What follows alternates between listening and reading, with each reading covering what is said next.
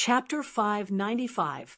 After scanning through every single building within the street, Gustav stood to his feet with a look of distress. "There's nothing here anymore," he voiced out. It looked like everything had been cleared out. Gustav had a feeling this might happen after his last battle with the henchmen and the abduction of Sahil. A whole 2 weeks had gone by already. However, he could still see about 3 red jackets in the vicinity.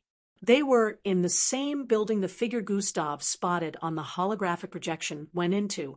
They seemed to be engaged in some kind of conversation. Gustav could already sense their bloodline rank wasn't so much higher than his.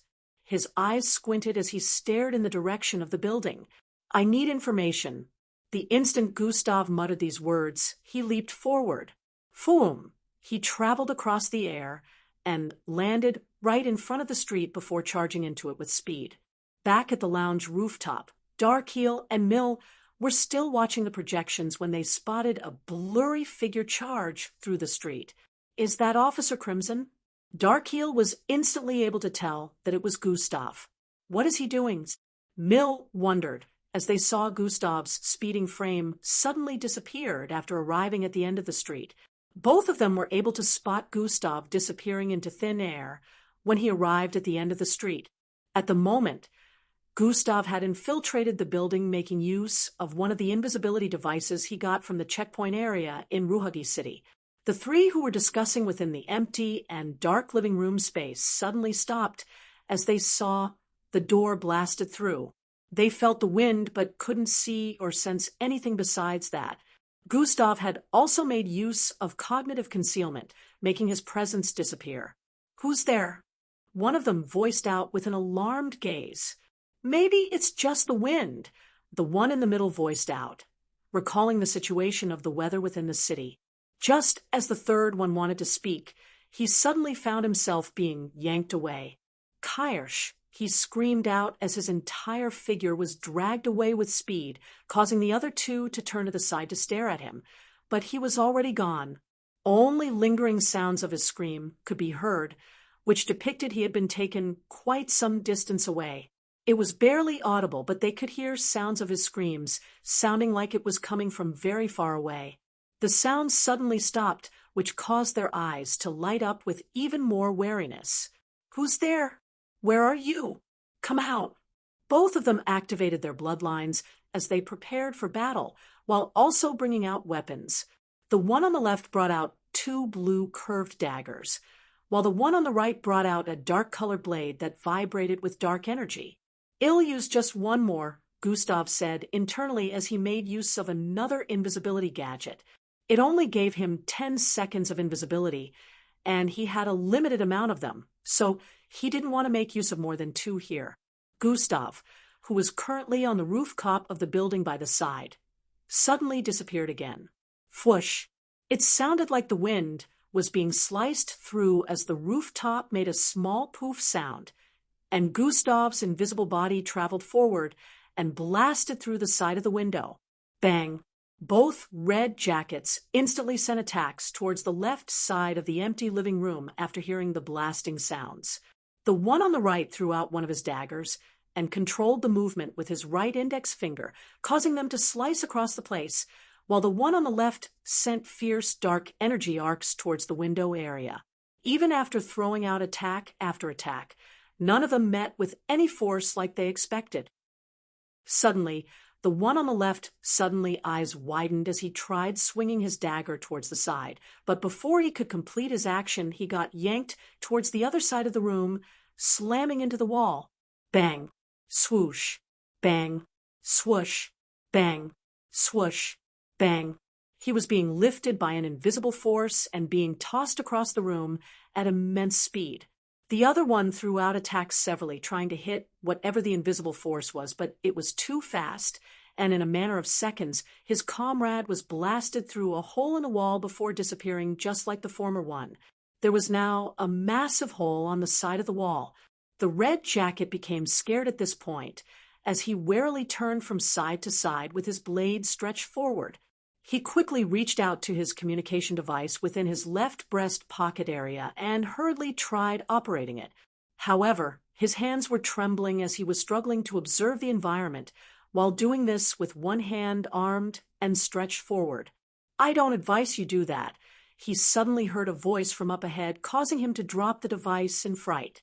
As he spotted Gustav walking through the large space created on the wall, he hurriedly tried to squat and lift the fallen communication device. Swoosh! Gustav dashed forward and kicked it away. "Die!"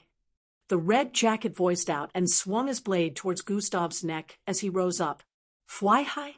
Gustav moved to the left before reaching out his right hand to grab the arm of the red jacket. He pulled him forward forcefully while raising his left knee. Bam! His knee slammed into the gut of this red jacket, sending him crashing backward. "I'll kill you."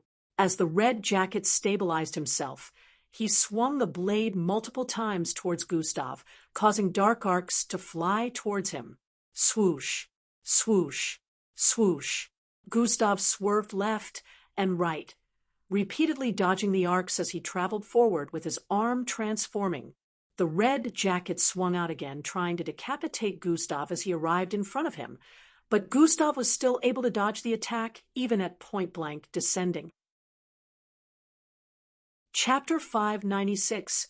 The red jacket swung out again, trying to decapitate Gustav as he arrived in front of him, but Gustav was still able to dodge the attack even at point-blank descending. As the blade swung over Gustav's head, he sprang up at this moment with his massive black, furred fist headed for the jaw of the red jacket. Bang! A loud sound of collision rang out as the red jacket was sent flying through the roof of the building. Gustav leaped into the air and grabbed hold of the red jacket legs as they soared across the air before pulling him down forcefully. They both spiraled back downwards towards another side of the roof before slamming through it. Bang! Gustav kept pulling the body of the red jacket, forcing him to shield Gustav's body as both of them broke through the second floor and slammed back onto the ground floor. Bang! The red jacket passed out cold as Gustav's knees also landed on his chest after he had collided with the floor. Gustav stood to his feet and dusted his jacket before reaching out to pull the body along with him towards the side of the room. Gustav proceeded to place the unconscious body of the henchman in a seating position, leaning against the wall. He turned to the side and dashed out of the building. Swoosh! In a few seconds, he dashed back in with two unconscious bodies in his grasp. He placed all three red jackets right beside each other. All of them were presently unconscious, with signs of injury visible on different spots of their body. However, none of them were in a critical condition because Gustav only made them pass out. It wasn't too much of a hassle, but he had to use two disposable invisibility gadgets, so he wouldn't get ganged upon. Since they were also Falcon-ranked mixed bloods, it would take more time to end the battle, which might lead to them alerting others, why he wanted to end the battle as quick as possible. Gustav moved out of the building and looked up. He made hand signs gesturing to come over. Darkheel and Mill, who were more than 3 streets away, watched Gustav making hand signs towards the drones from below through the holographic projections displayed. Darkheel quickly packed up the equipment he mounted and moved it back to his storage device before leaving the rooftop with Mill. About 10 minutes later, they arrived at the building Gustav battled with the red jackets. They had witnessed the blasts happening and Gustav figure phasing in and out of the building, so they knew he was having a fight here. Mill initially wanted to leave the rooftop and show up here, but Darkheel reminded him of Gustav's instructions to wait here. Now that they had arrived within the building, they could see the holes on the walls and the rooftop, as well as cracks that covered a lot of places. Gustav was standing in front of the 3 he had knocked out. "Who are they?" Darkheel asked as he noticed all 3 red jackets with their masks still on.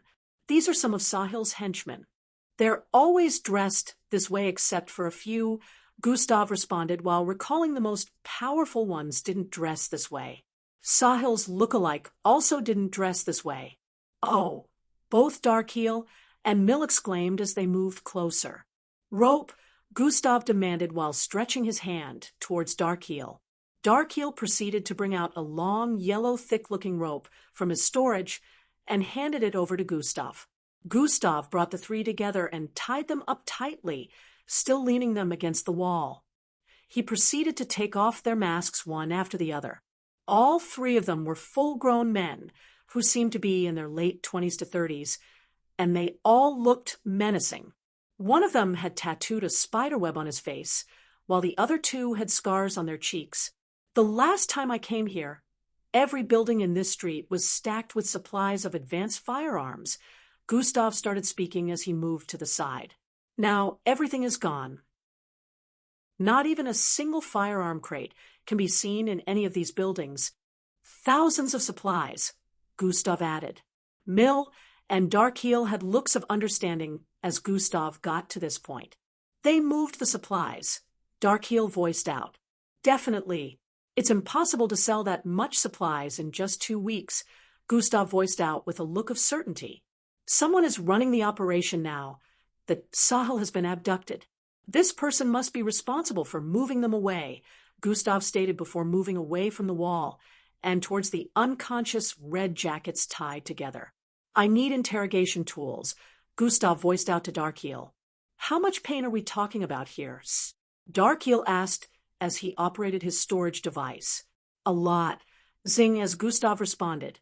A bottle of water appeared in his hand, which he had extracted from his storage device. Splash. He poured it all over the faces of the three, causing them to jolt awake.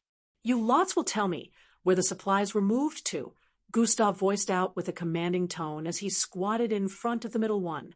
In a large and luxurious-looking study, young Joe sat with his legs crossed as he stared at the three in front of him. It has been rumored that he left on a new mission, but no one has any information about it, the bulky figure in the middle voiced out. Tell our shadows in the second base to keep investigating. You lots are so useless, young Joe voiced out with a tone of irritation. He recalled the last 2 weeks when he got a piece of unsatisfactory news. He escaped, a dark figure clad in a black cloak that covered them all over bowed in front of young Joe, and voiced out. How? You were the one who reported back that you already had him in sight. So how did you manage to lose a weak first-year cadet? Young Joe sounded quite mad as he questioned. Chapter 597.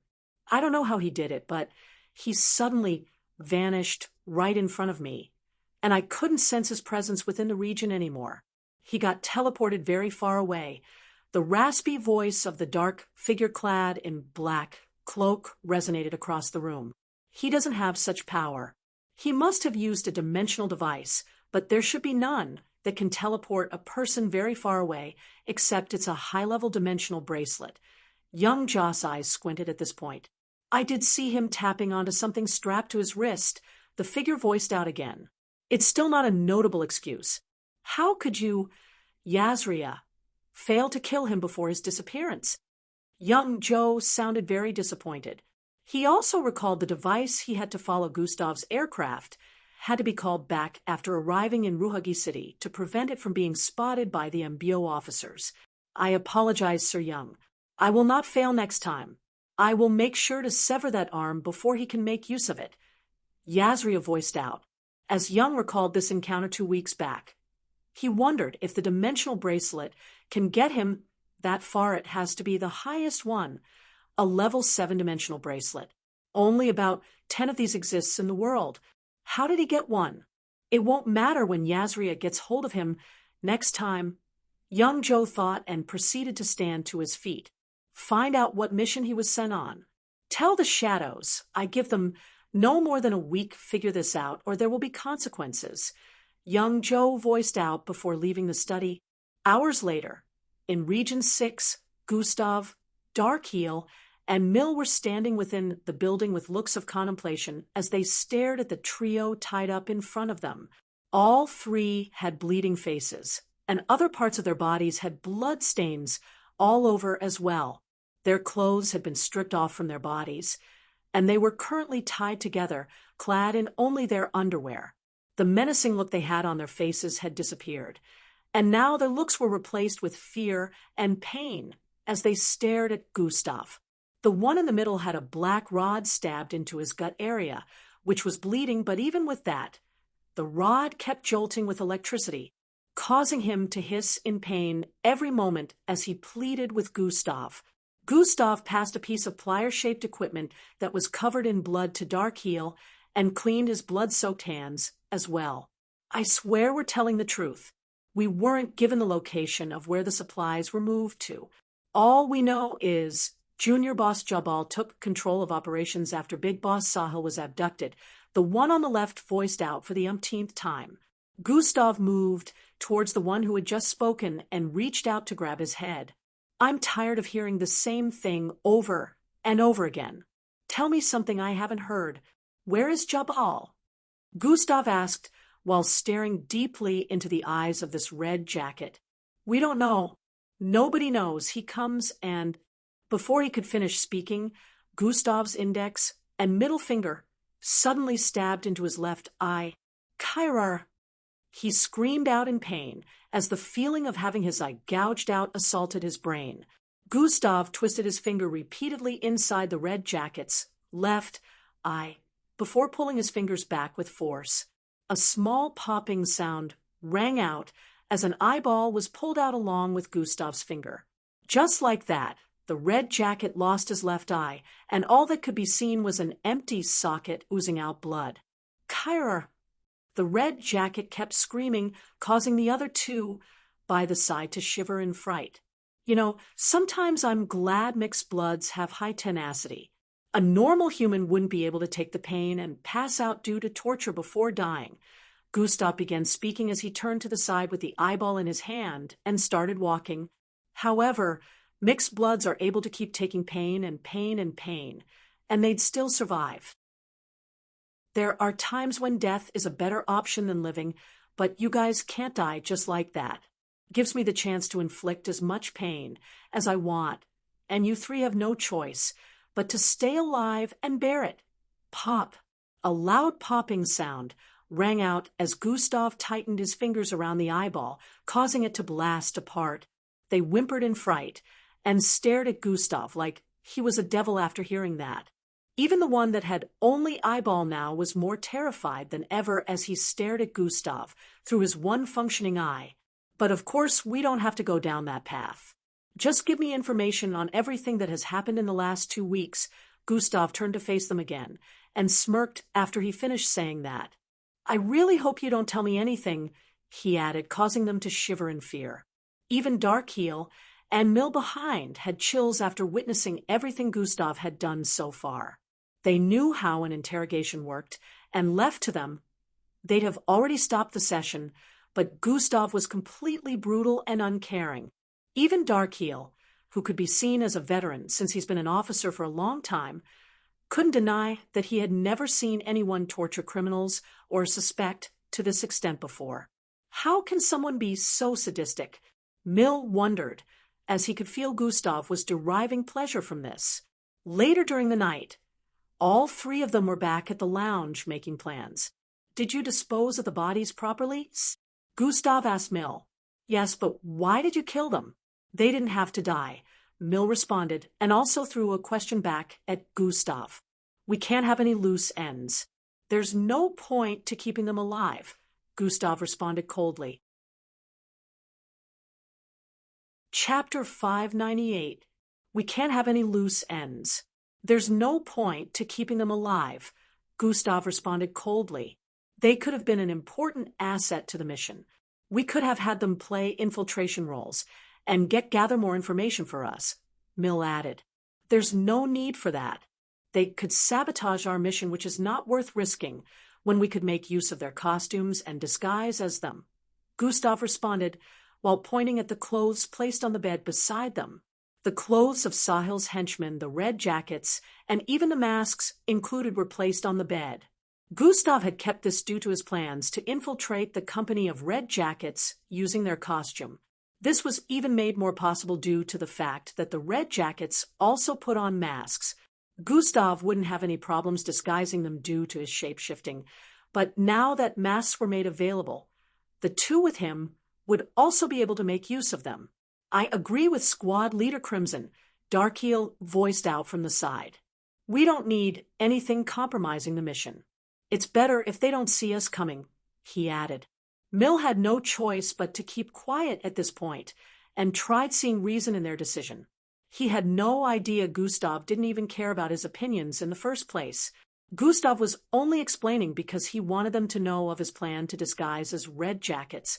Gustav had only milked out a little information from the trio, even though he spent more than 6 hours inflicting gruesome torture on them. They explained that they were sent here to supervise the vicinity and report any suspicious sightings or situations. They also mentioned that Jabal had been sending a different trio of red jackets every day for this purpose, and no one knew why. They gave Gustav the location where they were supposed to meet back with the other red jackets after supervising the vicinity for a day. They didn't have any information on where the supplies were moved to, but they confirmed that distribution continued after Sahil's abduction in secret, and only a few red jackets were in league with this. The others were being drafted to move to different spots with Jabal, who was suspected of hatching a plan to get Sahil back. After Gustav had milked out all he could from them, he eliminated them and asked Mill to get rid of the corpses. At this point, he had taken every item they owned and information on the red jackets that had need to know for the disguise to be successful when infiltrating their midst. Contact the others. I need their report on the assignment, Gustav said to Darkeel. Darkeel nodded and proceeded to bring out the communication equipment before making a call to the others. Fiona was put in charge, so she was the one who received the call. She proceeded to give a breakdown of the day events. We have confirmed that there are advanced firearms supplies here. The drones captured some interesting footages, Fiona narrated from the other side. She sent infrared-scanned holographic images, which showed the signature energies of weapons present within the massive 7-story building. She also mentioned how many red jackets were securing the location and their suspected power levels. They had finished the investigation on their part hours earlier and were just waiting for Gustav's call and next instructions. Good job, Officer Fiona. I want you to tell me to answer this. Gustav spoke after listening to her well-detailed report. Yes, squad leader?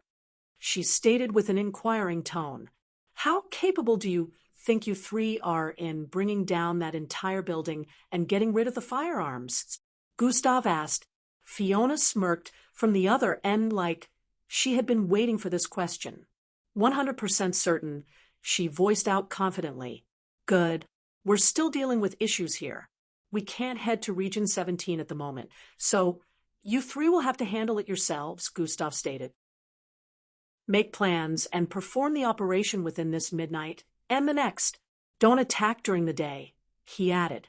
Understood, squad leader. You won't be disappointed, Fiona responded. Good, I hope wouldn't, Gustav stated before ending the disconnecting. Gustav was leaning against the table by the side of the room the whole time. After ending the communication, he started walking towards the balcony area. Have some rest. We set out to Region 8 by dawn, Gustav stated to both of them. They both nodded in response. It was currently around 9 p.m. at night. They'd have to wait till daybreak before heading to Region 8 due to the 3 red jackets being tasked with supervising the area for an entire day. The lodge they had rented for the night had 2 beds and a fairly large space, so 1 bed would have to occupy 2 persons. Mill and Darkeel automatically assumed Gustav would be resting on 1 bed alone due to his ranking being higher than theirs, so both of them moved to share 1 bed. To their surprise, they stared at the balcony area and found out that Gustav was no longer there. Where did he go? Mill asked with a confused expression, knowing that they only looked away for a few moments. I don't know. You know we're both right here, right? Darkeel voiced out with a look of confusion as well. They both had no idea that Gustav didn't plan to sleep this night. Currently, he was darting through the streets of Region 6 headed for the previous location of the battle with the trio. He arrived there in a few minutes and moved towards a particular building in the street. I need to confirm, he muttered as he got into the 2-story building and walked towards the basement area. From the first time Gustav observed this street from the rooftop of the house, he was invited in to take shelter. He noticed the dead bodies placed in basements of these buildings. Chapter 599. From the first time Gustav observed this street from the rooftop of the house, he was invited in to take shelter. He noticed the dead bodies placed in basements of these buildings. He recalled hearing the couple mention that the street in front used to be inhabited by citizens, but suddenly everyone living there disappeared, and they would occasionally see men in red jackets moving across the place. Then the street became non-accessible, and everyone who tried going in never came back. Gustav, at that time, didn't think much of it because he assumed Sahil instructed his henchmen to commit murder involving the people living in these households, so he'd be able to use their houses as a storage center. This was a war period, so the authorities who would usually handle situations like this were currently indisposed. Even though Gustav felt this might have been the case, he wasn't so bothered for several reasons. Some of them were the fact that these people had already been murdered, and irrational decisions wouldn't bring them back. Also, he felt the mission was more important than trying to avenge or dig more into the death of some people unknown to him. However, now things were about to be different, as Gustav had spotted familiar-looking corpses among the ones piled together in this particular building when he scanned through with God eyes before his battle with the 3 red jackets. He arrived at the basement area and kicked open the door. Bang! The moment the door came crashing down, the pungent smell of rotten and decaying flesh wafted through the opening. Gustav totally ignored the beyond horrible stench accumulated within the basement and walked through the door while activating God eyes. He climbed over about 3 corpses before arriving at 2 behind. Gustav stood in place with a dark expression as he spotted these bodies. Although they were now gray in color and severely dried up, he could still recognize these bodies since he was in closer proximity to them right now. A middle-aged woman still had a terrified look even in her death, and an old man who looked quite shriveled up. Both of their bodies looked mutilated, with deep cuts all over and dried specks of blood on their half-naked bodies. These 2 were the same people who had accommodated Gustav back then, when he was walking underneath the rain.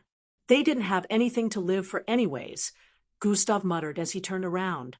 But they certainly did not deserve to die this way, he added as his gaze turned sharp and he started walking away. Obviously, these 2 died gruesome deaths at the hands of the Red Shadows.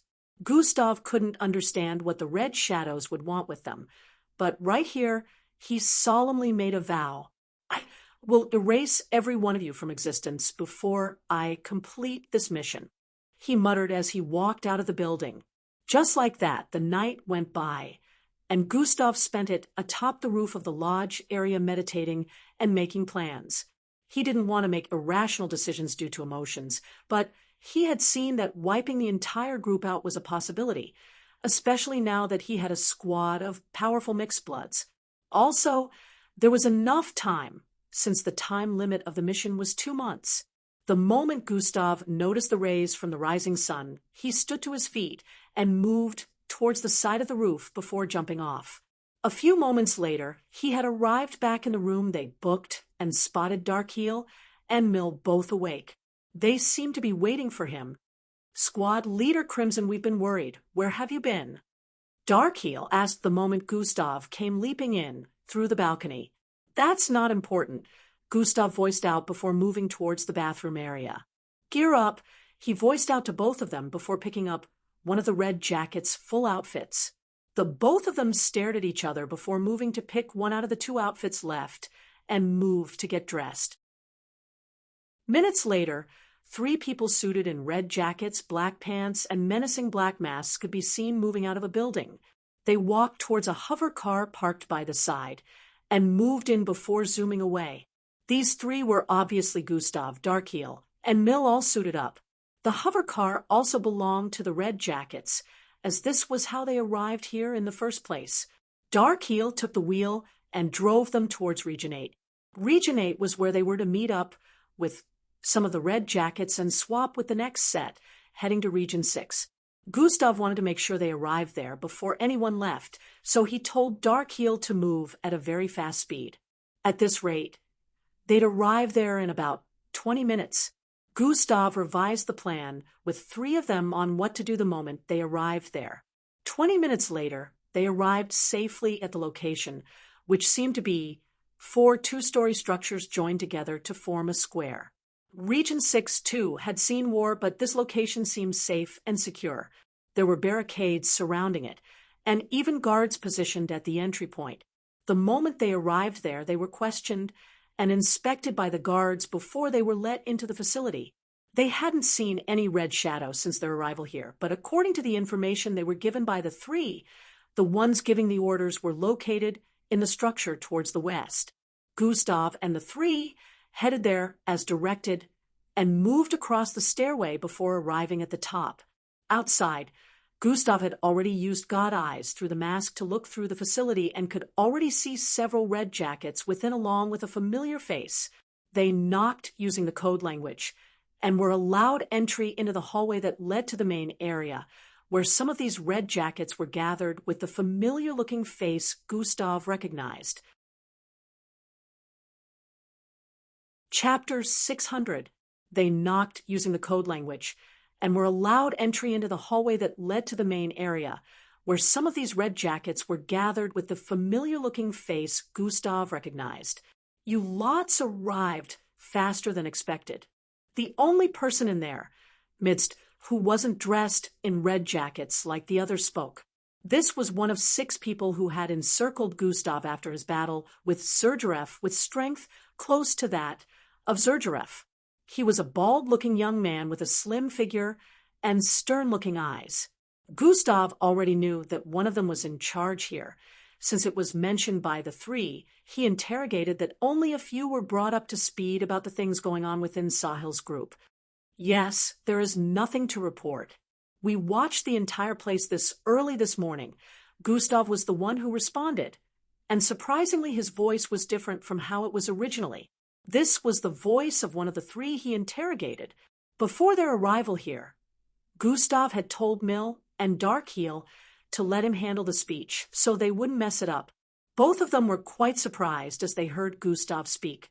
If Gustav didn't come in with them and hadn't moved from his standing position, they'd have thought he was truly one of the red jackets after hearing the perfect mimicry of one of the 3 tortured the other day. "My Sewell, Brian, you 2 are up," the man voiced out to the other 2 waiting by the sides of the room. There were about 4 red jackets in the vicinity, and one was at the passageway, making it a total of 5. Mill and Darkheel started moving towards the sides, fanning out, but Gustav still remained in the same position. But isn't this pointless? What is the use of supervising the old street every day?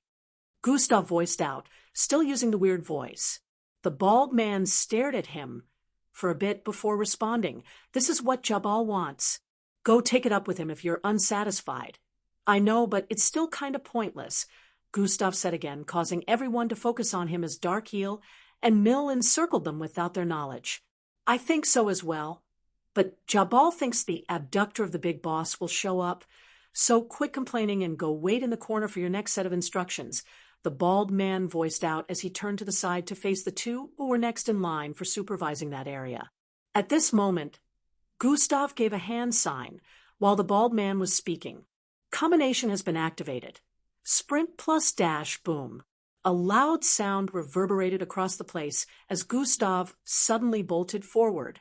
The red jackets in the vicinity were unable to react in time as they witnessed the bald man getting jerked away along with Gustav's figure. Dark figures burst forth from Mill as he jumped forward and attacked the closest red jacket to him. While Darkheel had a mist gather across the room, he disappeared in and began attacking the other 2 in the vicinity. Bang! Bang! It was a surprise ambush, leaving the unprepared red jackets completely unprepared, which gave Mill and Darkheel the upper hand as they battled against them. Gustav was currently blasting through walls with the bald man in his grasp as he held until his collar. "Fool!" Gustav leaped up again, slamming him into the ceiling before spinning around with him and throwing him to the ground. Bang, bang. The bald man broke through the second floor and landed on the last floor while spurting out blood from his mouth. A cloud of dust spread across the place as the entire building shook from the ongoing battle. Gustav peered through the hole on the second floor created after the bald man was blasted through. He was about to leap through it when a green pillar of energy suddenly blasted through it. Why, Gustav had jumped back a moment before it blasted through, causing it to miss him. Bang! It slammed into the roofing, blasting another hole through it. However, this wasn't the end, as another one suddenly blasted through the part of the floor where Gustav was standing. Foolish Gustav was able to dash away at the last moment. Bang, bang, bang, bang.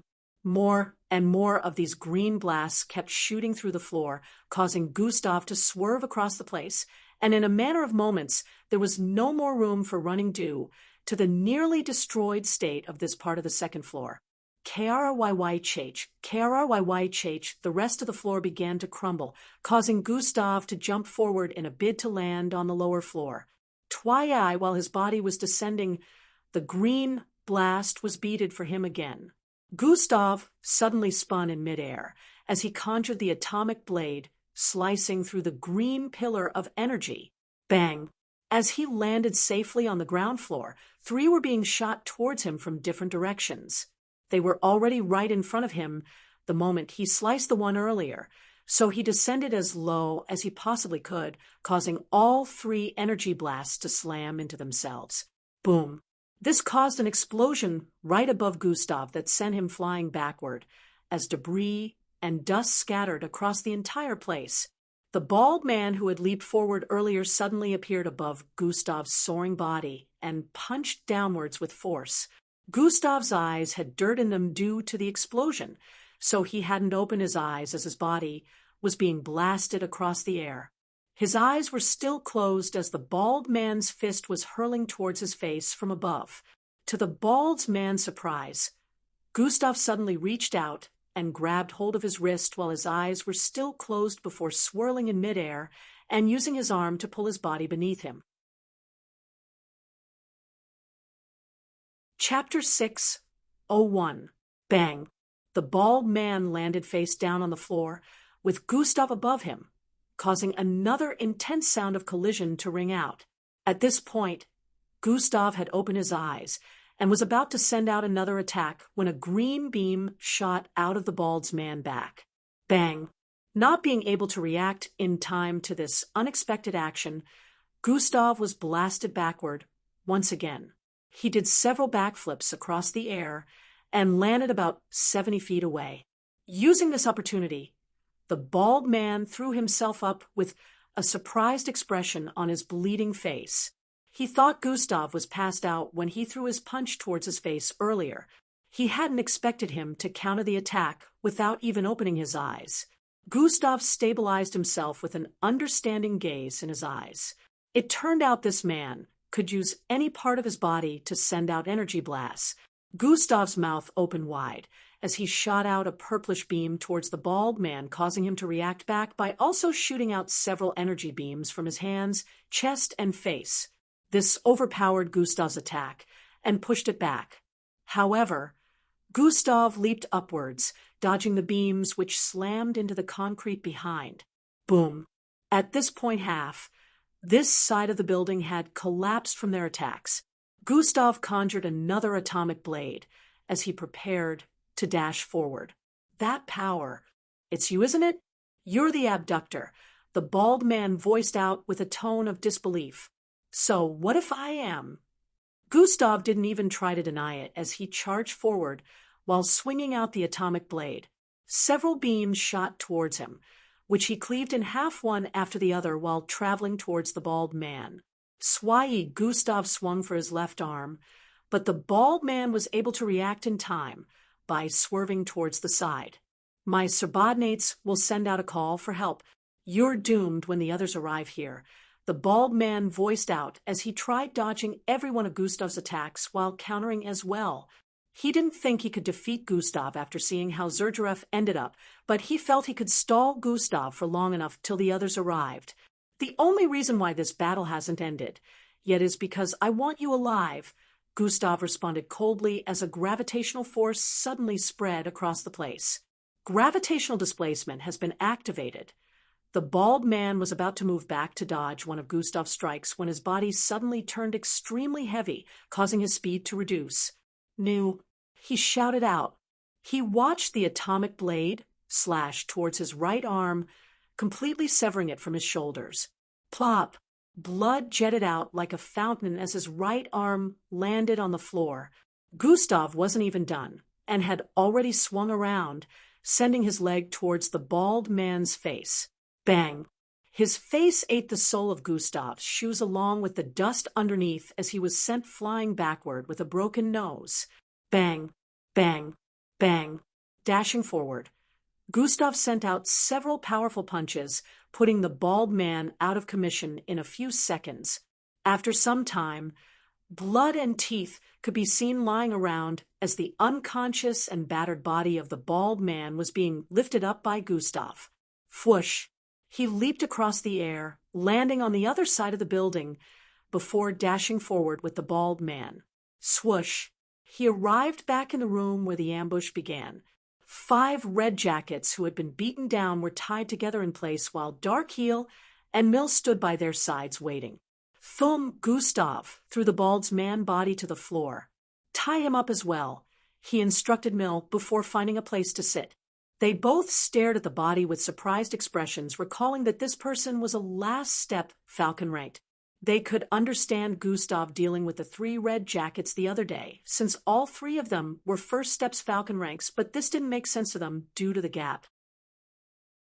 Mill didn't argue or try to talk back. He immediately did, as Gustav said, and tied the bald man up along with the other 5. Darkheel. Interrogation tools, Gustav voiced out as he moved his chair towards the front of the 6 tied together. Bam! He placed it down and sat on it with his legs crossed in a slouching format. "Time to wake up," Gustav voiced out as he received 2 electrifying rods from Darkheel. "The MBO camp. What's up with Angie? Lately I haven't seen her." Within a group of 5 standing together, a dark-skinned male with bushy afro hair voiced out. "She's been avoiding everyone, us included."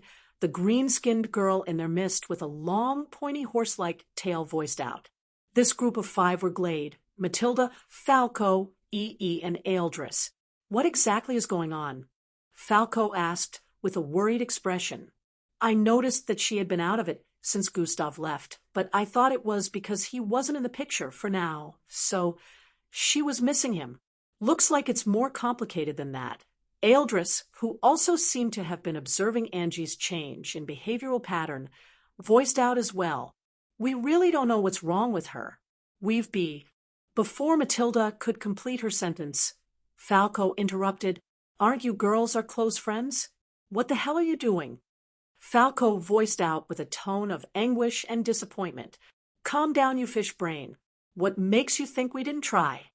Glade voiced out in response as well, not taking Falco's statement lightly. "I'm sorry, it's just—" Falco apologized, seeing as he let his emotions get the better of him. "Looks, she shut us out.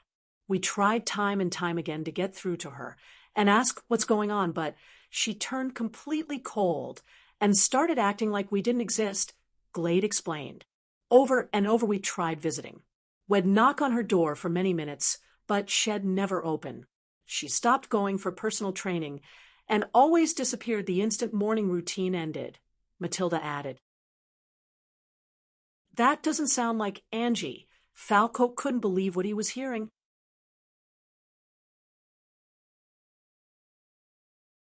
Chapter 602S. "That doesn't sound like Angie." Falco couldn't believe what he was hearing. E.E. and Eldris were just as surprised as Falco hearing this. They already felt that there was more to this than her feeling down that Gustav would be away for a long time. "How about we go check on her right now?" E.E. suggested. Normally they'd need a permission slip for them to get cadets of the opposite sex to their residential area, and that would usually take a lot of time to acquire, and They would only be given a specific amount of allowance time, but due to them all being special classes, it would make things more easier. Everyone agreed to EES' suggestion, and Matilda, along with Glade, did the necessary requirements to get the rest of them over there. After about 30 minutes, they all moved towards their residential area, which was located in the middle of a garden area where the trees and plants in the vicinity occasionally swayed and moved their branches. A kind of green fog was being emitted in this area, which boosted the speed of channeling bloodlines. This was a bit similar to what the best male cadets' residence had as well, but instead of plants inducing the speed, they all had special channeling rooms within theater rooms. The girls in the vicinity glared at Falco, Eldris, and E.E., who were walking right behind Glade, and Matilda. Falco felt jittery, sensing their stares. This was normal since the girls felt weird about the opposite sex being in their space. Some of them even started assuming things and hissed as they stared at the trio. Vera spotted them from the side and wondered what they were doing here as well, but she didn't go up to meet them because she wasn't very close to them, even though they had ties with Gustav. However, Vera was still curious and sneakily went up as well as they entered the third building in the vicinity. All 5 of them arrived at the last floor in a few and moved towards the position of the second room along the long corridor. In a few, they arrived in front of Angie's door, and Glade proceeded to start knocking. "Angie, open up. It's Glade," she called out repeatedly as she kept knocked over and over again. Calm, calm, calm.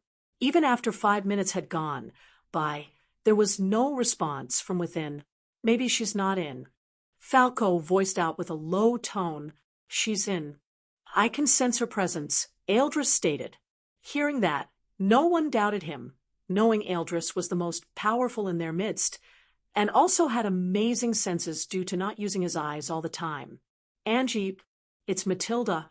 Open up." Glade, Falco, E.E., and Eldris are also here to see you. Matilda proceeded to start knocking. Next, as Glade pulled back with an expression of distraught displayed on her face. "Angie." Falco also voiced out as he joined in knocking with Matilda. This went on for several minutes, and still there was no answer. "What's wrong, Angie?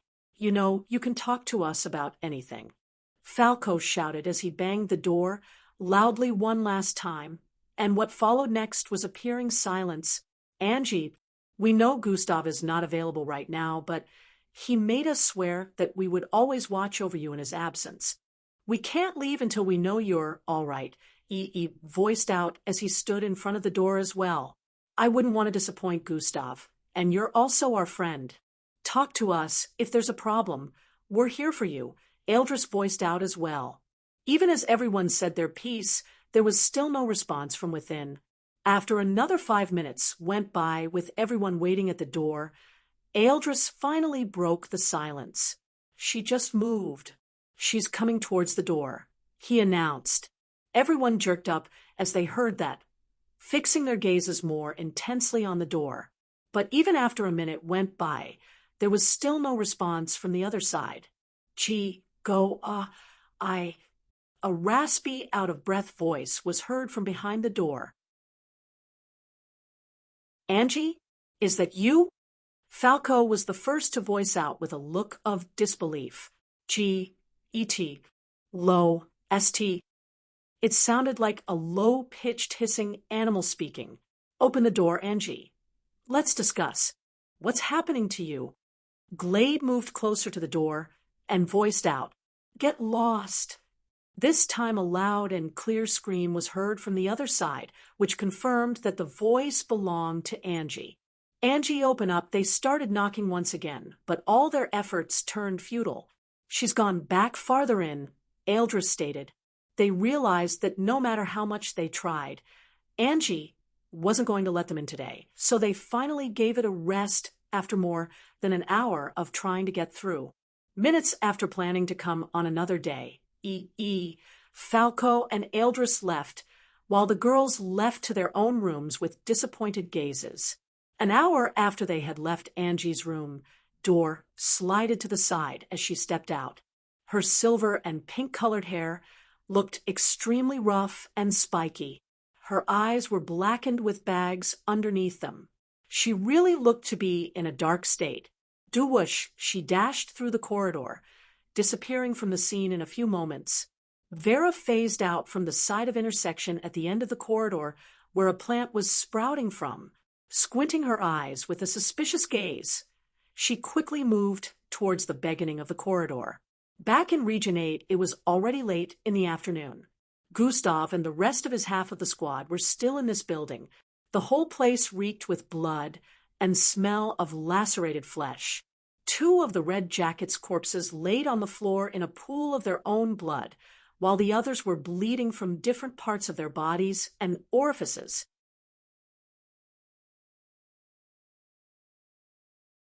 Chapter 603. The bald man head hung low as he breathed in and out profusely while blood rolled down his forehead and the sides of his face. See, I don't have all day. Either you give me the information I need, or you end up like them, Gustav voiced out while pointing at the dead 2 by the side. He had already taken off his mask at this point, revealing his charming but cold look and his dirty blonde hair that hung loosely on his head. The bald man couldn't believe that they had been dealing with a kid all this time and couldn't understand how a young-looking boy would be so vicious and strong. Tough luck, kids. Do you think I'm weak like the others? I won't say a thing, no matter how much pain you put me through, the bald man voiced out amidst his long, hard breaths. This had been the situation since morning. No matter how much Gustav tortured him, and even used the other to have him speak, it didn't work. The Red Jackets here didn't have the information Gustav needed, which was why they were easily disposable for Gustav. He had gotten all the information he could from them, but the most vital ones lied in the head of the bald man. I see. Armani Dio. A really interesting name, Gustav muttered. How do you know my real name? He asked with a look of surprise. None of the Red Jackets, or even the others on the same level with him in Sahel Group, knew his real name. They only called him by a code name, so he was surprised that Gustav figured out his real name. You're not scared of going through the pain. But don't worry, I will find out what scares you, and I promise you when I do, you will give me all the information I need, Gustav voiced out with a solemn tone while chuckling. Ha ha, you think that will scare me. You were just lucky in figuring out my name. Core. Armani voiced out while spitting out blood and coughing. I sure was. If you knew the organization I worked for, you wouldn't sound so confident. Gustav chuckled devilishly as he voiced out. Ha! Humph! Like it matters, Armani stated. All this time he had been kneeling in front of Gustav with his body tied, and several black poles stabbed into several bleeding parts of his body. As expected, he wasn't dead, yet due to the tenacity of mixed bloods, and despite being in pain, he was still able to speak properly due to being a stronger mixed blood. Gustav stood to his feet at this point and turned around. I know. A smirk appeared on Gustav's face as he voiced out. Know what? Armani asked with a confused expression. I know you're already expecting a group of the masked Red Jackets men to arrive here soon. That's one of the reasons you've held out for so long, thinking you're going to be rescued soon. I'm guessing someone as strong as you are is also coming here with them. Gustav listed out, causing Armani's eyes to widen in disbelief. How did you? Armani couldn't believe Gustav was able to figure out that a group would be arriving here by nightfall. Darkeel and Mill, who were standing watch by the sides, were just as shocked, not understanding how Gustav figured that out without receiving any information. It's easy to tell. I have observed your subconscious behavioral pattern since I started interrogating you, Gustav said while turning to the side with a sneaky smile as he started walking around him. How many times has your eyeballs darted towards the direction of the passageway? How many times did you try to drag on the questions I asked you? How many times? Gustav kept mentioning several things which caused everyone's eyes to widen by the second. From just all those, Gustav had put 2 and 2 together and figured out things. Ha ha! Gustav laughed lightly after causing Armani to turn speechless. I will make sure to welcome them with open arms now that your reaction has confirmed my suspicions, Gustav stated. At this point, everyone's eyes further widened, realizing that Gustav wasn't even sure in the first place, and only voiced this out to see how Armani would react. Now, he truly knew they were coming and started hatching plans in his mind. Kill the others. Leave only Armani alive, Gustav said to Mill as he turned around to head towards the corridor area. Please spare us. No, please, we can be of assistance. The 3 red jackets who were left alive, all this while started begging. Do we really have? Before Mill could complete his sentence, Gustav interrupted him. From up ahead, kill them. Do not make me repeat myself again. Gustav's voice sounded extremely commanding and powerful at the moment, which made Mill feel like something would happen if he argued any further. All right, squad leader Crimson. Mill gritted his teeth with a look of disapproval as he moved towards the red jackets, left to do as he was told. Darkheel, come with me. We have to prepare for the upcoming night party. Gustav's voice trailed away as he arrived at the end of the corridor. Darkheel quickly ran after him in response. Hours later, within a part of Region 17, a group of 3 dressed in black cloaks walked across the street. They seemed to be heading towards the 3-story structure up ahead shaped like a cone. It was currently nightfall, and the crescent-shaped moon appeared in the sky.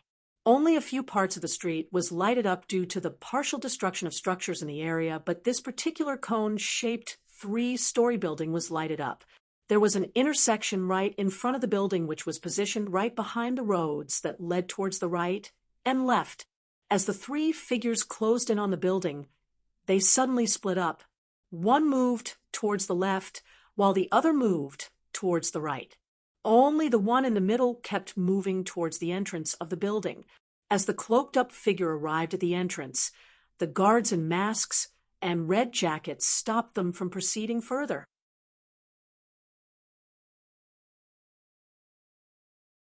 Chapter 604.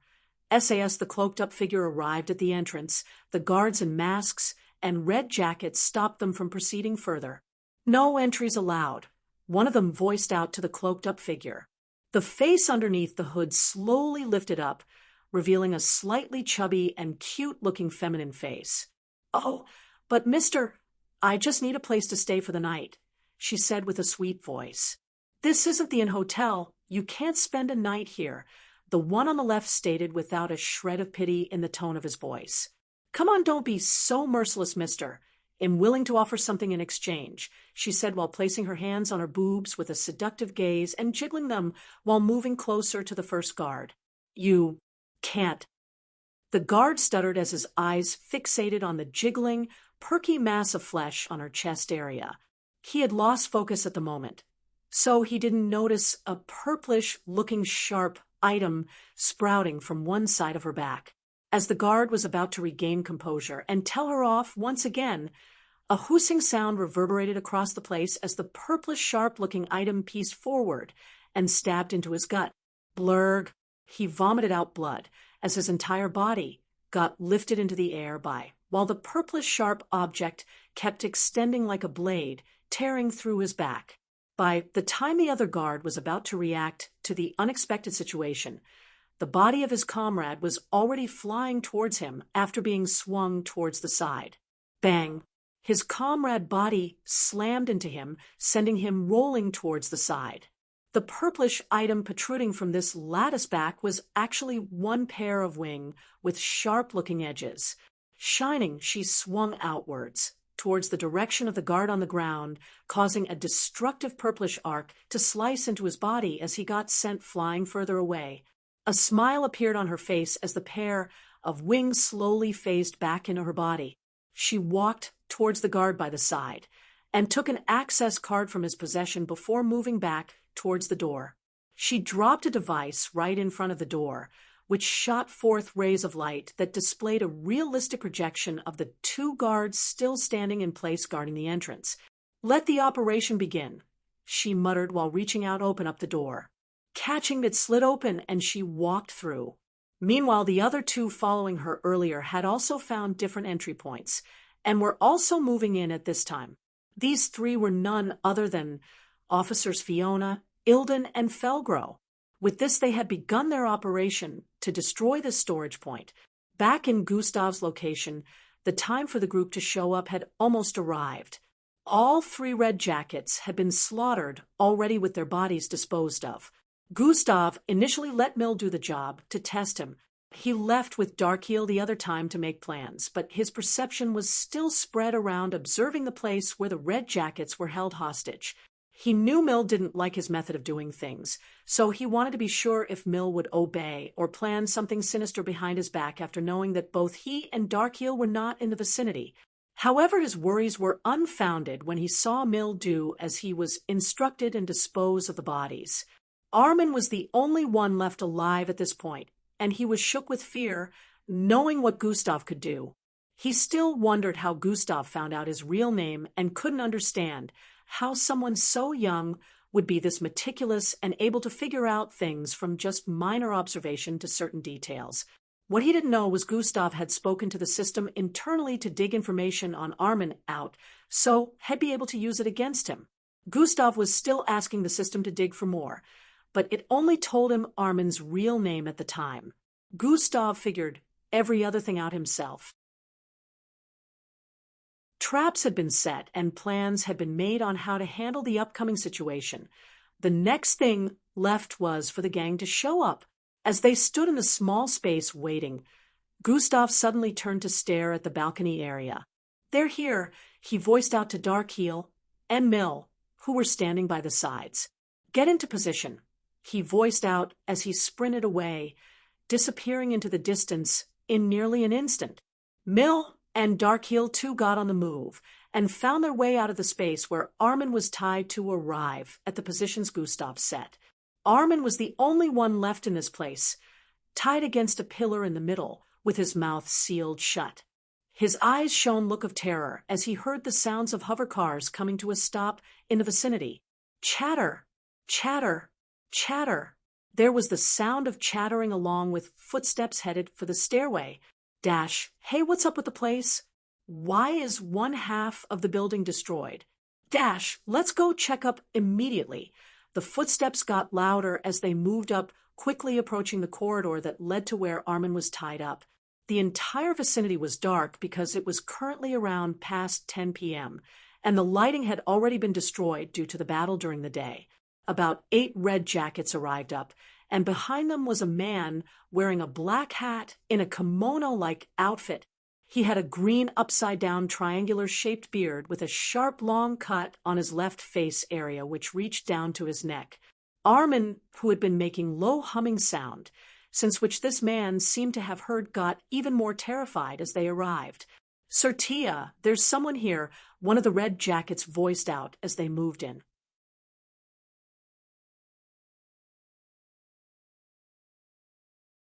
Chapter 605.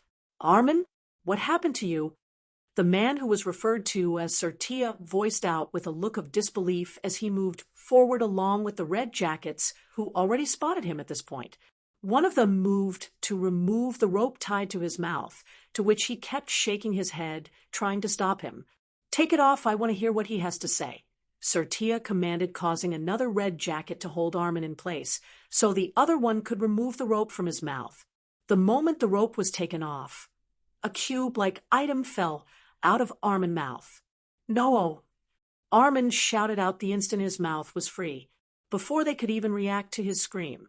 Boom, boom, bomb, brara, boom. A series of explosions suddenly went off. Some red jackets were blasted across the place as the explosion leveled the place. The floor crumbled, and the walls blasted apart. A red jacket, who happened to be stepping on a place where a bomb was planted, had his lower half completely incinerated. His upper body blasted through the northern side of the wall as he screamed out. Sir Tia, who was also in the midst of the explosion, was blasted backwards, once towards the heart of another explosion. But the moment his body arrived there, he made a hand sign that caused him to transform into a green smoke. This made a small quantity of green smoke blow across the vicinity. As the chain of explosions ended, his body transformed back into his former look as he landed on the ground floor. He had a few injuries on his body, but they only looked minor along with his robes, which were now rumpled. The whole floor above had been pulverized into nothing along with the walls. All that was left of the initial building was only the pillar standing in the middle, where Armin was tied to. Apparently, Armin was still safely strapped to the pillar without a single scratch on his body, aside the injuries Gustav inflicted earlier. Even the pillar was barely damaged, like the explosion did nothing to it. The whole vicinity was still covered in smoke as well as debris and dust, which made it impossible to see around. However, Tia could still sense movements around him. Kiar, Kiar. A bunch of screams rang out, as well as sounds of collision and flesh being skewered. The series of explosions had ended, so no one should be screaming again at this point, which made it obvious that underneath the coverage of bad visuality, the red jackets alive were being picked on. "Who's there?" Tia shouted out as he turned to the side where he last heard the scream of another red jacket being taken down. "Kiar." Another scream rang out towards his left, and he proceeded to swing his hand outwards, clearing a lot of dust in that direction. As a clear line was cut through, he witnessed a red jacket being held down by two shadowy figures on both sides, while a young-looking male sliced his throat with a dagger. "You little—" Rage welled up within Tia as his hands turned into green smoke, while he darted towards this person. However, before he arrived in front of him, he suddenly felt a force of energy driving towards him from behind. Fwaya, his entire body transformed into green smoke as a milky-colored blade drove through his back. Fwoosh! Gustav's body also phased through the green smoke along with his blade as he landed in front, spinning around to quickly face the transformed Tia while sliding forward. Tia transformed back into normal with a small blood stain on his back. "Impossible! How did you manage to wound me?" he voiced out while staring at Gustav. Gustav ignored his question and turned around to look at Mill, who had just finished dealing with the red jacket. Mill had red glasses on his face, which enabled him to see even though the entire area was covered in smoke. Same went for Darkeel, who was currently ambushing red jackets on another side of the smoke. "Go handle the rest. I've got this," Gustav commanded. Mill reluctantly obeyed, moving further into the smoke. He was hoping he would have battled Tia so he could show that he can deal with a powerful one as well, but Gustav had come to snatch that from him. "You can go on and transform into that smoke again. I'm interested in seeing how that ability works," Gustav stated while turning to stare at Tia. Shurin, another atomic blade, appeared in his left hand as he prepared to battle. "Ridiculous. You're just a mere first step, Falcon. I still have lots of tricks up my sleeves," Tia voiced out as he took off his hat and threw it towards Gustav. Gustav proceeded to slice the hat in two as it arrived before him, but Tia appeared in front of him the moment he did that. As Gustav's blade sliced through him, poof, he bursted into green smoke and spread across the place. Gustav was covered in thick green smoke, which entered into his nostrils, eyes, and mouth. The whole place instantly had a pungent ionic smell. Gustav gasped for breath as his movement stopped and his eyes watered. He subconsciously closed his eyes as he tried to move. Toxin has been detected within host. Toxin immunity has been activated. Toxin is being evacuated. Gustav suddenly opened his eyes as he started to feel better.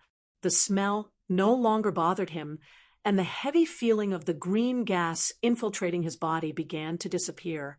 "This is ampheline." Gustav's eyes widened as he realized what the gas Tia transformed into was made up of. Flame energy has been activated. It's flammable. Gustav suddenly burst into flames as this thought appeared in his mind. Fwoosh boom! An explosion suddenly occurred around him, as the green gas was instantly lit in flames, causing two large hollow eyes to appear within the gas. A loud howling was heard within the fog of green gas as it burnt across the air.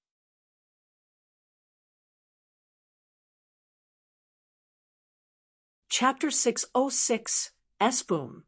An explosion suddenly occurred around him, as the green gas was instantly lit in flames, causing two large hollow eyes to appear within the gas.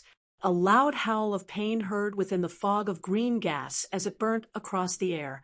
Gustav, at this, both darted forward past the coverage of the green gas with his entire frame still lit on fire.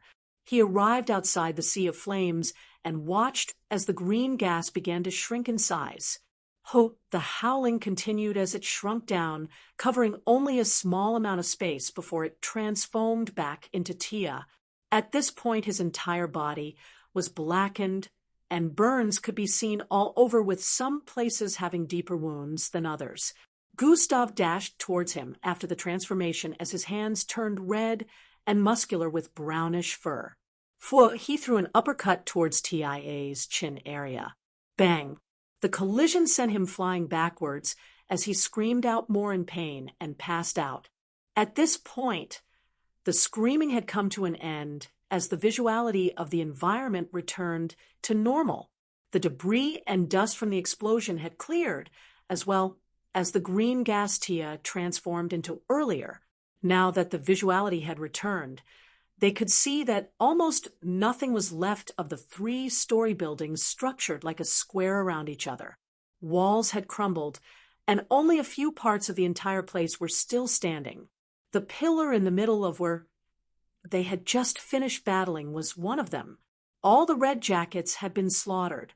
Only Tia was left alive among the group he brought with him.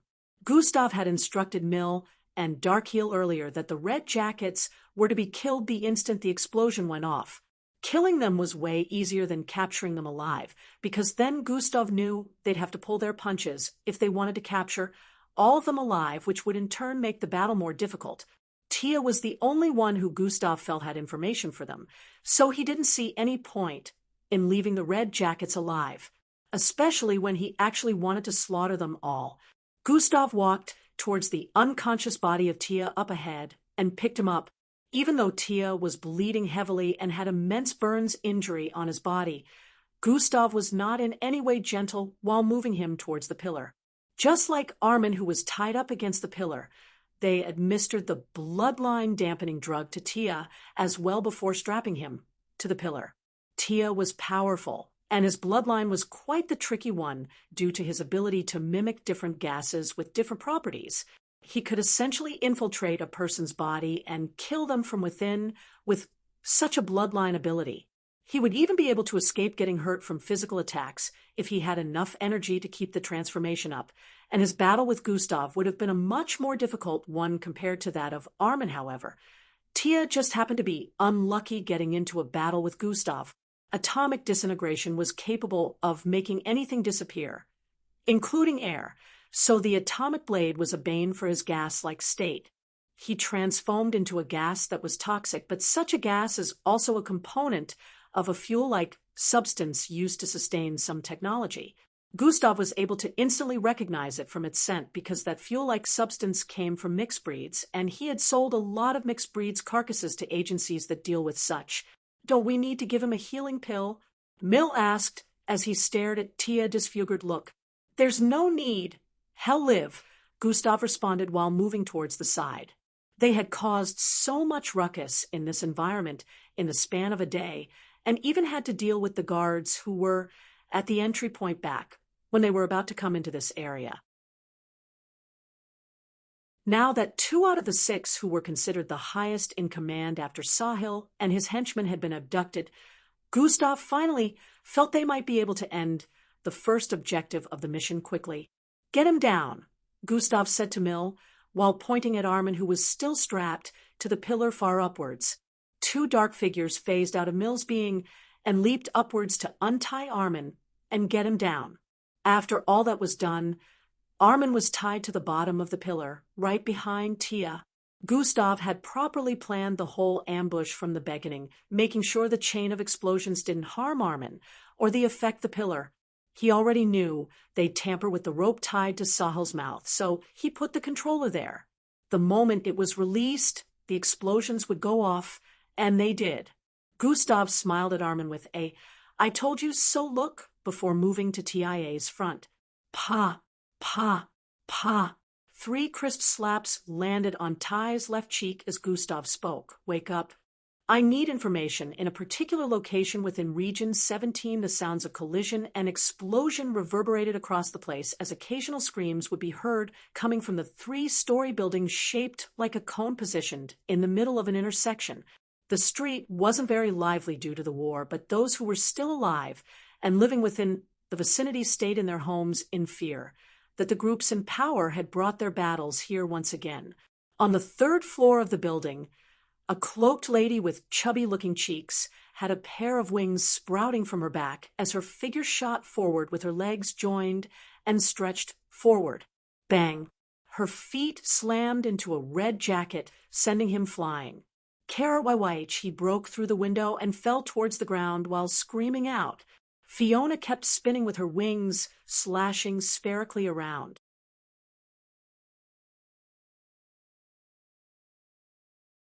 Chapter 607 / Two red jackets were sent flying again as arcs of purple shot across the place, hacking their bodies forcefully. Blood jetted across the place as Fiona continued to charge forward from one space to another like an unstoppable warrior. She would occasionally attach a pinky-sized, triangular-shaped device to the walls at every corner after getting rid of the red jackets in the vicinity. As she darted through another corridor, a whirling, whitish-colored blade suddenly shredded the wall by the side, open, heading for her neck. Foom, with a flap of her wings, Fiona's body shot forward at a faster speed, decimating the vicinity with wind. However, it didn't end here, as the blade changed trajectory and started heading for her once again. It wasn't very fast in speed, but its acceleration was on another level. Fiona rolled to the side in mid-air, dodging another one of its advances as she turned around and started flying backwards. The blade got to a point far ahead and ripped through another side of the wall before turning around to give chase again. Fiona flew through the opening created on the wall where the blade came from and arrived in front of what looked like an hall.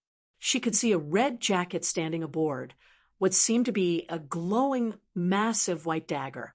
The moment Fiona spotted him, she knew he had to be responsible for the swirling blade that kept chasing her around. Just as she was about to charge forward, the red jacket raised his left hand, and what happened next was another massive swirling blade came flying from behind him towards her. Fiona swerved and charged upwards, dodging the one that flew towards her from ahead and the one chasing from behind. A battle ensued between them both as Ilden and Felgro also cleared up the red jackets too from their end. Ilden was currently on the other side of the last floor, while Felgro was in the basement area, placing the triangular-shaped, pinky-sized device on the walls and boxes in the vicinity. "We have 2 more minutes to evacuate," Ilden voiced out on their mind communication device, causing the other two to act hurriedly. Bang! Felgro got shot from behind with an electric yellowish charge, which sent him flying, but he barely sustained any damage due to him changing the composition of his cloak. Daggers appeared in his hands as he laid in place while the red jackets in the vicinity moved forward to check on his unmoving body. The instant they arrived within range and made contact, Felgro suddenly sprang upwards and stabbed the first one straight up his chin, instantly penetrating through his head, leaving a hole within his brain. This led to instant death. Before the other red jacket could react, he had already rolled to the side and swung his dagger sideways, severing his legs from his ankle. His body spun towards the side, as reached down to stab the falling body of the red jacket twice. Poochie. Both of them were sent to the afterlife in a few moments, and Felgro proceeded to move out of the place quickly towards another spot. Within Ilden's current location, the entire space had been flooded with water, and the red jackets in the vicinity were drowning. Originally, mixed bloods could still hold their breaths for a longer period of time underwater, but this time, the water was forcing its way through their nostrils and mouths and wrapping around their internal organs. Some of them felt their internal structures being torn apart, and in a few, bang, bang, bang, all 3 red jackets drowning earlier exploded from being filled with too much water. The initially clean-looking water was now soaked with blood and guts. Yup, am not trying that again. A weird voice could be heard within the water as a part of it pulled out towards the entry point before transfoaming into Ilden. Ilden was soaked from head to toe with a look of disgust visible on his face. He started moving towards another spot since he had placed the triangular-shaped devices on the walls of the space as well. In a flash, only 10 seconds were left for them to get out of the building. Fiona Wings suddenly began amassing energy as she flapped them intensely. The red jacket, who still had blades flying around that could increase and decrease in size by will, was still keeping her busy. She remembered she still had 2 spots to place the devices in, and only 10 seconds were left. The red jacket felt something was wrong as he saw the purplish rays of energy gathering across the place into her wings. I no longer have the time to hold back, she voiced out as the dude sent out 3 blades towards her at once. These blades increased greatly in size as they whirled towards her with so much force that they even began to suck things in the atmosphere towards them. At this moment, swoosh, Fiona flapped her wings, once causing her body to get forward with immense speed, so much that the pillars in the vicinity blasted apart. Her wings stabbed through the red jacket, who had widened eyes as she used him to blast through several walls. Fwaya, fwy, while her wings were stabbed into his body, and she shot forward through walls using his body as shield, her hands threw out several triangular-shaped devices outwards. Bang! She blasted through the last wall before arriving outside the building. Fwawo, spinning around, she threw the body of the red jacket towards the hole she created by the side of the building. 3, 2, 1, her wings flapped as she flew further upwards while listening to Ilden countdown. 0, boom. A loud explosion went off as the entire massive structured buildings blasted into smithereens. The explosion was so loud that shockwaves spread across the place, causing the region to quake intensely for some seconds. Did you both get out in time? Fiona asked through the communication while floating above the building. Yes, we did. Ilden and Felgro responded at the same time.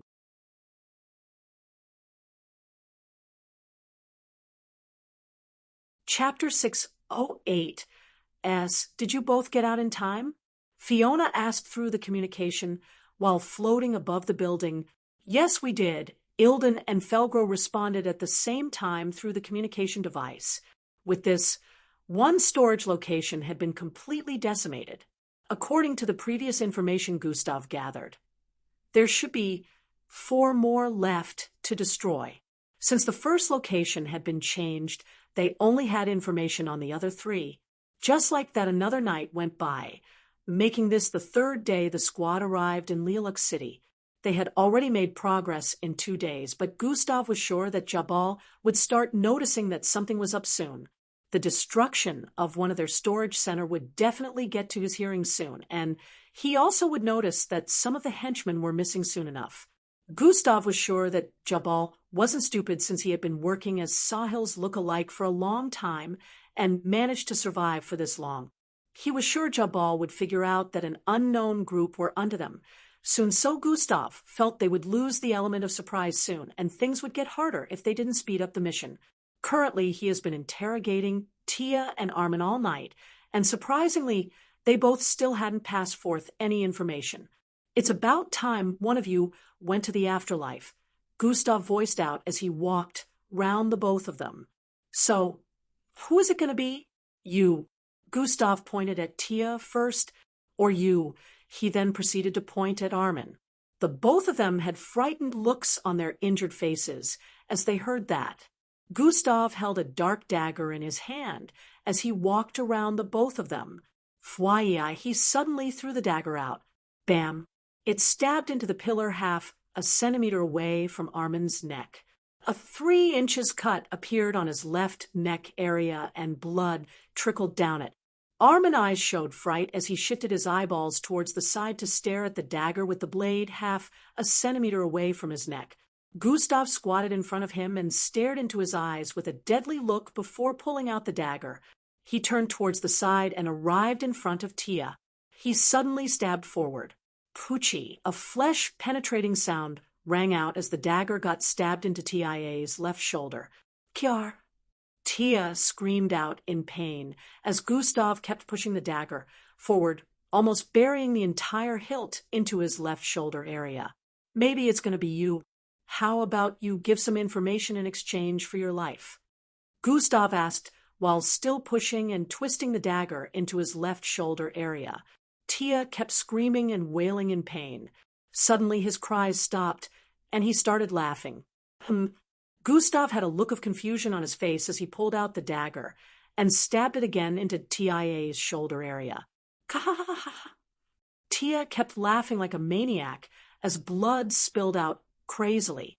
What's so funny? Gustav asked him as he let go of the dagger. Ha ha ha hee ha ha. You can't kill any of us, Tia stated with his face showing confidence amidst the pain.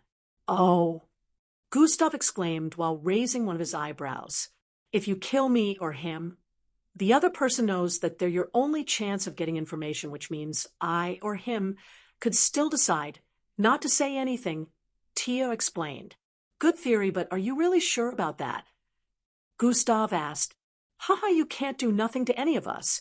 Tia kept panting due to the injuries as he voiced out. I see. Gustav cut his statement here as he stood to his feet and turned around, making his back face Tia. But sadly you're gravely mistaken. Gustav's eyes squinted as his face turned cold. Fly-high he suddenly turned around with speed and threw the dagger forward again. Poochie, it was so fast that Tia only felt his neck getting punctured after moments. Kia. He coughed repeatedly as blood oozed down his lips and his throat. Gustav moved closer and squatted again before pulling the dagger out of his throat. Poochie, Poochie, Poochie, Poochie. Gustav stabbed Tia all across his body, repeatedly before finally swinging the dagger towards his neck again. Fwai! Tia's head was cleanly severed from his neck, fell towards the side, and rolled a few feet away. Blood spilled out like a fountain staining the floor, and even Gustav too, as the lifeless and headless body of Tia fell limply towards the side, while still being tied up. Armin wasn't able to witness what happened with his own eyes due to being tied on the other side, but B had heard the gut-wrenching sounds of Tia being slaughtered. His eyes shone fright as he realized at this time that Gustav was a maniac. Darkheel and Mill, who had been watching from the background, were still trying to get used to Gustav's brutality. The way he killed was something they hadn't quite witnessed before. Sigh, he could have lived, but too bad. His uncontrollable mouth got him to this state, Gustav stated with a look of pity. Darkheel and Mill in the background knew that this was false. With what they had seen in the past 2 days, they were sure Gustav would still kill them both eventually. But he was right, Gustav said as he moved to Armin's front and squatted. I can only get information from you now, so you can choose to withhold, make a bargain to save your life, or something, and I have to comply, Gustav added. Armin's frightened look was slowly starting to dissipate as he heard that, but he wondered where Gustav was going with this. This would have been the case if I hadn't received a piece of information. A smirk appeared on Gustav's face as he stated this. Armin was confused as he heard this. Same with Darkheel and Mill, who were in the background.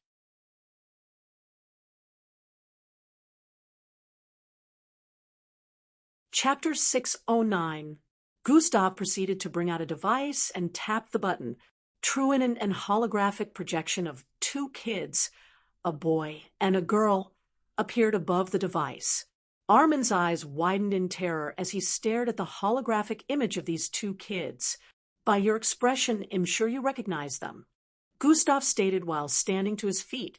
Currently, they are in Falcon City with their mother. Street 22 Amazon, Gustav added while moving around. How? Armin's eyes had looks of disbelief as he voiced out.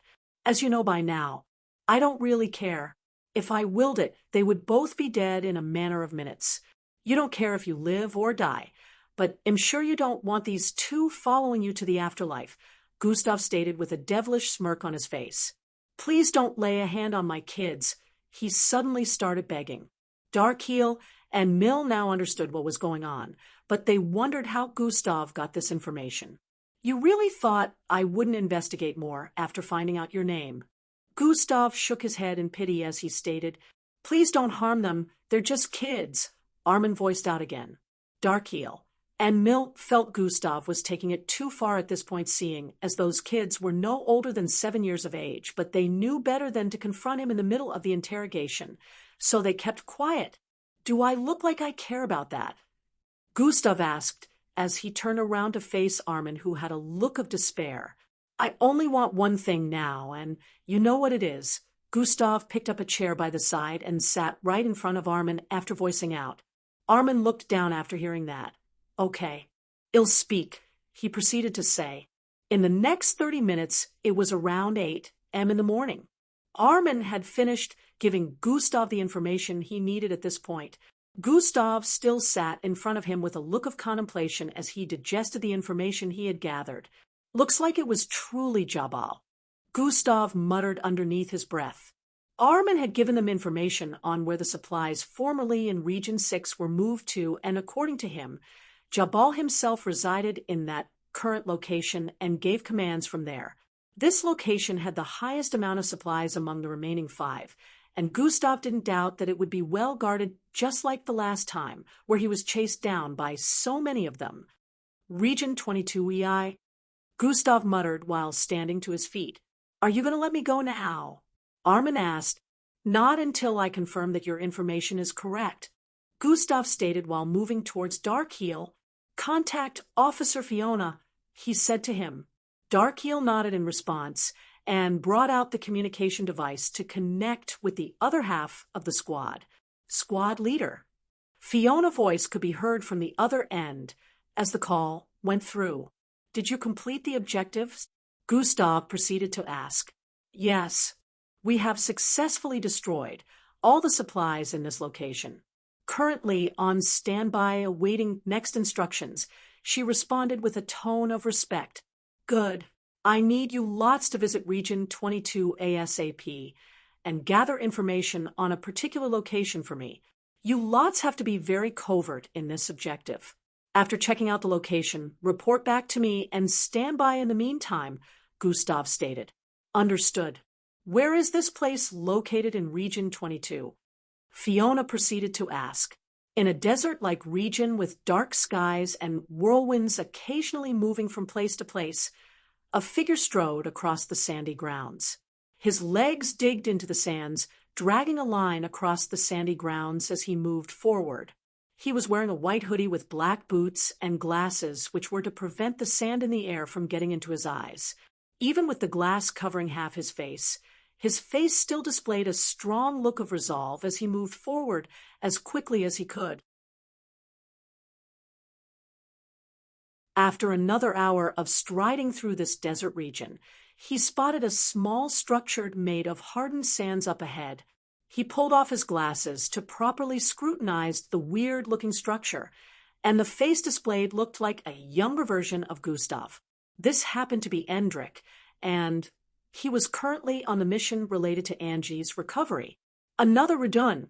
I should check this one out too, he muttered while bringing out a triangular device. Truinen, the triangular device displayed an holographic image of a structure similar in semblance to the one about 1,000 feet away from Endrick's standing point.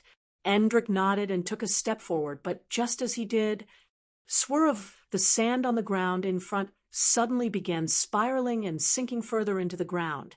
The spiral increased in size, covering a vicinity of more than 100 feet in a matter of seconds. Endrick's eyes widened as he activated his bloodline, causing the space around him to tremble slightly. Fwum! He spread his hands towards the sides and leaped upwards. His body traveled towards the side with speed as he seemed to be moving away from the location of the spiraling sand. As his body traveled across the air, a black octopus-looking tentacle suddenly shot out from the middle of the spiraling sands.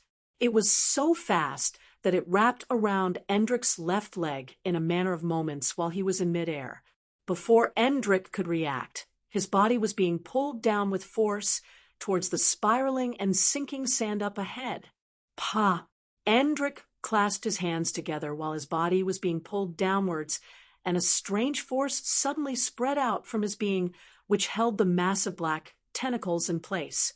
Endrick's body was now extended in place as the blackish-looking tentacle tried pulling him down, while his face shone concentration as he held the tentacle in place with his telekinesis. A Drackle.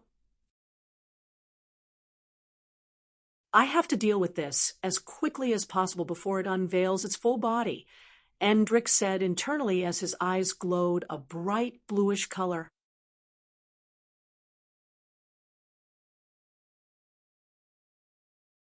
Chapter 6:10 A Drackle. I have to deal with this as quickly as possible before it unveils its full body, Endrick said internally as his eyes glowed a bright bluish color.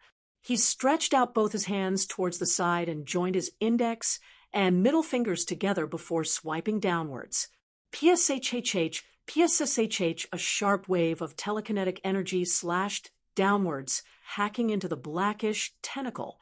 A fountain of black blood jetted out as the tentacle below was smoothly cleaved off, freeing Endrick from the grasp of the creature. As Endrick fell through the air after getting freed, he quickly clasped both hands together, forming a telekinetic board below. Bam! He landed on it in a kneeling format and controlled it to move forward. Fwyi, it darted across the air at a very fast speed, moving away from the location of the sinking spiraling sands as quickly as possible. The black blood jetting out of the severed tentacle had already covered a large area across the spiraling sands, but it suddenly stopped bleeding. Grew up, a weird sound was heard next as it slowly started to regenerate while the spiral on the ground increased in fierceness. Thry! Suddenly another tentacle shot out of the spiraling sands towards Endrick, who was speed away up ahead. Unlike before, Endrick had his guard up and had escaped a farther distance, so he was able to quickly react to this attack. He suddenly turned around while standing on the telekinetic board and stretched out his hand. Bang! The tentacle slammed into a telekinetic barrier he conjured the moment it arrived in front of him. Even with this, the force ended up sending Endrick flying across the place as his legs separate from the board. The tentacle shot forward again after the telekinetic barrier disappeared. Endrick swung both arms out in AX format while in midair, causing two more sharp telekinetic waves to be sent forward, dividing the tentacles into three different parts. A shriek was heard from the position of the spiraling sands as the first tentacle, which already healed up, was already shooting forward with ferocious speed.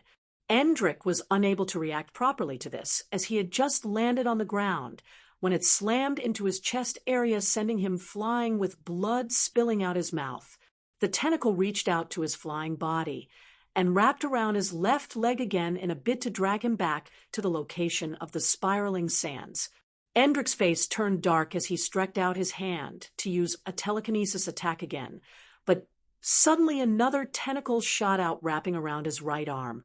Before he could even react to that, another one had shot out again towards his left and held him in place, preventing him from making use of any of his limbs.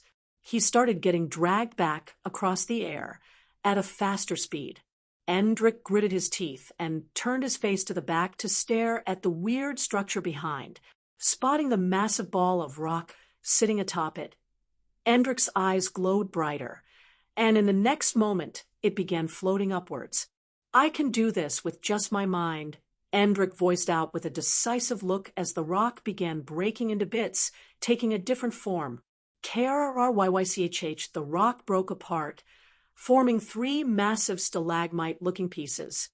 Hiya! Endrick screamed out as he turned his head forward, causing all three sharp pieces of rocks to start hurling towards his direction. Poochie, poochie, poochie, with the speed at which they traveled forward. All three tentacles were impaled in a matter of seconds. The shriek was heard again as Endrick was freed once more. He quickly darted forward as quickly as possible upon landing, using his telekinesis to increase his speed.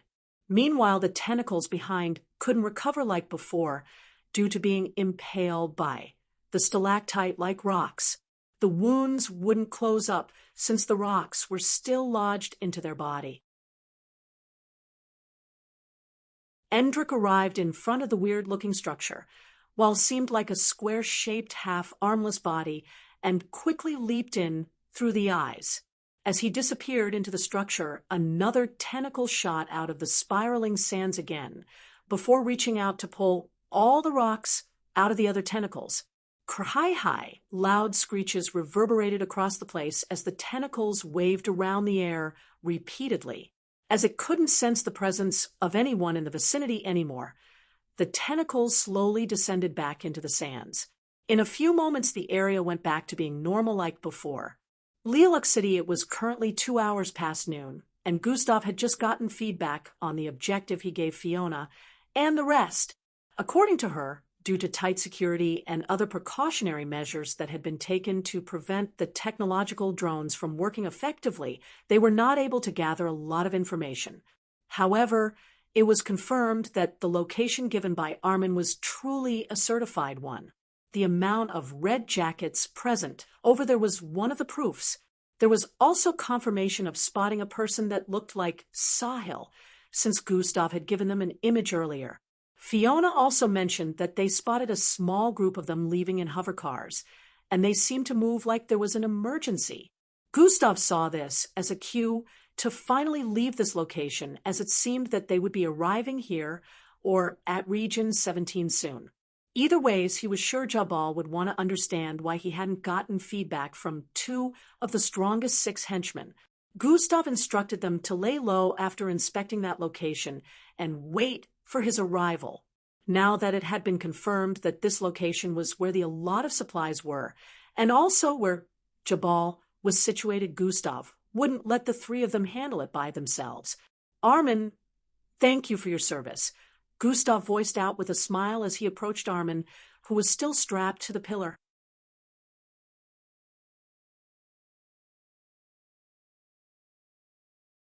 Chapter 611. Are you finally going to let me go? Armin asked with an excited look. Yes, I'm letting you go, Gustav responded as a milky-colored 4-feet-long blade appeared in his right hand. Ooh, letting you go to the afterlife, Gustav added, as he slashed towards Armin's neck. Screeve, plop. Armin's head was smoothly separate from his neck with a look of disbelief in his eyes as his vision swayed, repeatedly, before everything turned black. It flew across the air and fell several feet away before rolling across the floor, staining it with a trail of blood. Even in death, Armin's lifeless eyes still had a look of fear and betrayal in them, but Gustav wasn't in any way concerned as the atomic blade disappeared from his hand. Darkheel and Mill behind weren't surprised after seeing how this ended. They knew there was no way Gustav would leave Armin alive. Raze this place to the ground, Gustav instructed as he turned to leave the vicinity. Mill and Darkheel brought out some of their mini-explosive devices and dropped it in several areas before moving out as well. Gustav got into one of the hover cars parked outside and waited for both of them to get in as well. Darkheel and Mill got in a few seconds later, and Darkheel drove them out of the vicinity. As they traveled away, a loud explosion rocked their initial location, bringing the already decimated building further down into the grounds. There would be no traces left behind. Everything around there had been totally decimated. Gustav initially wanted to make use of one of his orbs, but he felt it would be an overkill. This was already enough. Gustav calculated how much time it would take them to get to Region 22 and realized they would spend no less than 1.5 hours on the roads. Swoosh, the hover car moved at a very fast speed, causing dust particles to spread across the air whenever they passed by an area that was already decimated due to war. Squad leader, how did you learn to be so ruthless? Darkheel asked as he remained focused on the road. Ruthless? I don't think I qualify for that title, Gustav responded. Well, compared to your teacher, I think you're still a little hatchling, Darkheel chuckled as he voiced out. Oh, I am. She's definitely not one to mess with, Gustav replied. There's my answer. She must be the reason why you're this way, Darkheel stated. She's a part of it, yes. I wouldn't even be here if it wasn't for her, Gustav added, but he didn't want to mention the other part that was the main reason he turned out this way. Mill, who was listening from behind, was about to say something when Missile Lock on alert, the AI within the hovercar, suddenly voiced along with a loud emergency beeping sound. Open the roof hatch, Gustav instructed quickly. Sprint has been activated. The instant he activated Sprint, everything slowed down as he spotted the missile coming from up ahead. Pew! Darkheel tapped on the roofing hatch button quickly, and Gustav leaped through the opening above. Phew! He landed on the bonnet of the hovercar. As a milky-colored blade appeared in his hand, Gustav raised both hands up as he lifted the atomic blade and slashed downwards as the missile arrived in front of them. Screeve! The blade cleaved through the missile, bisecting it and causing the two halves to separate. The hovercar bolted forward as the two halves exploded behind, missing them completely. Both of them within the hovercar were once again astonished seeing the feat Gustav pulled. Gustav gestured at Darkheel behind the cockpit to keep moving forward before proceeding to squat on the bonnet area of the hovercar. He activated God Eyes as they kept moving forward. God Eyes has been activated. His vision turned red as his sight traveled several hundred feet forward unhindered. Gustav tapped the communication device beside his left ear and began speaking. There's a battle going on up ahead.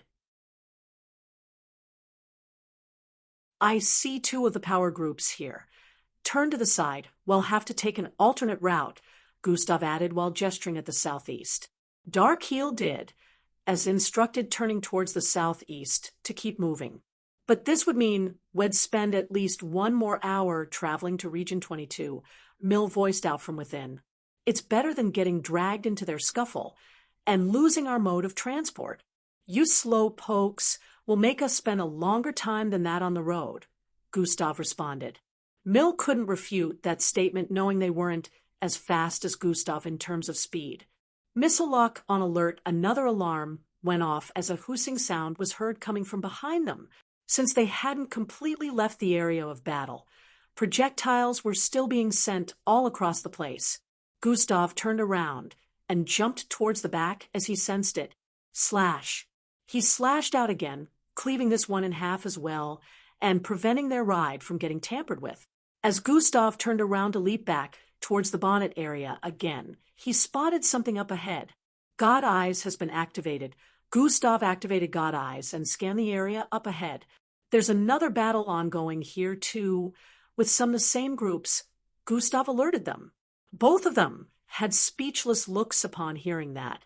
Turn around, let's take the other route, Gustav once again instructed, not wanting to get them involved in this right now.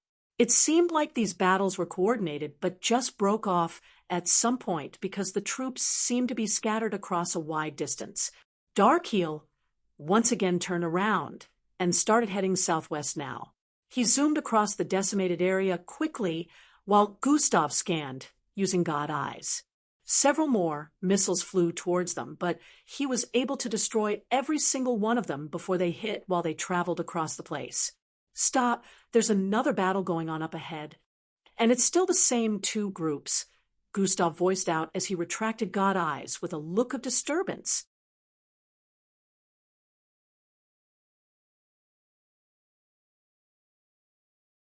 Chapter 612. Stop.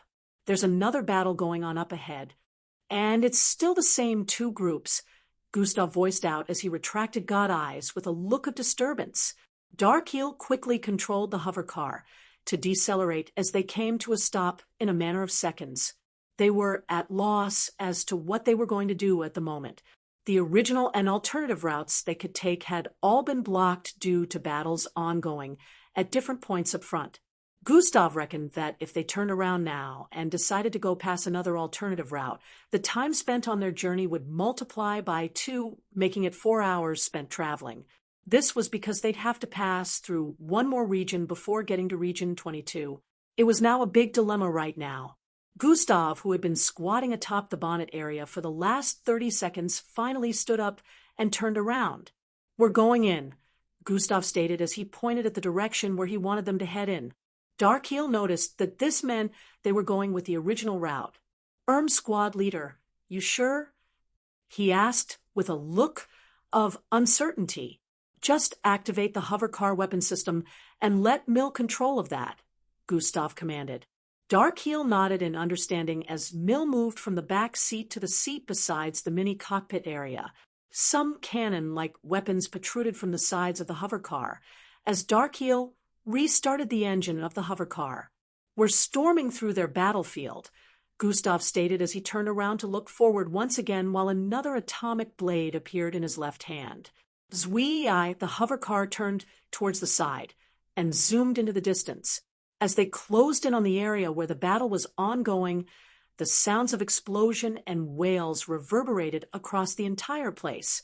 The air reeked of destruction, and clouds of debris could be seen covering different positions up ahead. Gustav stabilized his feet on the bonnet area of the hovercar as he squatted a little in preparation for the upcoming challenge while they zoomed towards these dangerous areas. A red beam was the first Gustav noticed headed for them from the southwest area.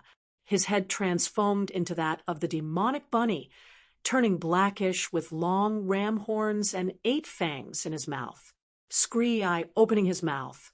Sonic waves shot out of them with intensity, ripping the red beam into nothingness. Gustav's head transformed back as he quickly turned to the side to dodge an attack aimed from a mechanical-looking device positioned at one part of the battlefield. Mill, who was within the hovercar, aimed one of the cannon-like weapons at this mechanical device and fired at it before it could send out another attack towards Gustav. Boom! It exploded into smithereens, scattering many metallic parts all across the place.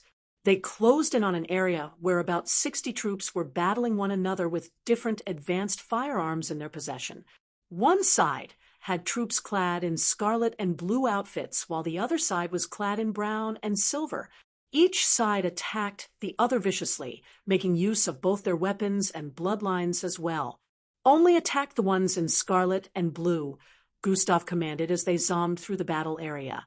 Fwy, fwy, fwy, bam! Several projectiles were being shot towards them from different directions as they forced their way through this place. Gustav began swerving and dashing across the place as he deflected these projectiles one after the other, preventing them from making contact with the hovercar. He would jump from back to front and from front to back repeatedly, even standing atop the roofing of the hovercar at times. Some of the troops battling across the area who spotted the hovercar had awestruck expressions, witnessing what seemed to look like a phantom dashing across the car. Gustav's movement was blurry-like to a lot of them because of his high speed.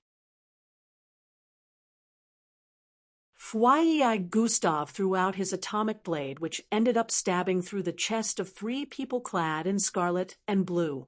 One of the troops clad in the brown and silver jumped onto the back of the hovercar with swirling red energy rings surrounding his figure. However, the moment he landed on it, Gustav did a flip from up front. His body traveled across the air speedily towards the back of the hovercar, with his left foot outstretched. Bam! The sole of his foot slammed into the face of this troop, sending him flying across the air and slamming to the ground behind. Darkheel and Mill had looks of confusion on their faces after seeing what had just happened from the monitor within the hovercar. Didn't he say only to attack the ones in scarlet and green? This was the thoughts in both their minds. Idiot, can't you see we on your side? Gustav didn't even mind that he had just attacked a troop from one of the good groups. He didn't want anything compromising their trip at all. Gustav jumped towards the front once again and resumed deflecting attacks coming from both the troops in scarlet and green and the ones in brown and silver. Boom, boom, boom. Darkheel also made sure to steer the hovercar, expertly avoiding some traps that had already been put in place, which making contact with triggered explosions. After crossing this area, they still came across another divide unit up ahead where another crazy battle was ongoing. A massive 13 feet tall, humanoid-looking mechanical bot chased after their hovercar, sending its gigantic fist hurling down at the moment it got within range of close proximity. Gustav hacked upwards for the incoming fist with force. Bam! A massive sound of collision rang out as the atomic blade only cut a few inches into the fist, but the force caused Gustav's feet to press down against the hover car, sending it blasting forward.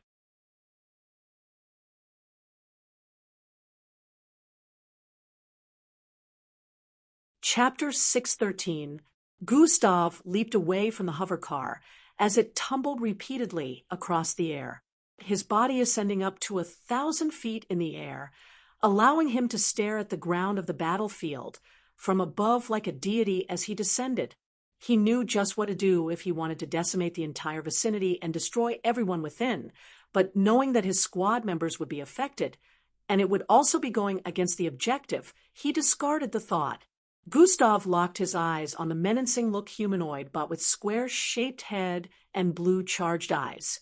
Fwai, for who? He began spinning furiously like a curved ball with the atomic blade stretched out. It looked like a massive spinning fan, glowing with milky-colored energy, was descending from above.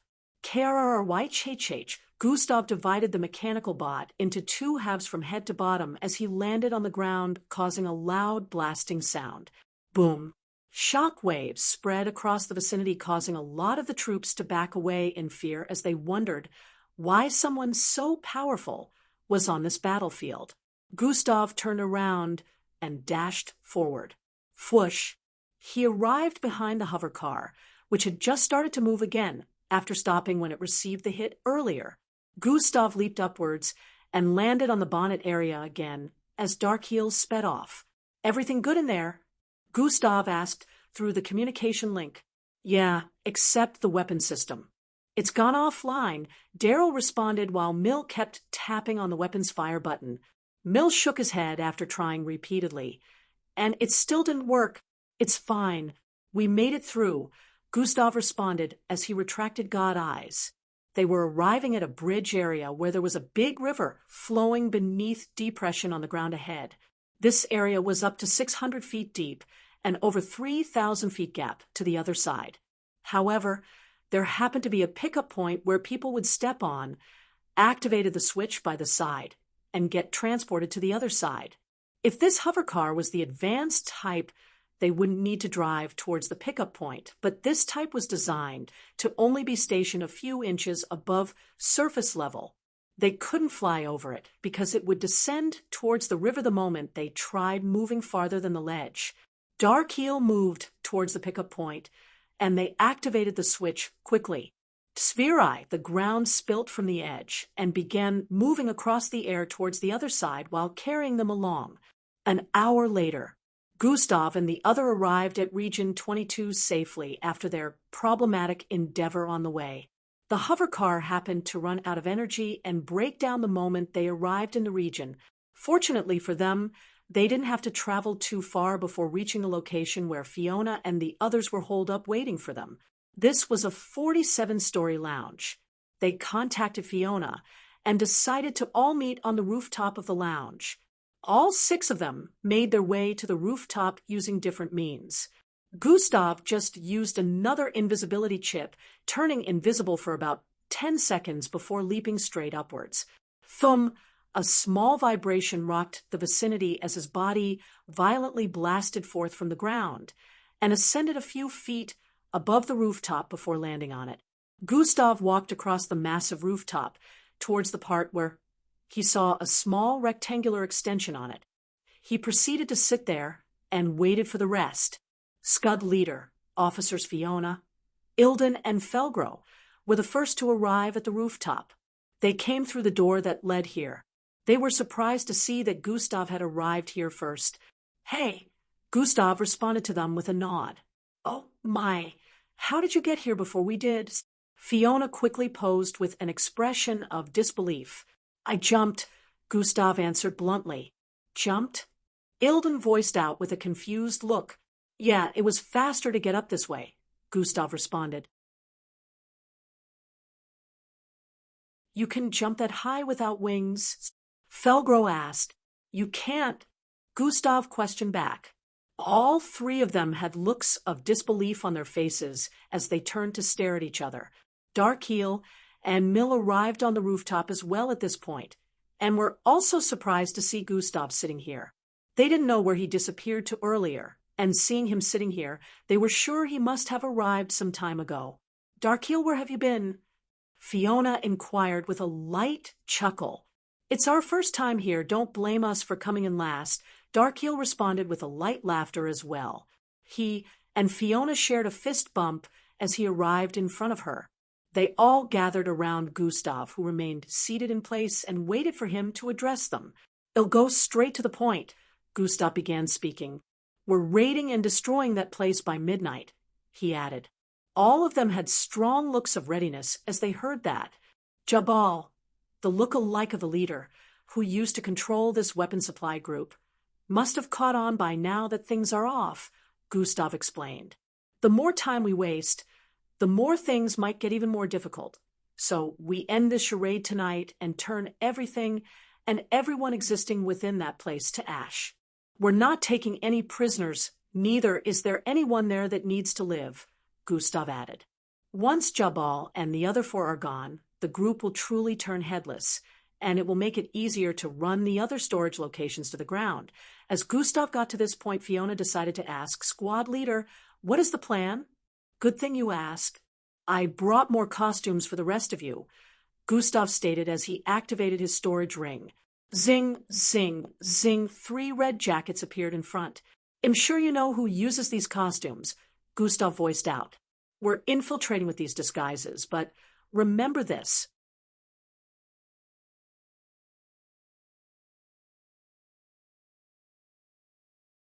Chapter 614.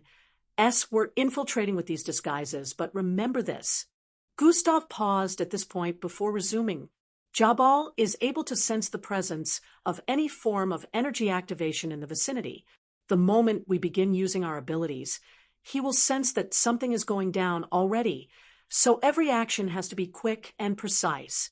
Every encounter with an opponent, "Go for the kill," Gustav stated. "I want to make sure Jabal doesn't escape. So until I give the go-ahead, every one of you must remain in disguise. You can begin planting the mini-explosives all across different places in the building till you get the go-ahead," Gustav added. He wanted to go for Jabal first and incapacitate him so he wouldn't be able to escape. If anyone tried attacking or activating their bloodlines before Gustav got hold of Jabal, he might escape, and that would make things drag on for longer. The moment Jabal was out of the picture, there would be no one to control the group anymore. The red jackets securing the other locations also wouldn't be alerted about the impending doom. A map of the structure was displayed from a device in Fiona's hand. "The place is quite big. Fiona, you cover this area." Gustav began splitting them up and given each person the area they were going to cover. Their meeting atop the rooftop of the lounge ended after some minutes. Gustav had given instructions on how the whole operation was going down. Currently, it was late in the evening and already approaching nightfall. The squad moved to different parts within the lounge to go rest and prepare since they still had hours ahead before the operation would begin. Gustav, on the other hand, leaped off the building and began walking along the streets. This part of Region 22 was quite peaceful and intact compared to many other places within the city. The place where the advanced firearm supplies was moved to from Region 6 was only about 5 minutes away on the other street. Gustav walked towards the location and spotted the massive-looking white building with a circular-shaped structure from above. It looked similar in structure to the White House back in the old days, but at least 2 times bigger. Unlike other structures in this area, this one was barricaded by glowing lines and had lots of space in the vicinity where red jackets paraded the area. Gustav just moved past it and observed the internal and external area using his perception. He would have made use of God Eyes to scour the entire threshold, but recalling his last experience when he first met Sahil and Jabal, he knew it was possible for Jabal to recognize the energy signature of God Eyes and pinpoint his location. This would really compromise their plans, so he could only use his perception, which didn't require any form of energy since it was practically an extension of his senses. There should be at least 42 of them. That's a lot, Gustav said internally as he made his way back to the lounge area. Gustav would have been worried if it was just him, but since he had an entire team here, it made things easier. Practically every single red jacket here was on the peak martial level to mid-falcon level. Lots of them were higher than Gustav in mixed blood rank, and there happened to be the presence of someone he sensed within the structure who was at the peak of falcon rank. Gustav could already tell that this must be one of the 6 who he had now reduced to 4 in number. This is another opponent that would make things more difficult, but since they would be 6 officers venturing into the place with him, he wasn't quite as worried. Gustav arrived back at the lounge area and made his way back to the rooftop to meditate in the meantime. There was still over 6 hours left till go time, so he decided to stay above instead of within the building. Notifications suddenly appeared in his line of sight after he heard the beep in his head. New quest has been issued. Keep Jabal alive for 24 hours. Rewards. Hidden. Punishment for failure. Hidden, what the hell is this? Gustav questioned internally the moment he spotted the notifications. System, what are you doing? Why would you want me to keep him alive? Gustav questioned internally. The quests are randomly generated. Don't ask me for reason where there is none. Sure, I am a sentient being, but most of the quests, you see, I just issue them. The system responded with a snarky tone. Sigh. Keeping him alive for 24s. What's the point?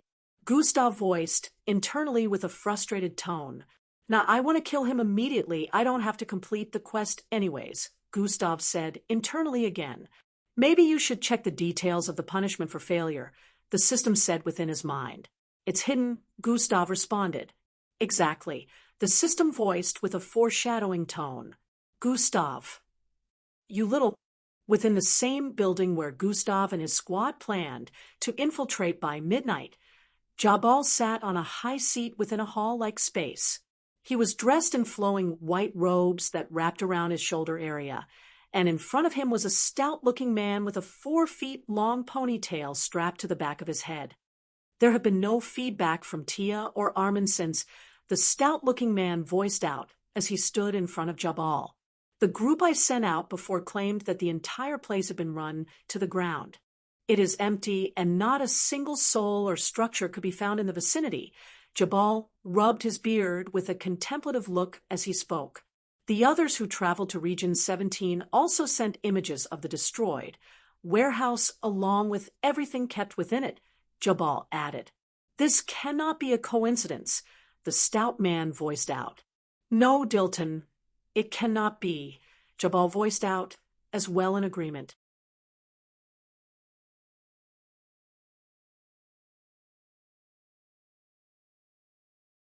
Chapter 615. No, Dilton. It cannot be, Jabal voiced out as well in agreement. Send word to the other warehouses to be on the lookout and activate the highest security protocols immediately, Jabal instructed. H&M. Dilton nodded in response as he prepared to leave. As he walked few steps away, he suddenly paused and turned around. What about the meeting with the representatives from the Landsies? Dilton inquired. It will go ahead as planned. They can come over to meet me here, Dilton responded. What if the other groups are the ones behind this, because we keep selling to everyone? Dilton voiced out with a look of contemplation. This may be the case, but there's no proof to know who we're actually being attacked by. It will have to be a combined effort. If they were able to take even Tia and Armin out, Jabal looked worried as he got to this point. In my meeting with the Landsies, I'll ask for them to lend us some troops, and now that we've caught on to what is going on, we can prepare for it, Jabal stated. The security protocols here should be activated as well. No one will be allowed in the building without facial confirmation, Jabal declared. Understood, Dilton responded and turned back around to walk away. In a flash, 8 hours went by, and it was around 2 midnight at the moment. The squad members gathered around Gustav, all clad in their red jackets costume and masks. You already know how this is going to go, Gustav said as he handed over a small circular device to them, one after the other. This is a voice sampler. The voices of the people who these costumes belong to will be heard from your mouth whenever you try to talk, so long as it's attached to your neck, Gustav stated. They all looked at it with awestruck expressions, wondering how Gustav was able to get it to work properly. Every voice sampler needed a sample first before it could tune a person's voice to sound like another. What they didn't know was Gustav had already mimicked the voice of the red jackets he stole the costumes from and used their voice to set up the voice sampler. This way no one would have an unfamiliar voice. They all strapped the device to their neck underneath the masks and tried speaking. Fiona sounded like an old man fellow who had smoking issues. Ilden sounded quite badass with a deep baritone but raspy voice, and the others all sounded quite intimidating, as well like how gangsters would sound. After mentioning a few more things, Gustav took the lead by jumping off the building, and the others followed as well. Although they couldn't leap as high as Gustav could, except Fiona, who could literally fly, jumping down a structure this high was something they could do. Everyone moved together towards the infiltration location in a 3-3 format. Gustav stood in the middle of Daryl and Mill, while Fiona stood in the middle of Ilden and Felgro as they followed behind Gustav. In about 2 minutes they arrived there due to their fast speed of walking. Gustav noticed that the wall of lines barricading the vicinity had now turned to red, and the entrance now had 4 red jackets standing guard instead of the initial 2. Taking note of this change, Gustav felt like something was up already and spread out his perception more. "Where are you lots coming from?" one of the red jackets in front asked as he spotted them approaching from the side of the street. "We were sent to scout an area in the morning. We need to pass along our findings to Boss Jabal, just as they had agreed earlier." Gustav was the one who spoke. Gustav's voice was completely different from earlier as he spoke, and the squad members assumed he had one of voice samplers strapped to his neck. They had no idea Gustav could change his voice at will. "Oh, you 6 were one of them sent out this morning?" The other one by the side voiced out with knowing tone. Gustav replied affirmatively. "What about your ride? You guys walked all the way back?" He proceeded to ask again, while looking around to confirm that he didn't see any hover car. "Precisely why we came back so late. It was destroyed. We barely escaped with our lives. Our findings are urgent, and we have to pass them to Jabal as soon as possible," Gustav stated with a tone of urgency. The 4 of them noted the urgency in his voice and realized this might truly be an emergency situation. "Let them through," one of them voiced out while moving to the side. The entrance displayed a green light as all 6 of them walked through fast. One of the red jackets stared at Fiona's rear while squinting his eyes. Fiona could feel his gaze on her body as she walked behind Gustav, but she refrained from acting or making any movements that would attract suspicion. After a few more moments, the red jacket turned around to look forward again and continued observing the entrance vicinity with the rest. Fiona sighed internally in relief. She was glad she used something to strap her boobs tightly to her chest so it made her look flat from up front, but she didn't consider her rear. She had a perky, but so it came off as a bit suspicious for a man to have such big butt. Luckily the red jacket, who noticed this, didn't dig deep into it. They walked along a grassy path with different flowers planted around the place and a small lake by the side. The building they were headed to was right up ahead, and they passed by several red jackets strolling around as they walked towards the entrance area of the building. "Something is off. This place is more busier than it was when I checked during the day," Gustav said internally as he kept spreading his perception around. As they closed in on the entrance area, Gustav spotted something and activated the mind communication device. "Everyone, stop."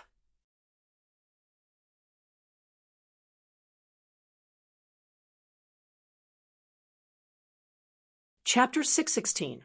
SAS. They closed in on the entrance area. Gustav spotted something and activated the mind communication device.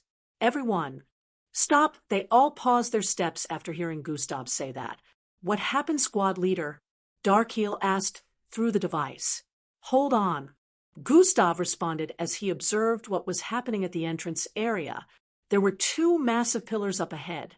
Two red jackets guarded both sides of the entrance behind the two massive pillars. A red jacket, who was about to go in, pulled off his mask, and rays of light shone on his face before he was given authorization to go in. There's a facial recognition scanner up ahead. We will be asked to take off our masks before we can go in, Gustav stated after observing what had just happened. Oh Lord, how do we get in now without getting noticed? Fiona asked, as everyone became worried after this information was disclosed. Hey, what are you lots doing standing there? A red jacket, who was patrolling this side of the grounds, voiced out as he spotted them standing in place together. They're the next set. I telling each person where they're meant to cover. Gustav answered immediately. Is there a problem? He added. Oh no. Carry on. The red jacket responded and kept moving towards the side. Squad leader, what do we do now? Ilbin proceeded to ask. Just like I told that dude. Y'all will need to fan out across the surroundings right now. I'll infiltrate alone, disable their security systems, and contact you all on when to come in, Gustav said as he proceeded to start moving towards the entrance. Squad leader, how do you intend to infiltrate? Fiona asked from the mind communication device again. Don't worry about that. Just fan out so you guys don't look suspicious, Gustav responded as he arrived in between the two pillars. The red jackets there stood in place as he walked forward and took off his mask.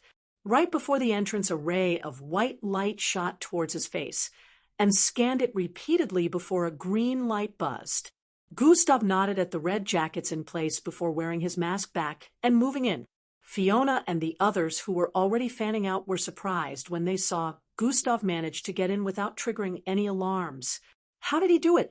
This was the thought on all of their minds. They only saw the back of Gustav's head from afar, so they had no idea that his face was completely different from his original look. The rest of the squad began patrolling around the building while Gustav moved about within the building. The place was like a base, so large on the inside with multiple big hallways that led to different areas. Gustav made use of his perception, spreading it across the place and moving towards spaces where he could sense red jackets clustered together.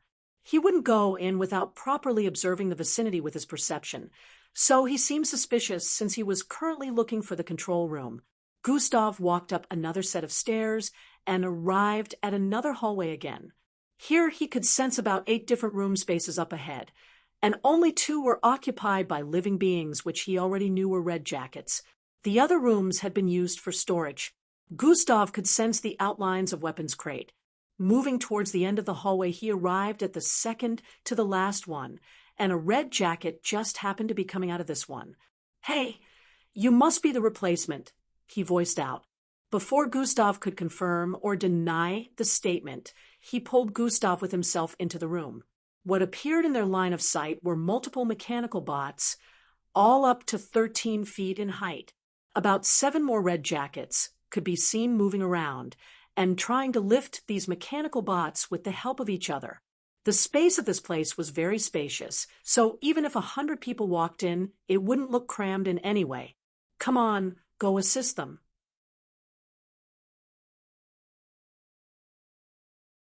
These are going to the Retilias in Region 9, the red jacket voiced out while gesturing at the mechanical humanoid-looking bots all around the place. No, I'm not the replacement. Gustav finally spoke. Huh? You're not? Then why did you come with me? The red jacket asked with an irritated tone. I can still assist with just one, Gustav said in response. Really? The red jacket asked with a tone of expectation. Sure, Gustav said as he moved towards one and joined another red jacket in lifting it. Gustav could lift this just by himself, but it would be suspicious if he did that. He moved out of the large room along with the red jacket.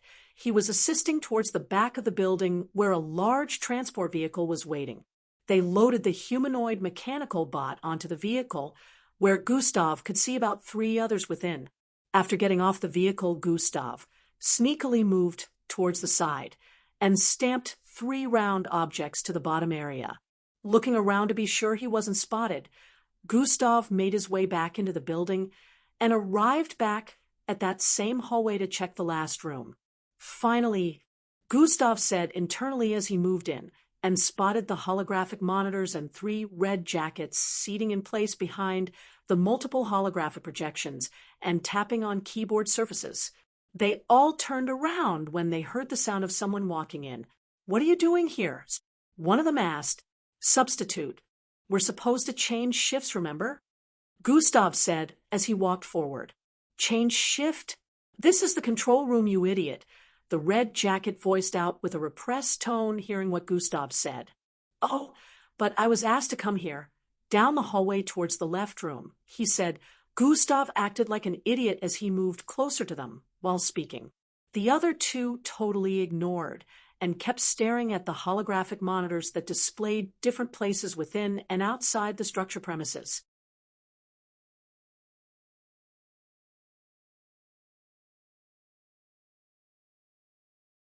Chapter 617. You must have been misled. Where exactly are you supposed to go?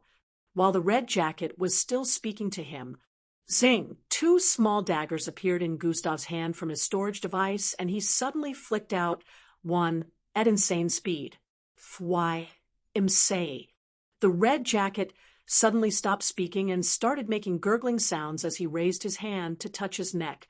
A finger-sized hole could seen in his neck area, which blood began to jet out of. By the time the other 2 here noticed, Gustav was already behind the one in the middle.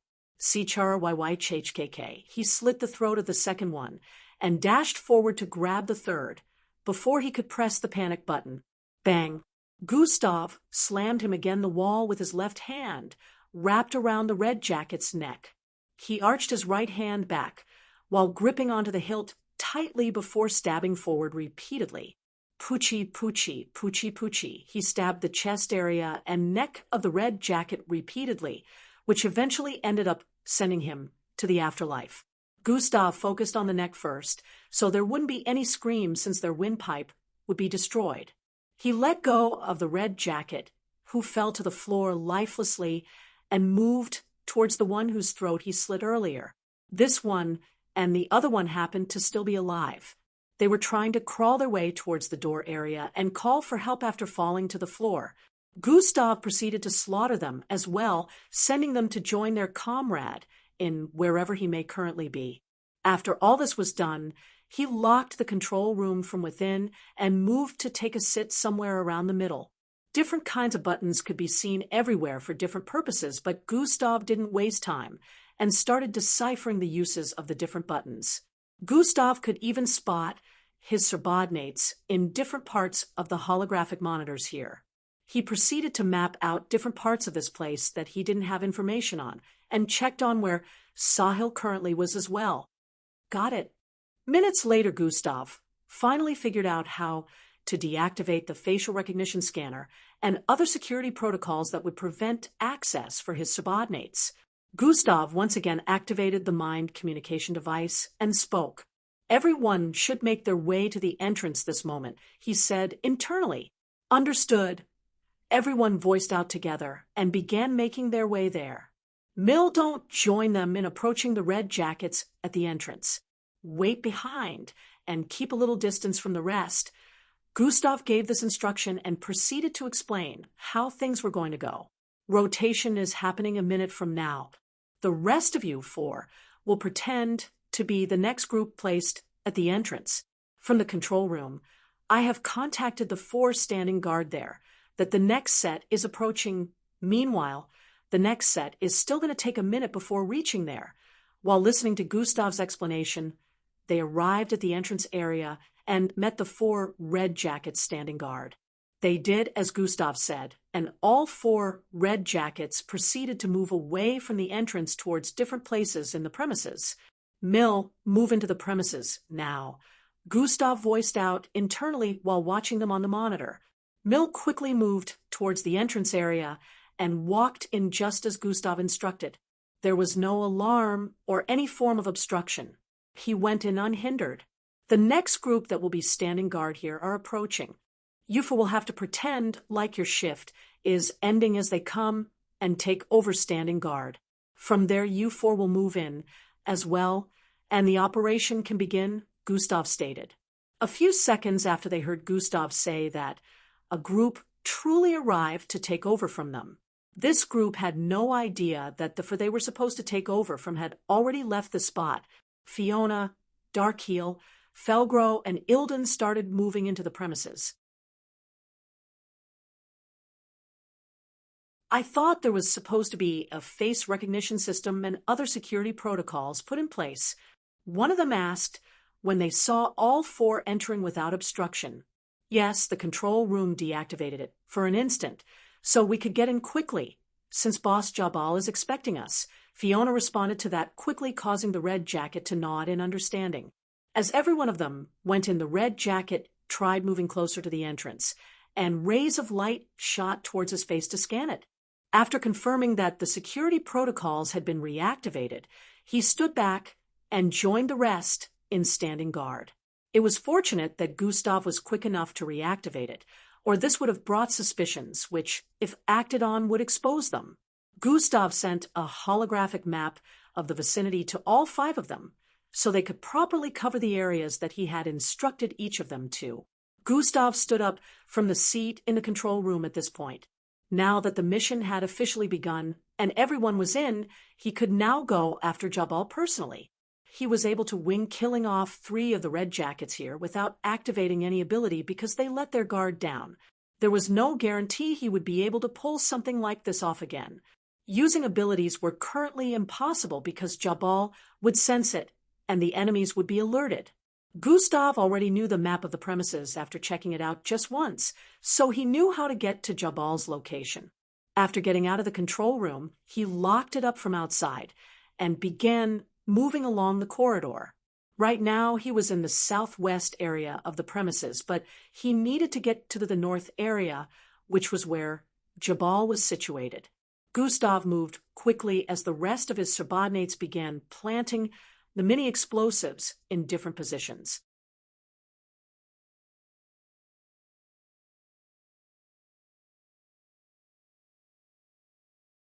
Chapter 618. As Gustav moved quickly as the rest of his subordinates began planting the mini-explosives in different positions. Minutes later, he arrived at a part of the premises where he had to climb a small stairway that led to an intersection above. The left path was curved and led to a corridor just like the right path. Gustav turned towards the right and continued moving forward till he arrived at the corridor, which only covered a very short distance because it led to another stairway which led Gustav higher up. He could see artworks on the sides of the wall, which made us understand that he had arrived at Jabal's location. After he finished climbing the stairway, he walked through the large opening up ahead and found himself in a kind of large hall. Several red jackets were just coming out as he was headed in, but they didn't suspect a thing.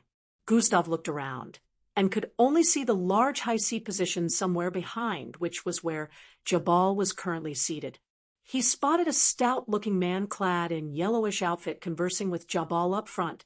This man had a long ponytail behind his head, which reached his calves area. They both spotted Gustav as he walked into the place and stopped conversing. "What do you want?" Dilton asked with a strong tone. Gustav assumed they weren't expecting any red jacket to be here at this time, which meant the ones here previously were probably summoned by Jabal. "I have an important report to make," Gustav voiced out with an urgent tone as he moved forward. "Hold it there and say what you have to," Dilton voiced out, causing Gustav to pause his footsteps. "But it's very sensitive information.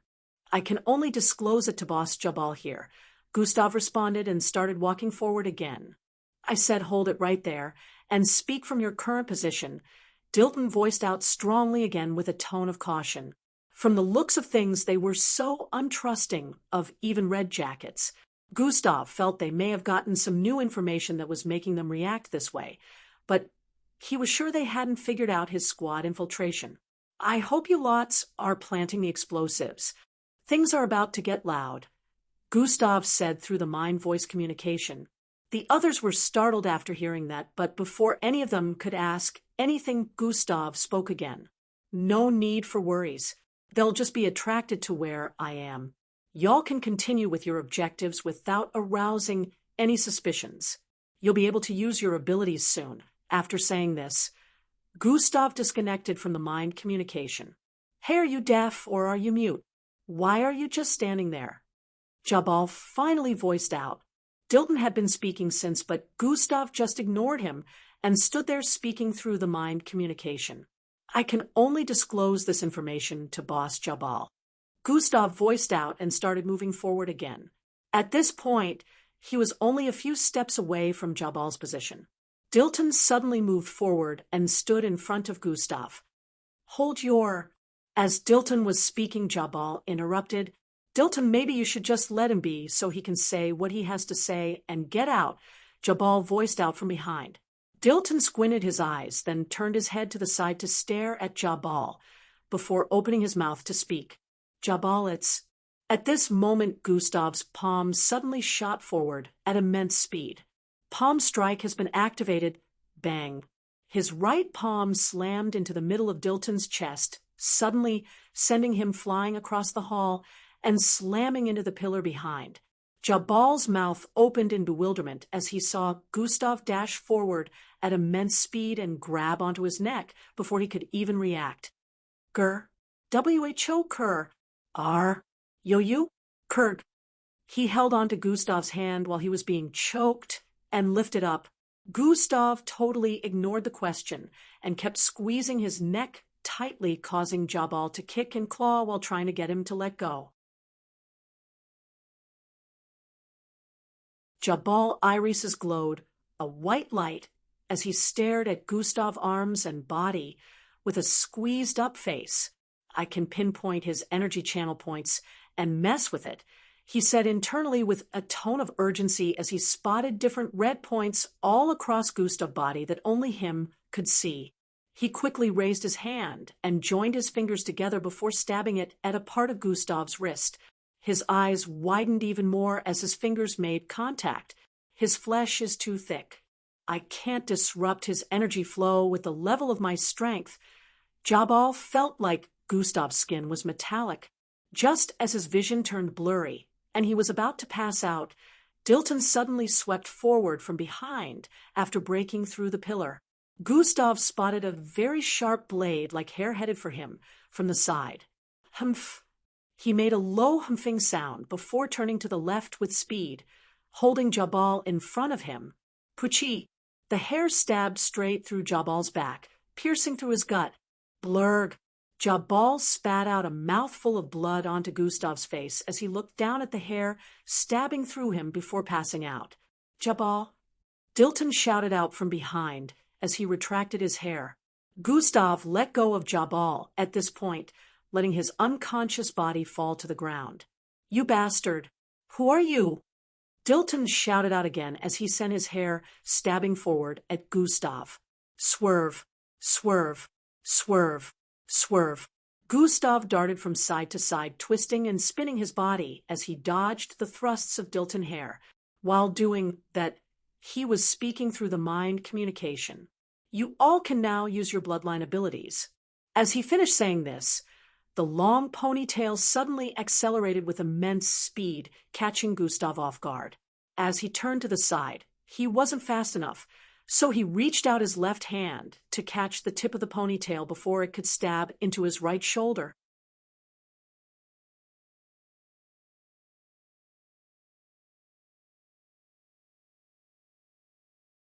Chapter 619. Up ahead. Dilton smiled as he noticed this action.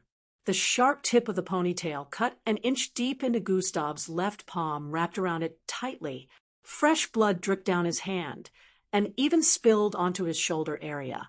Must be pretty sharp to cut through my hand this much, Gustav thought as he held onto it tightly even though his hand was bleeding immensely. Dilton's eyes were widened at this moment. His fingers didn't get severed? He couldn't believe his eyes, knowing just how sharp his ponytail was. He tried retracting his hair at this point, but Gustav was still holding tightly to it. As the pain seared through Gustav's hand, His fingers trembled. He groaned inwardly before pulling the ponytail with immense force. Fwye! Dilton's entire body was jerked forward, causing him to fly towards Gustav uncontrollably. Gustav arched his arm backwards at this point and threw his right fist upwards. Bang! His fist slammed into Dilton's gut, sending him flying upwards as the floor beneath Gustav's feet cracked from force. A loud sound of collision rang out as Dilton slammed into the ceiling. He made a sound of pain as his back slammed through it before he began descending at free fall speed. Gustav was prepared to send out another attack when Dilton shot his hair downwards with speed while he descended. Chi, chi, chi, chi, it stabbed out multiple times in a span of 1 second. Sprint has been activated. Gustav was not going to let himself be caught by surprise again, and activated Sprint to dodge the insanely fast thrusts of the ponytail, which made them look like they were multiple in number. The ponytail ended up stabbing the floor around Gustav after he dodged every single thrust. K-R-Y-H-H-H.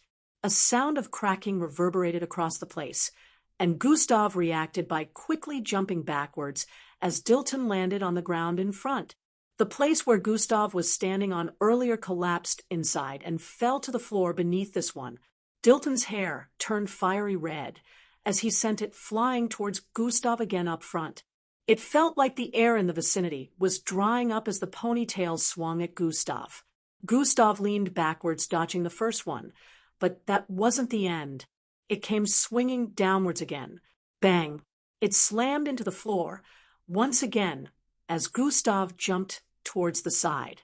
A sizzling sound rang out as the floor got burnt through and parts of it crumbled as well. Gustav at this point kept dashing and jumping across the place to dodge the ponytail, which was swinging so fast it looked like fiery chains were flying across the hall. Gustav activated atomic disintegration, causing 2 atomic blades to appear in his hand as he finally decided to engage. Clink, clink, bang, boom. He swung them around, repeatedly clashing against the sturdy and sharp ponytail. Among all the enemies or things Gustav had gone against using the atomic blade, this was by far the sturdiest. Gustav didn't feel like the atomic blade was even doing any damage, even though it collided with the ponytail repeatedly. Even Dilton was finding it hard to believe that a blade made from light particles would be able to clash with his ponytail without being cleaved in half. However, even though they seemed evenly matched in these swinging attacks, Dilton would occasionally be pushed back due to the amount of strength Gustav used when clashing with him. Gustav slowly closed in on him, and when he reached a certain distance, his arms suddenly transformed, becoming massive and muscular. Slash! Clang! Gustav sent out a very fierce strike, causing the ponytail to be blasted towards the back, which in turn caused Dilton's scalp to be pulled along with it. As he lost his balance, Gustav sped forward with immense speed and slashed at his chest area. Dilton's eyes widened as he controlled his hair to quickly move forward and block the slash at the last moment, but due to the force Gustav sent out, Dilton's body spun across the air as the ponytail moved to the side. Gustav was already sending out his left hand at this point. Slash!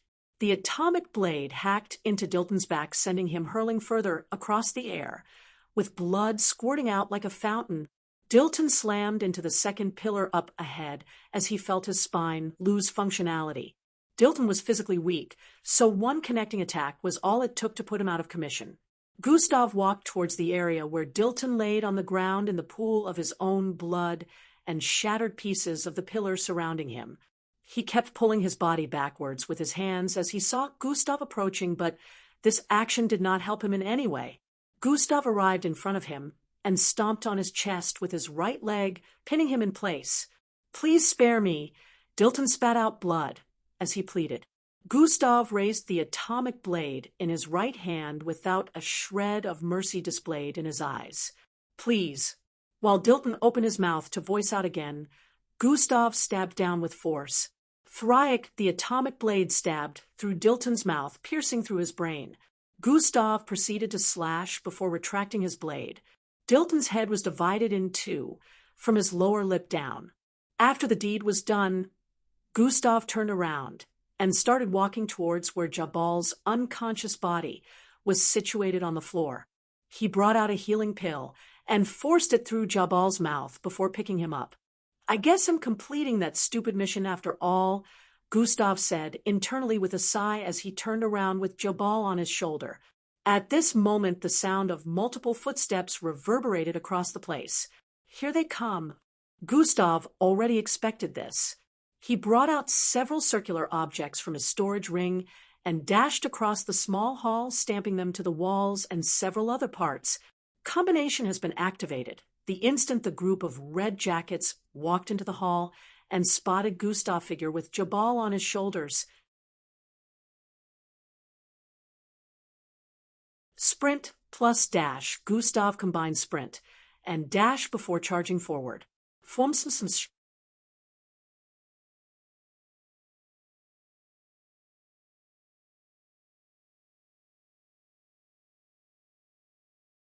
Chapter 620 S. Sprint plus dash. Gustav combined sprint and dash before charging forward. He blasted through their midst with immense speed while conjuring a 17 feet long massive atomic blade and slashing out with his right hand. Screeve multiple heads were instantly lopped of flying towards across the air as blood sprayed across the floors and walls. Gustav didn't wait for a moment after that and dashed out of the hall as he deactivated the massive atomic blade. It was only for a moment, but he felt the amount of energy used was no small deal. The other red jackets who were stationed by his left were alive because Gustav didn't swing that way. They stared at the mess created, and the heads scattered all across the place with looks of fright. The blood spattered all across the place, and the multiple holes in the walls and floors, as well as the destroyed pillars in this hall-like room. They realized this was no ordinary enemy as they also spotted the decapitated body of Dilton up ahead. "Activate the alarm system. The enemy has to be stopped," one of them shouted out with a slightly shaky voice as they moved out of the hall-like area. At this point, Gustav had deactivated combination, so he wouldn't end up spending too much energy and went back to making use of dash. "I only have to keep this up for about 16 more hours, Gustav said internally as he stared at the unconscious body of Jabal on his shoulder. Gustav dashed across the place, attaching the pinky finger-sized explosion to walls and ceilings. Beep, beep, beep, beep. At this point, a loud alarm was reverberating across the premises, and the voice of a loud AI who mentioned the location of the situation could be heard next. The red jackets in the vicinity all began moving towards the north area of the premises. It quickly spread that the culprit of the incident was trying to escape with Jabal in his possession. They had no idea that Gustav wasn't even trying to escape yet, since he hadn't covered the places he was supposed to. If it wasn't for the fact that he had Jabal on his shoulder as he moved from place to place, he would still be able to go about unnoticed. His red jacket costume was still very much intact, but running around with Jabal gave him away. Boom, boom. Occasionally Gustav would jump from place to place, dodging projectiles from pursuing red jackets. In a span of minutes, he was being pursued by over 20 different red jackets, and more were still coming over. This made other parts of the premises scanny, which in turn made it easier for the other squad members to plant the explosives easily, since everyone was only focusing on one culprit. They had no idea that there were 5 others currently. Fiona checked the map for her current location and calculated how much area she had covered so far. After doing that, she realized she had almost covered everywhere she was supposed to without a single hitch so far. This was the same for Ilden, Darkheel, Mill, and Felgrow. Since when Gustav gave the go-ahead for them to use their bloodlines, things got even easier, and they hadn't seen a reason to use their abilities to battle, because every red jacket they came into contact with were moving with urgency towards the source of the alarm. In the next 10 minutes, all 5 of them had finished covering their areas and placed the explosives in every storage room as well. They didn't even have to battle anyone, but they could hear occasional sounds of small explosion from time to time coming from a certain area. The walls would also tremble as well, and they could tell things would be pretty intense wherever Gustav was at. Squad leader. They're timed to explode in 5 minutes. Will you be able to get out in time? Fiona contacted Gustav through the mind communication device. 5 minutes. Has everyone covered their specified areas? Gustav asked. Yes, squad leader. They all responded together. Good. Now get out of the premises. Don't worry about me, Gustav voiced out as he began counting down 5 minutes in his head. Squad leader, are you sure you don't need assistance? Fiona proceeded to ask as another loud sound reverberated across the place. Don't worry about me. Leave and get as far away from here as you can, Gustav stated. All 5 of them had no choice but to listen to Gustav and began to make their way out of the premises. They had easily completed their individual objectives, but they all knew that Gustav played the most difficult parts, and even now they could tell he was still undergoing a difficulty. Getting out would be hard for him, since practically the entire troops of Red Jackets were after him. Currently, Gustav was running on the side of a wall after the entire floor of this area was blasted to bits by the Red Jackets chasing from behind. Gustav leaped forward from the wall after reaching a particular point and blasted through an opening on the lower floor. Some of Red Jackets behind were standing on a cylindrical-shaped glider which allowed them access to fly across the place. They chased relentlessly after Gustav, while some others stuck at the entry point that led to this floor before it got blasted to smithereens had to turn around to look for another route and resume chasing Gustav. Gustav arrived at a long corridor and dashed across it with Jabal still on his left shoulder area. Arriving at the intersection, Gustav turned to the left and sensed multiple Red Jackets coming towards him from up ahead. He quickly paused his movement and turned towards the right. He only moved a few steps forward before he sensed multiple of them coming from that direction as well. Gustav turned around to turn back to where he was coming from and spotted the Red Jackets using those cylindrical-shaped gliders flying towards his direction.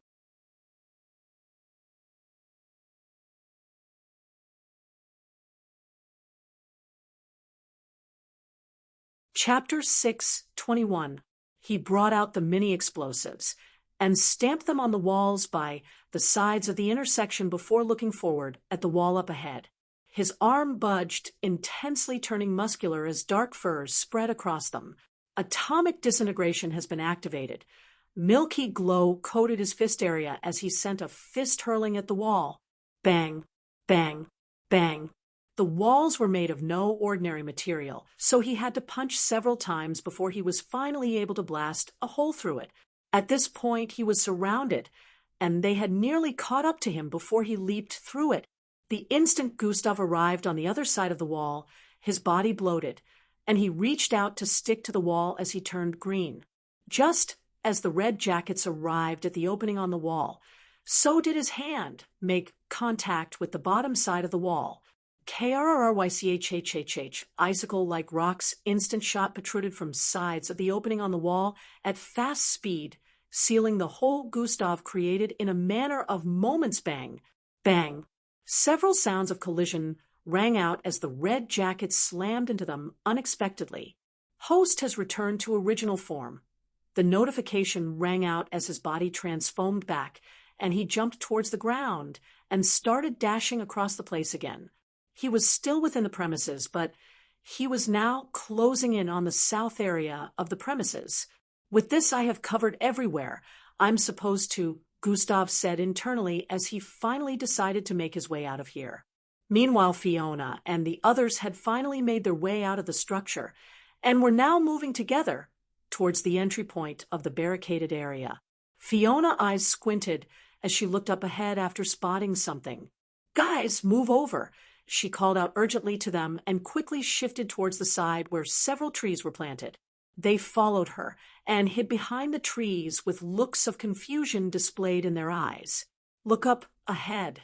At the entry point," she stated while her eyes remained squinted as she looked beyond the entry point, which was more than 100 feet away. "What are those?" Ilden seemed to be the first person who had noticed what she was referring to. "More like, who are those?" Darkeel corrected as he spotted the convoy of yellow-colored hovercars heading for the entry point from outside. Their color, could they be? Just as Mill was analyzing, as well, the first vehicle arrived at the entry point and blasted straight through the entrance. The red jackets standing guard there seemed to have been sending alert messages to the control room since, and now they started firing at the invaders with their advanced weaponry. Bang, bang, bang. A small battle played out in front of them as the 4 red jackets standing there engaged the troops who came out of the vehicles clad in yellow outfits and glowing helmets. It only lasted for no more than a minute before all 4 of them were killed off, and the convoy kept moving along, approaching the structure behind them. There were barely any red jackets in the vicinity because of the incident with Gustav, which made the infiltration of this group even easier. The few that tried to stop them were all annihilated as they made their way to the building. "Aren't those the Vulcans?" Darkeel voiced out from the side as they watched this group scaling through. They were hiding well among the trees, so they weren't spotted by the group. "I was thinking the same thing as well," Mill responded to Darkeel. They had learnt all the information they needed before they went on the mission, and one of them was the outfits of all 6 groups.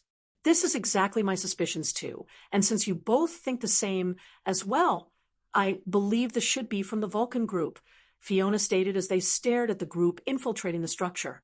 "What do they want here? How did they even get hold of the whereabouts of this place?" Felgrow voiced out with a tone of suspiciousness. The Vulcans happened to be one of the good groups who their squad was supposed to assist, since that was one of their objectives during the mission. Only a minute is left before the explosives go off. Fiona's eyes widened as she realized this. "They will get caught up in it if they don't leave immediately," Mill voiced out as he stood to his feet to move. Fiona grabbed hold of him. "Are you stupid? What do you intend to do? Walk up to them dressed as their enemies and tell them to get out of the building because you're on their side?" She voiced out with a repressed look. Mill looked at himself and realized Fiona was right. "What do we do then? We're supposed to reduce the numbers of the other groups, not them," Mill voiced out as he squatted. "Squad leader is the one with the controller. He'll reach out to him to stop the timer." Fiona decided to contact Gustav. Currently within the building, Gustav was being pursued by multiple red jackets once again.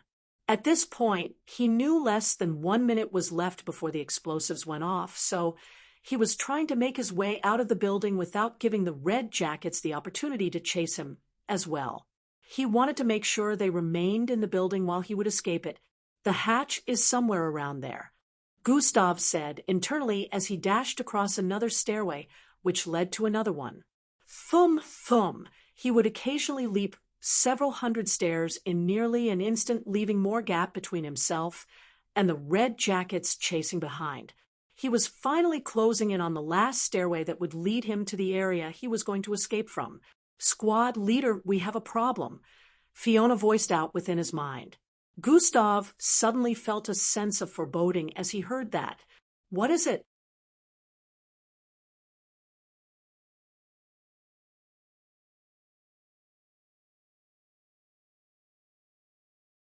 Chapter 622. "Squad leader, we have a problem," Fiona voiced out within his mind. Gustav suddenly felt a sense of foreboding as he heard that. "What is it?" he proceeded to ask. "We believe the Vulcans have infiltrated the premises in bid to deal with the group," Fiona responded. "The Vulcans? What are they doing here?" Gustav was just as surprised as he leaped upwards furthermore. "We have no idea, but they're in the building now," she stated with a tone of emergency. Gustav understood that they must have easily infiltrated due him drawing the attention of the red jackets. "The explosives will go off in about 30 seconds' time." Gustav realized this as he finally leaped through the last fleet of stairs and found himself at the entrance of the area he was headed for. "Exactly. Squad leader. Our actions shouldn't be the cause of their power reduction, so I'm suggesting you pause the timer," Fiona voiced out within his mind. Pause the timer. Gustav thought about this as he headed in the large space through the entrance. Yes, We could let the Vulcans handle dealing with the red jackets, Fiona stated. Gustav paused his steps within this massive circular-like space. There was only one way to get into this place, which was how Gustav got in, and to get out one would have to use the same way. However, high above, the circular-typed ceiling area were structured using multiple window panes, and there seemed to be a circular-shaped wheel-like object in the middle of the ceiling area. This was Gustav's way of getting out of here. The wheel-like object could be used to open the small hatch up above, where he get out from and lock back from outside before leaving the premises. No, the Vulcans will be unable to handle the red jackets the moment they have the chance to regroup. The amount of advanced firearms and different technological machinery stored here would be enough for them to win. As Gustav said this to Fiona, he leaped upwards with force. Thumb, he ascended up to 400 feet in the air and grabbed onto the wheel-like object with his right hand. Using it to pull himself up, Gustav placed his feet on the window panes while still using his left hand to hold onto Jabal. He started turning the wheel while Fiona was speaking in his mind. "Squad leader, are you saying we should leave them to die?" she asked. "There's no choice here. It's guaranteed that we'll complete the objective the moment the explosives go off, while the Vulcans winning against the Red Jackets is not even up to 50% assured. They're just unlucky to be here at the moment," Gustav responded as he twisted the hatch as quickly as he could.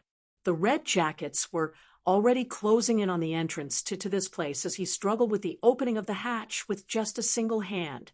"Less than 20 seconds left. You all get out of here immediately. Don't be anywhere close to the premises," Gustav said with a tone of urgency, cutting Fiona short before she could keep arguing with him.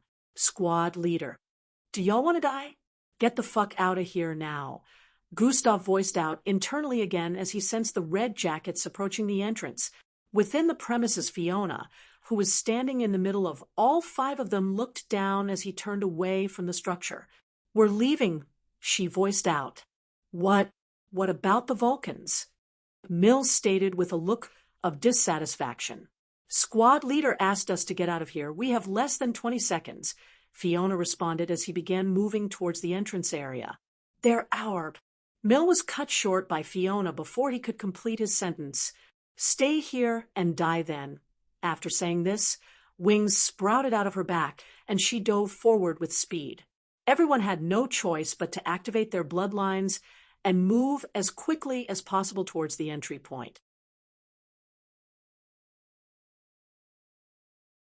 They also wondered how Gustav would get out in time, since he hadn't left the building yet, but they knew he wouldn't be asking them to leave if he didn't have something up his sleeves.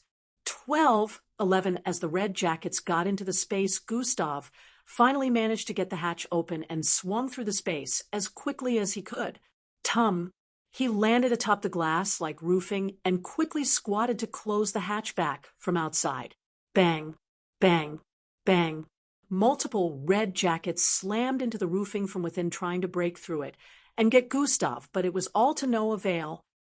Gustav suddenly activated God Eyes at this point and saw through the entire structure down to the bottom and the far north area within. He spotted the group of Vulcans wreaking havoc in that part.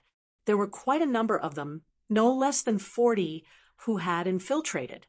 However, Gustav could see that some of them had split up already, and only around 25 could still be seen cooped up in one location. 6 as the timer was only left with 6 seconds at this point. Gustav body bloated as his skin turned green while he placed his right hand on the structure. SSHHRRRKKKKKKK. His mind traveled across the structure with speed towards the north area. "I can only do this much."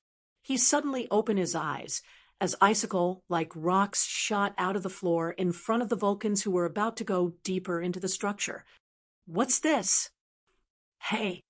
They began attacking the icicle-like rocks sprouting from the ground, but in a matter of moments all the Vulcans in that particular area had been surrounded by the icicle-like rocks and trapped within.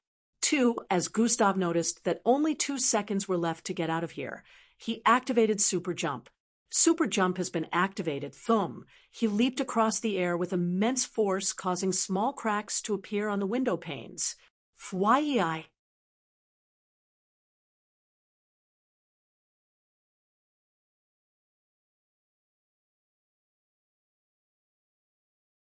Chapter 623. As Gustav's body crossed over 1,000 feet across the air. 1-0 boom, a massive explosion rocked the entire structure, razing it to the ground. Boom. A huge mushroom cloud appeared that covered 2,000 feet of space across the premises, entirely obliterating every physical matter in its way.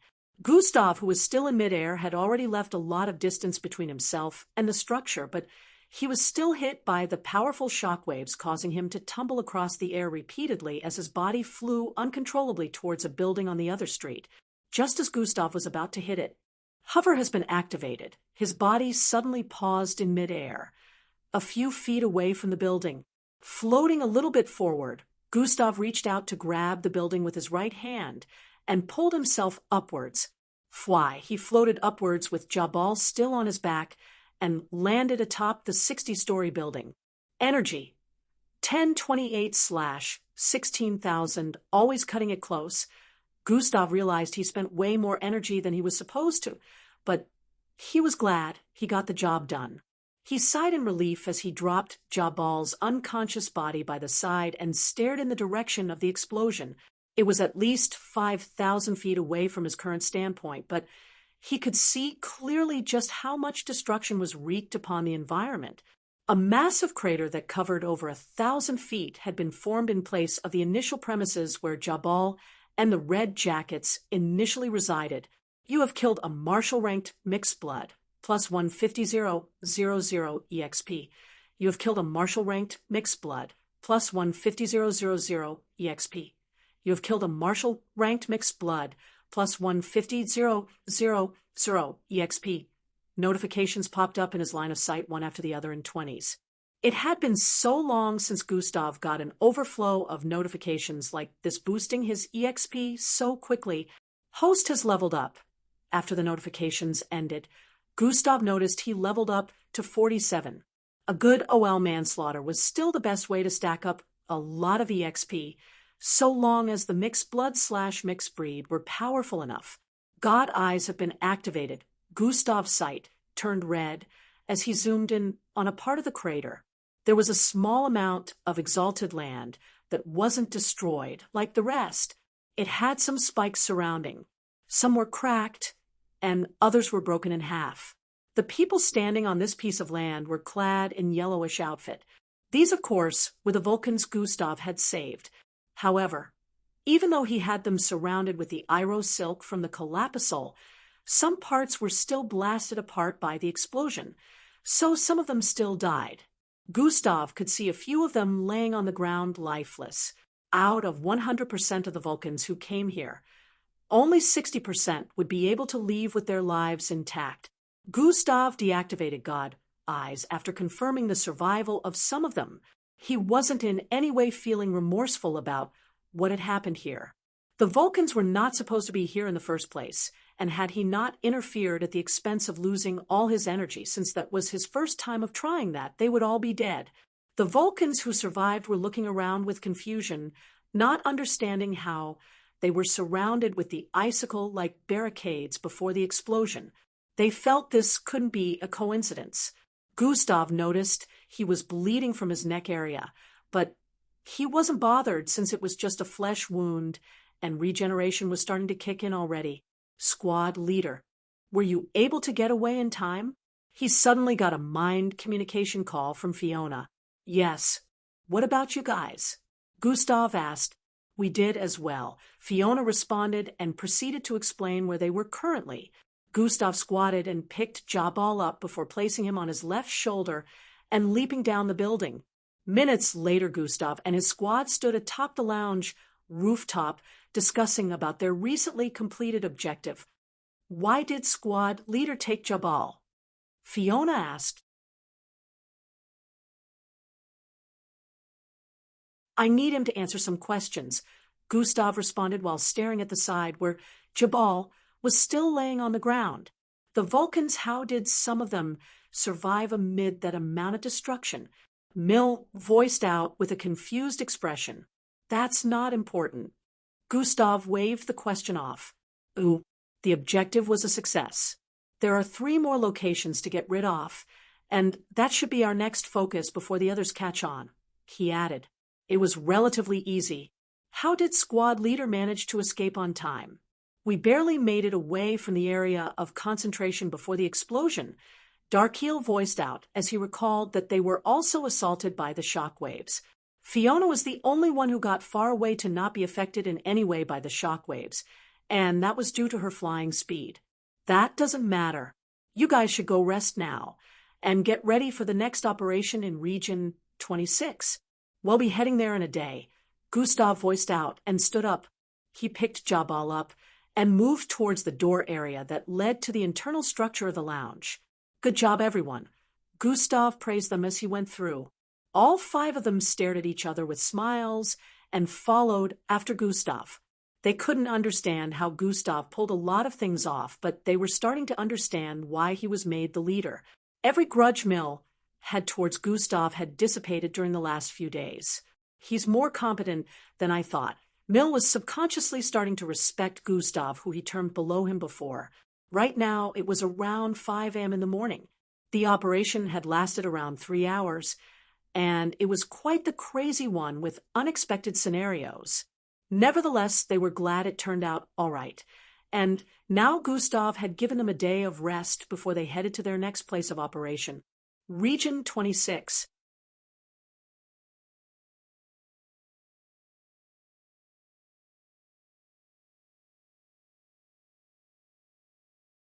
Chapter 624. Nevertheless, they were glad it turned out all right. And now Gustav had given them a day of rest before they headed to their next place of operation, Region 26. Hours later, Gustav was sitting in a small room channeling his bloodline, while Jabal was tied up on a chair in front.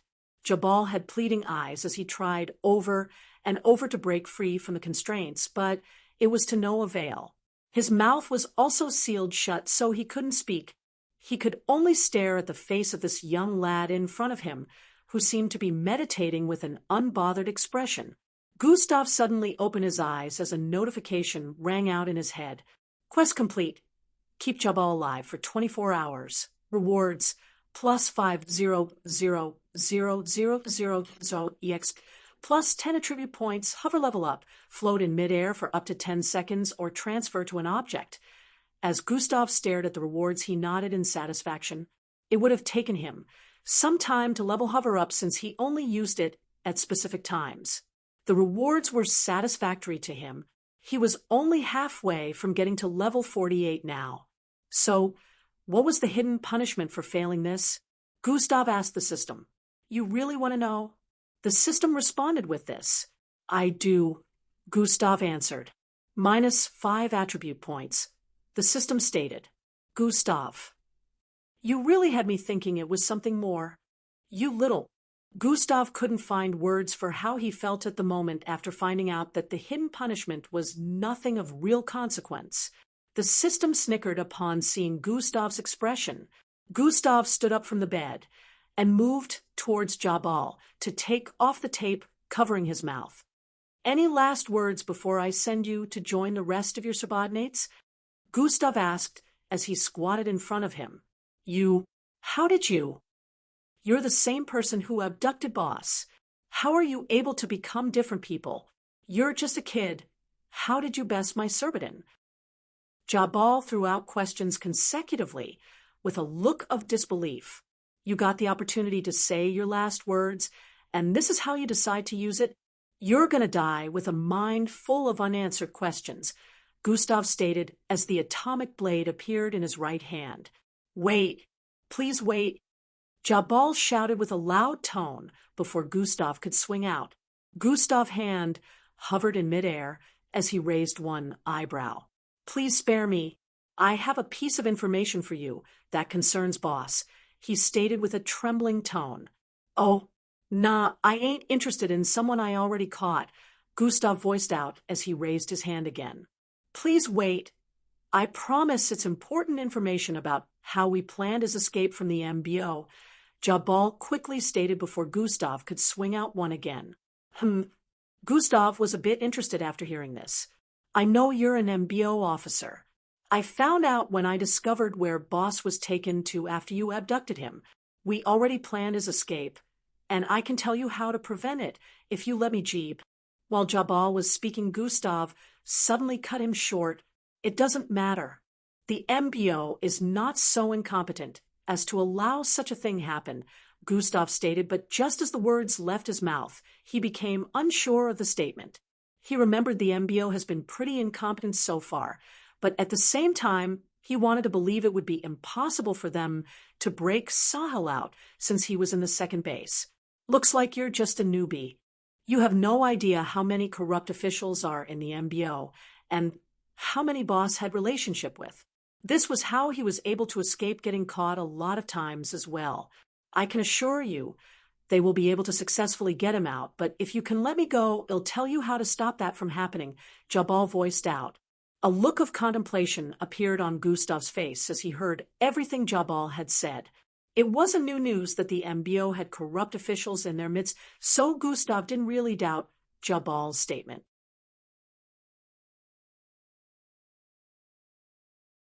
And now it really made sense how Jabal was able to get away most times, since he could be getting inside information anytime the MBO was onto him. Sure, Jabal was very smart and had good getaway methods, but the MBO was a force to reckon with across galaxies, so it didn't make sense that an ordinary advanced firearms distributor was kept slipping from their hands. What Gustav didn't understand now was how Jabal didn't know the MBO was onto him when he was the one sent to catch him this time.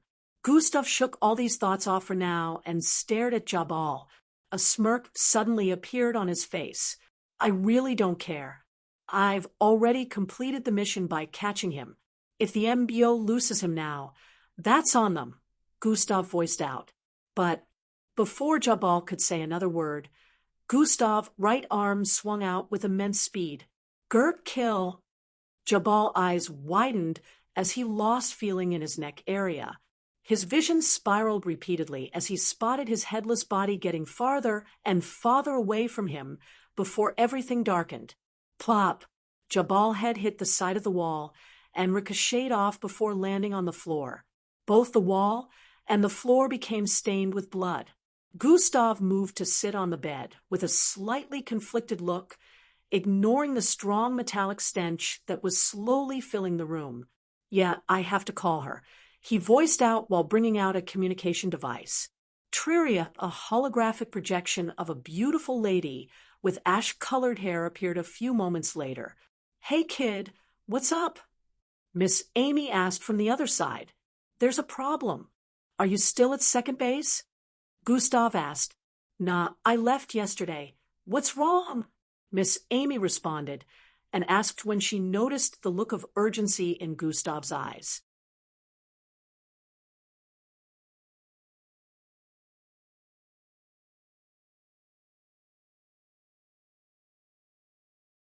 Chapter 6:25. That's why they have the guts to carry out the escape operation. Miss Amy ain't there. Gustav came to this realization. Miss Amy, they're planning to break Jabal out, Gustav disclosed. Huh? After some minutes the call with Miss Amy ended. Gustav had explained to her everything Jabal said, and she told him the situation was going to be handled. Gustav moved towards Jabal's headless body and stuck his fingers into the bloody neck area. Requirements for bloodline acquisition has been met. Analyzing host compatibility with energy beacon bloodline. Compatibility level 84%. Does host wish to acquire this bloodline? Yes/no. Yes. Bloodline extraction will begin extraction process. 0/100. 5 out of 100. 27 out of 100. Gustav only waited for about 30 seconds before it was done. Energy beacon bloodline successfully acquired. After this was done, Gustav proceeded to spend the rest of the day channeling his bloodline and meditating after cleaning his room of Jabal's corpse. The others spent time together sharing conversations, but Gustav stayed on his own all through. He recalled it had been more than a month since he left the MBO camp and hoped everyone was okay there. If there was a way to contact them, he would have tried to, but he could only imagine how they were training day after day, especially Angie. They will undergo a lot of improvements before I get back, Gustav thought with a smile. The day went by, And the next day, they began their journey to Region 26, just as they had planned. Gustav had fully recovered his energy and was now a little stronger than before after the level up. It took them only an hour to get to Region 26, and they immediately began heading towards the next location where the advanced firearms were kept. Unlike the previous times, they had no plans of infiltrating using the identity of the Red Jackets. These other locations were relatively smaller and easier to get rid of, so Gustav felt they didn't need the get-up. The only threat Gustav saw were the rest of the 3 strongest guarding each location, but he didn't really see them as threats anymore since he had an entire capable team of Falcon-ranked mixed-bloods with him. Initially, Gustav felt it would have been better if he was the only one sent on the mission, but now he was glad a squad was formed on his behalf. It had made things easier. They arrived in front of a 2-story shard structured building, and the operation began. About an hour later, another explosion rocked the vicinity, bringing down the entire structure and affecting the neighboring ones. Gustav and his team were already quite a distance from it. Standing atop a tall structure, Gustav stared at what was left of the building, which was just a pile of rubble now. The entire squad were standing around him staring at the havoc they had wreaked. The Red Jackets guarding this location weren't high in number, so it was quite easy to take care of them. They slaughtered every single Red Jacket before blowing up the building along with the advanced firearms stored there. They already knew that no Red Jackets were to be spared. Everyone Gustav came into contact with were mercilessly slaughtered, especially when he recalled what they did to the couple who helped him. The Red Jackets had no one to report to or ask for backup so Gustav's squad went all in. Gustav extracted a few bloodlines he found interesting before the destruction of the entire structure. 3 down, 2 more to go, Gustav stated before turning around to leave the vicinity with his squad. In a flash, 3 days went by. Within these 3 days, Gustav and his squad had successfully wiped out all the locations where the advanced firearms were kept. Every single Red Jacket, along with all of Sahil's subordinates, had been erased from the city. It had only taken them a week to complete the first objective given to them by the MBO.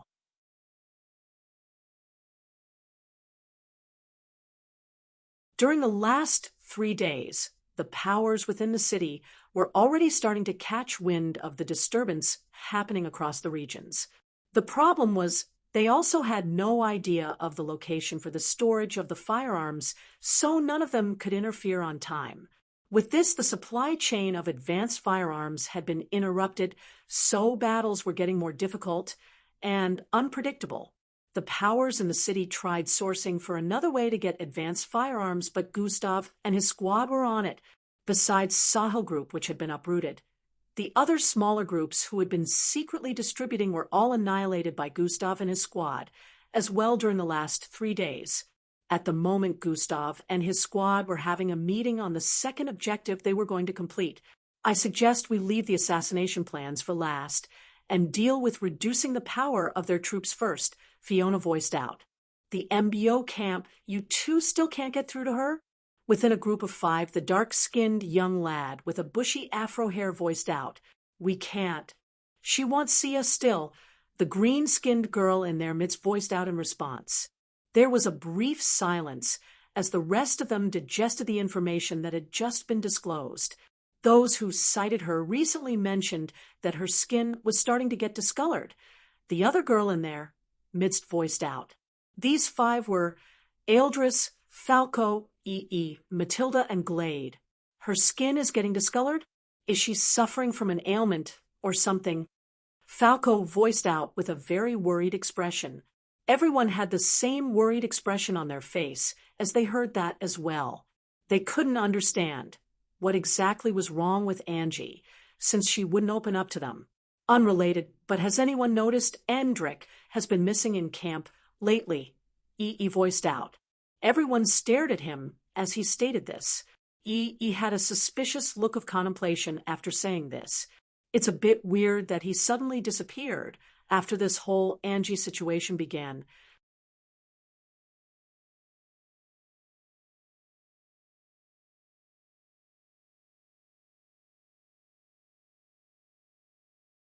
Chapter 626. It's a bit weird that he suddenly disappeared after this whole Angie situation began, E added. Everyone had looks of contemplation upon hearing this.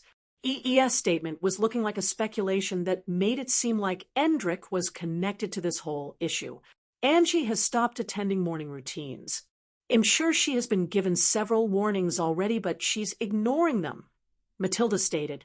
And this whole epistle just happened to start the period Endrick also disappears from camp. It does look connected, Falco voiced out. I remember about 2 weeks back she visited the lab for a checkup, and I later came to find out that Endrick went together with her. Glade eyes squinted as she disclosed. Something is definitely up, and Endrick is related to it. We need to get to the bottom of this and find a way to get through to Angie as well, Aeldra stated. Yes, Endrick is related to Angie's current predicament. They suddenly heard someone voice out from up ahead. It was a feminine figure walking in between the trees in this vegetative-like area. Everyone turned around to stare at the feminine figure approaching. Vera? Glade voiced out. eyes squinted as she approached their position. With what she had just said, he believed she knew more about this than they did. How do you know that? Falco was the first to ask the instant Vera arrived in front of them. The other day when you guys tried getting through to Angie together. I was there, Vera began narrating. After you all left, she came out of her room and I was hiding at the corner, so she didn't spot me. She left the residential area to a secluded part in camp, and I followed her. Vera paused as she got to this point. Then what happened? Falco seemed impatient as he asked for Vera to continue. Nothing happened. Vera's response caused them to stare at her with confused expression. However, before anyone could say something, she continued speaking. But I did overhear her speaking to herself about an incident that happened which involved Endrick. She looked nothing like her angelic self when mentioning it. Her eyes looked murderous.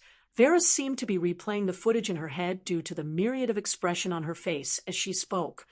What is the incident? Aeldra asked. She didn't specify.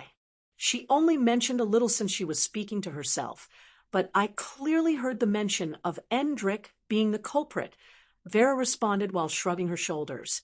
I don't really care since she's my rival, but I'm telling you all this so you can find a way to help her because of him.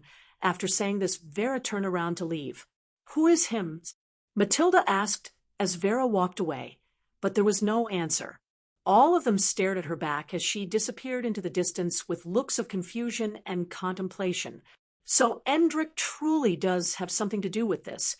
Falco gritted his teeth and clenched his fist tightly as he voiced out with a look of anger. Let's calm down a bit. Endrick changed, so there might be a misunderstanding somewhere. Aeldra chimed in. Misunderstanding? Tell that to Angie. Oh wait, we can't.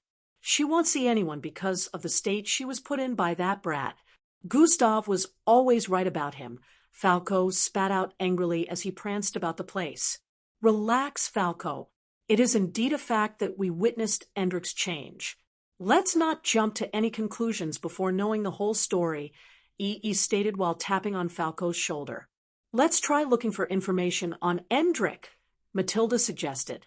In a region of sandy ground surface and unexpected whirlwinds that moved about from time to time, a figure could be seen walking across the place. He was clad in white hoodie and black boots with large glasses as he strode along the sandy surface. After moving for some time, he paused his steps and tapped on the watch-like device strapped to his left wrist.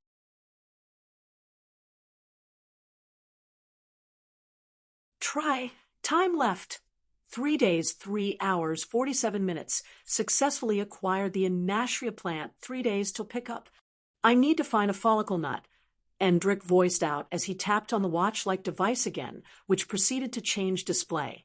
It projected a dark yellowish thumb-sized looking nut. During the last 1 week, Endrick had been searching for 2 items. One was the Anastria plant, and the other was the follicle nut. These were the 2 items Dr. Levi asked him to get for Angie's treatment, and he was on a timer. Endrick had acquired the Anastria plant after his scuffle with the Drackle. which led him to going into one of the structures in the vicinity.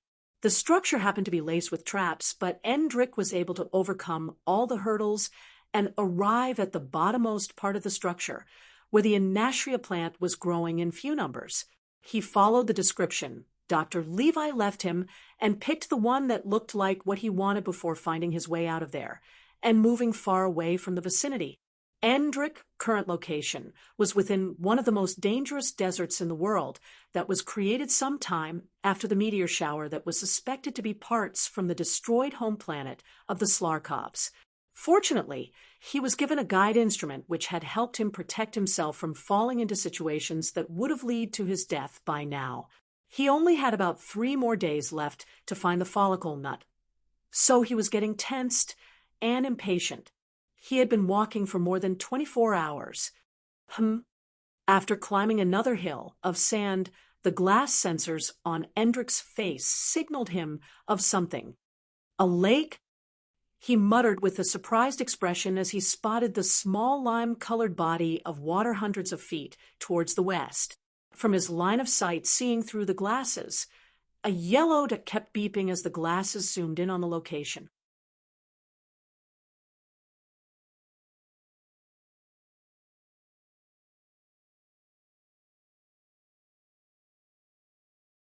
Chapter 6:27.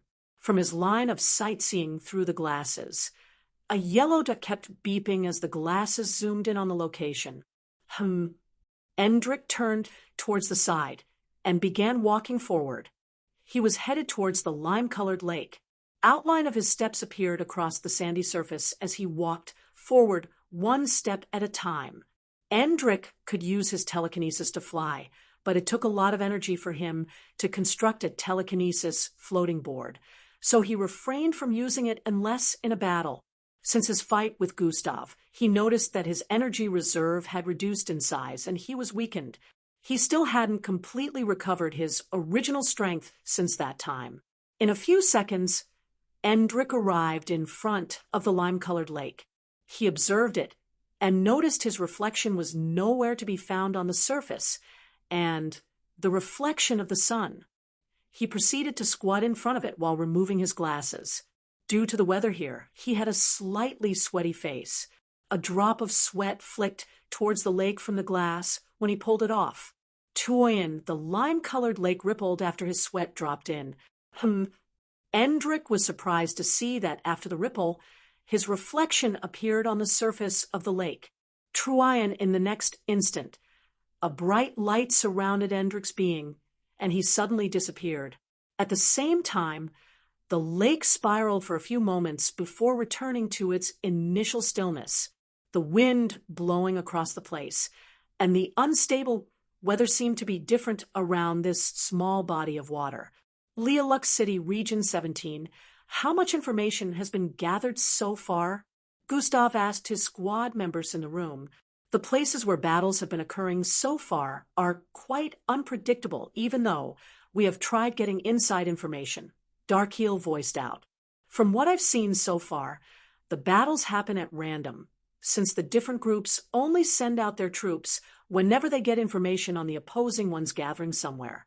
Most of the time, it's impromptu, Fiona stated. I see. Gustav had a look of contemplation on his face as he held his chin. He had given everyone 2 days to gather as much information as they could on the movements of the groups, so they could know how to go forward with their next objective. The plan was to join the 3 groups, Gildan, Vulcan, and Derilia, and help with their battles against the 3 opposing forces, so they'd reduce their numbers. It would be difficult to follow up with this if they were not constantly fed information on the groups plotting to clash. The problem now was these situations where they clashed happened randomly, so Gustav's squad wouldn't be able to, and if they didn't get the information beforehand, because they most likely would arrive there when the battle is already ending or has ended. Looks like we'll have to find a way to get recruited by these groups, so we can get inside information, Gustav stated. How so, squad leader? Fiona asked. Fiona and Ilden. You 2 get recruited to be part of Vulcan troops. They seem to get into many battles, so they help destroy the other side. So, Darkheel, Mill, and Felgro. You three get recruited into the Derilia group.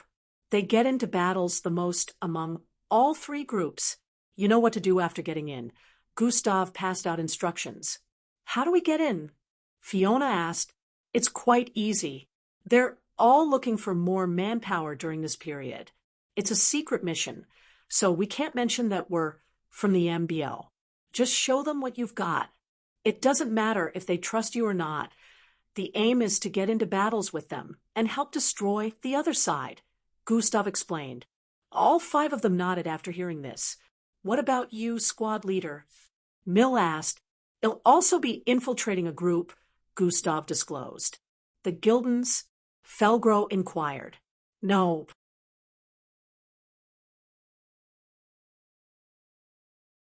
It'll be infiltrating the Zalabans, Gustav revealed, causing all of them to stare at him with looks of disbelief. When Gustav mentioned he would be infiltrating a group alone, they all automatically assumed it would be the third group they were helping out. They didn't expect that he would be referring to the enemy group, squad leader. Fiona was finding it hard to form words after hearing that. I know what y'all are thinking, but not to worry, it's not a big deal. It'll cripple them from within and try to find Chief Brisk Ollie in the process, Gustav stated his intentions. Recalling what had happened so far since the start of their mission, they realized there was no reason to doubt Gustav's plans. Everything planned so far had been successfully pulled off by following his command, and most times they couldn't understand how he was able to perform most of the feats he pulled off. When you all get in, make sure to insert yourselves into every battle situation and bring down plenty of the opposing troops, Gustav instructed. They conversed for a few more minutes before deciding to start this operation by tomorrow. Gustav already mapped out how he was going to carry his plan out. He checked his storage device and found the Zalaban's black outfit and helmet. Region 32. He'll have to use her, Gustav thought internally as a suspicious glint appeared in his eyes. The next day arrived, and everyone was on the move, obeying Gustav's instructions. Now that Gustav would be on his own again, he wasn't bothered about speed. He let the rest use the hover cars they got from the recent conquest, and used his legs as a means of transportation instead. The next stop for him was Region 32, about 3 hours away from his current position. Even though Region 32 was the most luxurious and high-class area in the entire city, which made it well-guarded, Gustav had been there already before, so he knew just how to get in without issues.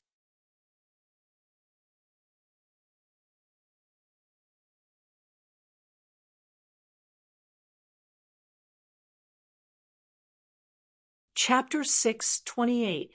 A few hours later, Gustav had arrived within Region 32. He infiltrated the same way as before and didn't arouse any suspicions. He found a place to change his wares and got into the Zalaban's outfit before heading towards the eastern part of the region. He headed towards a luxurious 2-story apartment after arriving at his desired street.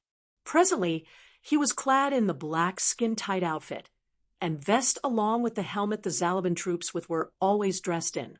Arriving in front of the house, Gustav knocked on the door gently. There was no answer for about a minute, but just as Gustav was about to knock again, he heard footsteps from within and sensed someone coming towards the entrance. Catching the door opened up, revealing a moppy-looking female with scattered and unkempt, short green-colored hair, along with bags underneath her eyes. She looked like a lifeless doll, and it was obvious that she would be a great beauty if she wasn't looking so rough and unkempt. Gustav instantly recognized her, but couldn't understand why she looked this way. Her eyes brightened up a bit as she stared at Gustav with a disbelieving look. Akim? Is that you? No, I must be hallucinating. She held her head and rubbed her eyes as she spoke. Gustav slowly took off his helmet, revealing a dark and handsome face with a buzz-cut, Akim. She slowly stepped forward with a disbelieving gaze and placed her palm on Gustav's face. Is it really you? She questioned with an emotional gaze while rubbing his face for confirmation. She doesn't seem to be in the right frame of mind. I'm sensing emotional imbalance. Are you sure you want to go ahead with mimicking her lover? The system asked from within. Since I'm already here, I'll have to see it through. Gustav responded internally before nodding at the lady. Yes, it's me. His response caused her eyes to well up with tears as she quickly reached out to embrace him.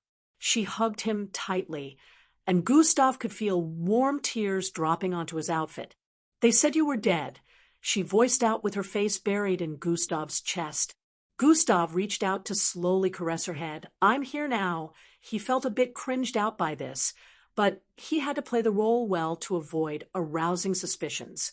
This was Lydia, the fiancée of the Akim, who Gustav killed about 2 months back with Lucius and the rest. She was also the daughter of the leader of the Zalabans, according to the information the system gave him the last time. After hugging him for some time, Lydia suddenly pulled her face away. I haven't taken a bath or kept myself clean in so long. I feel ashamed, she said with an embarrassed expression while moving back. It doesn't matter, Gustav responded, causing her eyes to shimmer with affection. Minutes later, Gustav was sitting in her massive and luxurious living room again. He spotted the portrait projection of her father again at the side, while scanning through the environment. Currently, Lydia was taking a bath while Gustav waited. She told him not to disappear like the last time, and Gustav promised not to. The last time Gustav used this opportunity to get away from her, but this time he had decided to use her to get what he wanted. Truly, Lydia had been a wreck since Gustav disappeared that time. She tried looking for Akim, but the reports of his disappearance made everyone believe he was dead. Her father and other relatives told her to forget about him and move on, but this was a seemingly impossible feat for her. She stopped seeing anyone and stayed indoors, overthinking all day and night without properly taking care of herself. Her father only saw this as childish behavior and felt she would eventually get over it. He also didn't have time to come and comfort her or anything due to the current predicament of the city. A few minutes later, Lydia arrived in the living room with a towel tied to her body. She looked a lot brighter than how she was minutes earlier.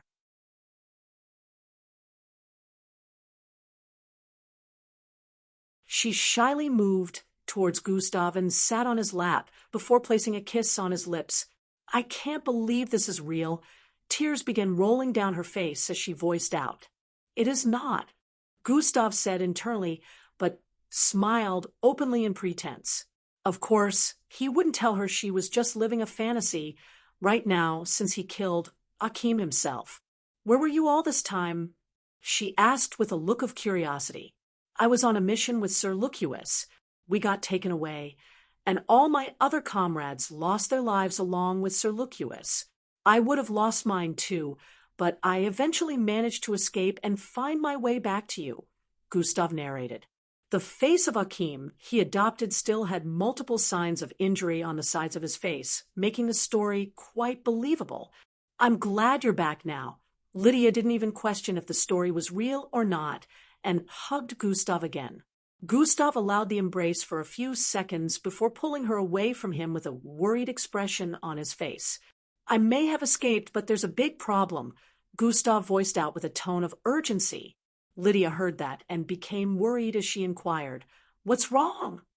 I have a piece of information that I overheard while being in their custody.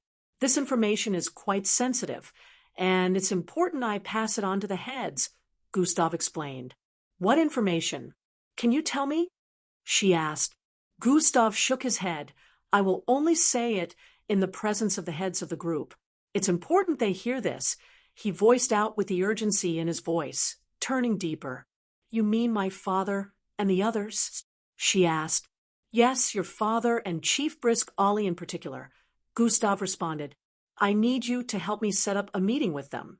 It's very important and has to do with the welfare of the Zalabans, he added.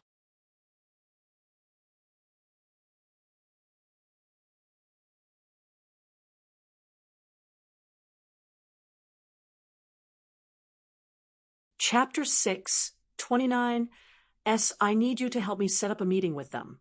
It's very important and has to do with the well-being of the Zalabans," he added. Lydia's face displayed a contemplative expression after hearing Gustav say that. "I haven't spoken to Father in some time. I'm sure he'll be happy to hear that you're okay," she voiced out while standing to her feet. "From there, I can tell him about your plan to have a meeting with them," she added with a smile. Gustav nodded at her with a smile as well. In the meantime, Lydia's eyes shot out a seductive glare as she unfastened the towel covering her body. "I want you to make love to me," she said while catwalking towards Gustav again and turning around to show him the full splendor of her naked body. Oh, Gustav thought with a sense of urgency. How do I get out of this? While Gustav was struggling with his current predicament, the rest of his squad members were busy trying to get recruited into the groups he asked each of them to head to.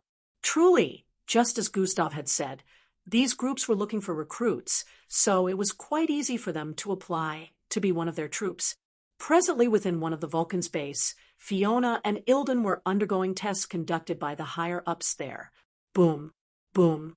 Within the small test area, Fiona made use of her wings to destroy an entire fleet of mechanical bots in one swing, while Ilden transformed into a body of water drowning and destroying the mechanical bots from within. They weren't the only ones trying to get recruited here, since there were other mixed bloods in the city who were dying of hunger due to the situation of the city, and saw this as an opportunity to make money. However, they had left the others within the same test area stupefied. The others were unable to showcase their prowess since these two had destroyed everything in sight, and even if they could, they wouldn't be able to perform the same feat since they were significantly weaker. Within a control room, where some Vulcans were watching, they discussed about the both of them. Where did these two come from? One of them asked with a suspicious look. "Sir Luke, according to our database, they're from Region 7, and after questioning them, they revealed they were in hiding since the war began, but now they want to help in putting an end to it." The other one explained. "They're quite powerful. How are we sure we can trust them?" Sir Luke voiced out. "Because we wouldn't be here if we didn't want to help." A feminine voice was heard from the entrance, causing all 4 Vulcan officials within the room to turn to the entrance. They spotted the same 2 people they were discussing about, Fiona and Ilden. "What are you?" Sir Luke was about speaking, but he got interrupted. "We are powerful enough to join any other group. Why would we choose you? If we wanted to try something, we would have already done it." Ilden spoke this time with a strong gaze. Everyone in the room stared at the both of them silently for a brief period of time, processing what they had just said. They realized it made sense, and the one who seemed to be in charge finally broke the silence. "If you're truly here to help, prepare to be deployed to the battlefield." In another location where one of the bases of the Derilia group was situated, a similar scene was playing out. This was a recruitment site where mixed bloods of any strength level were being tested before they were accepted to be part of the troops. Just like in the Vulcan base where Fiona and Ilden underwent tests, there were many mixed bloods here as well looking to get recruited, so they would be able to get fed. It was truly a pitiful-looking situation here, since only Darkeel, Mill, and Felgrel looked well fed here. The 3 showcased their prowess, causing those in charge of the test to question them before recruiting them into their ranks.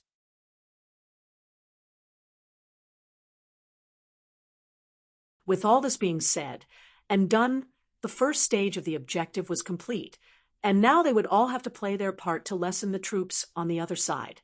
Just like that, the day went by, and the next day arrived. Gustav turned to the side to look at the naked feminine body beside him on the bed. It was that of Lydia's, and she was currently asleep. Gustav had been awake throughout the entire night and couldn't wait for day to arrive. Phew, he sighed in relief internally as he slowly took the duvet off his body. Lydia's body would occasionally move her body, signifying that she was about to wake.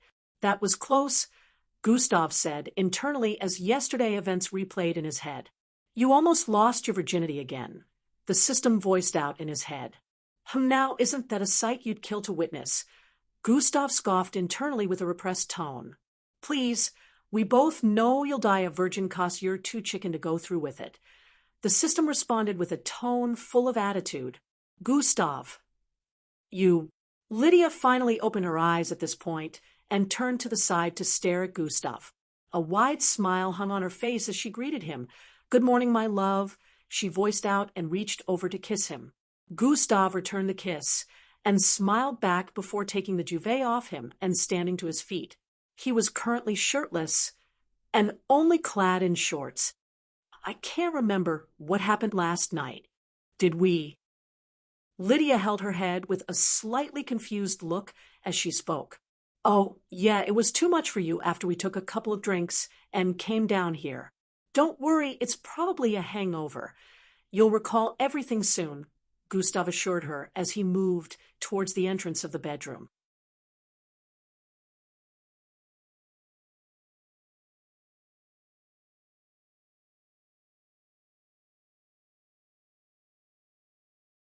Chapter 630. I feel so weak. "We must have really gone at it a lot," Lydia said with a smile, while winking at Gustav. Gustav just chuckled and moved out of the room while shutting the door behind him. "Phew, am glad I still had some sedative with me. It could have gone pretty bad," he said internally while moving to the bathroom. Yesterday, Gustav had managed to stop Lydia from coming onto him in the meantime and asked her to wait till nightfall. And by nightfall, when they were entangling underneath the sheets after drinking like he suggested, she fell asleep in the middle of the process. Gustav had drugged her drink with sedative, and she had no idea, neither did she suspect, that this was what happened. She thought they had sex, but she couldn't remember because of the drinks. Gustav had to stay by her side the whole night while being half naked, so she'd wake up to see him beside her. All this drama was necessary to make everything believable and not attract any suspicions. The day went on, and lots of events went down as expected. Lydia contacted her father just like she promised Gustav, and they picked a date where they would meet after Gustav shared a brief conversation with him. Gustav would have to wait for a few days, and in the meantime, he visited the base in Region 32 to gather some inside information on what had been happening recently. Lydia was not well informed on the matters happening because she had been cooped in since she was told that Akim was suspected to be dead. She had a high ranking within the Zalabins group, but due to being AWOL for a long time, she had been replaced by someone else. However, she could get her position back whenever she wanted, and no one would be able to fight her for it. The whole situation with the disappearance of Sahel Group was the most crucial piece of information being passed around at the moment, and this had caused a scare across the three groups. Their troops had been going to battle with just their abilities as of recent, and the casualty numbers had gone up. Gustav was glad to hear what was happening from within, but it wasn't to his satisfaction just yet. The side of the Zalabins, Lanzis, and Rutilias still had more manpower, even though most of the mixed bloods they had in their troops didn't have a high bloodline rank. Gustav still planned to cripple them more before he attended the meeting where the higher-ups would be gathered. He got a communication device that he could use to contact the command center and started making plans. While Gustav was busy with his plans, the others had gotten engaged in one battle within the last day, and today. The officials within the Vulcans and Derilia group made use of them and weren't disappointed after getting the reports of their excellence in battle. The entire battlefield was decimated due to their presence, and they ended up chasing the other group off after slaughtering a lot of their comrades. The Vulcans and Derilias couldn't remember the last time they got a win in any of their troops' clashes against the Zalabins or Lanzis. At most, it would end in a draw, but because of these new recruits, the entire narrative was turned upside down this time.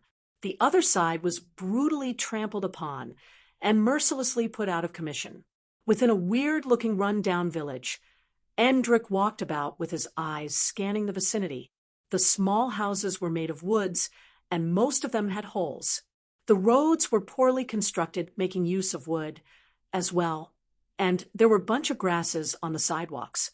The place looked unnatural, and the skies were completely grayed out with occasionally flickers of thunder and a ray of light similar to the size of a pillar shooting down from the northeast area. Far beyond the west area, a large dark-colored mountain could be seen piercing into the skies above. It was so wide that it covered more than 7 times the area the village covered.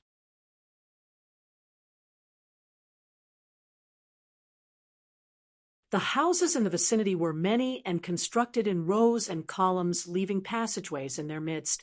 Endrick found himself teleported here after he stared at his reflection in the river, and he couldn't understand just where in the world he currently was. A day had passed since he found himself in this deserted-looking village. The way the houses were structured looked no different from the medieval times setting to him. He remembered that, according to history, there was a time when the houses of humans looked this way. But this wasn't his problem at the moment. Finding his way out of here was.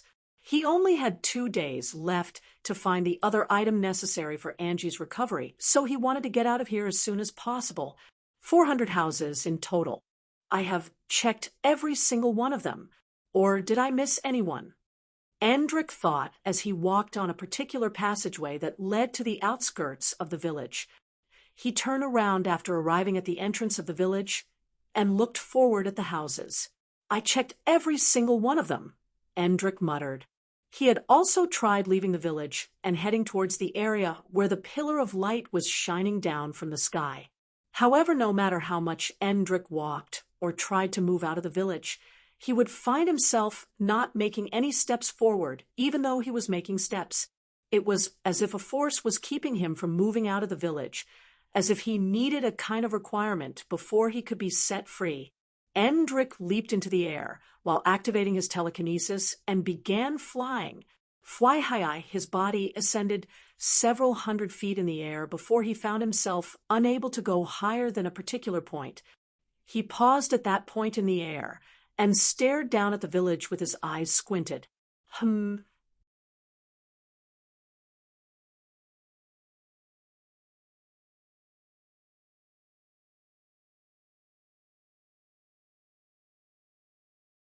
Chapter 631. He paused at that point in the air and stared down at the village with his eyes squinted. He noticed a small change in the outline of the village structure, which was a bit different from how it looked the day before. Endrick had done this yesterday. He levitated above the village to have an aerial view of the location. He thought he would find a clue after performing this action the day before, but it turned out to be fruitless. However, staring at the village from up above, he recalled a small difference between yesterday and today. The house at the edge of the village had changed spots with the one right beside it. They looked quite similar, but Endrick recalled one had a part of its roofing chipped off by the side, which was what made him squint his eyes, seeing the difference. The structures move. Endrick voiced out with a look of contemplation and looked around more to see if he would observe any other difference. Truly, just as he had thought, a few houses had changed position from their initial spot the day before. He only noticed these ones because they each had something he could use to differentiate them from the others. He felt there could still be more that had changed positions, but he couldn't spot them because of the similarities with other structures. Presently, the 2 things that baffled him were how such an event occurred without him suspecting anything, and if these changes were related to whatever could help him escape from this place. Endrick slowly descended after scrutinizing the environment for another 15 minutes. He landed back on the ground with a contemplative look on his face as he tried to figure things out. After a few moments, he walked towards the house at the edge of the village. Arriving before it, he walked in and looked around. The interior design of the place was just as poor-looking as the day before. A wooden cane chair was positioned in the middle of what seemed to be the living room. A mat spread in the room, and some artistic crafts were made using grasses and leaves placed on the walls. He moved around and didn't find anything of interest. It was exactly like it was a day before, except the house's position. Suddenly, a thought drifted into Endrick's mind. I didn't notice when these houses changed positions. If this happened while I was moving from place to place, checking different houses, there's a possibility that I might not have checked a place. Endrick's eyes squinted with a hint of suspicion as he walked out of the house. Since the houses changed position, He could have been tricked into checking a house that he had checked before if positions had been changed before his arrival there. In other words, the clue to leaving this place was in a structure he hadn't checked yet but was fooled into believing he had checked everywhere. As this thought ran rampant in Endrick's head, he once again activated his telekinesis and levitated above the village. Fwye, he flew towards the start of the village with speed and landed right in front of the first house. Before going in, he gathered telekinesis at his fingertips and slashed out twice. SHII, SHII. 2 long lines appeared on the wall of the house before he went in. He checked everywhere within the structure and came out after a few minutes of not discovering anything. From there, he proceeded to the next house and did the same thing before going in. SHII, SHII. 2 long visible lines appeared on the wall of the structure. He went in and checked this one out as well before coming out after about a minute. This same action kept repeating itself as Endrick moved from one house to the next after it, and then the next, and then the next after that one as well. As he continued this, he made sure to mark the structures before going in. There were around 400 houses in the deserted village, so this would take some time to finish up.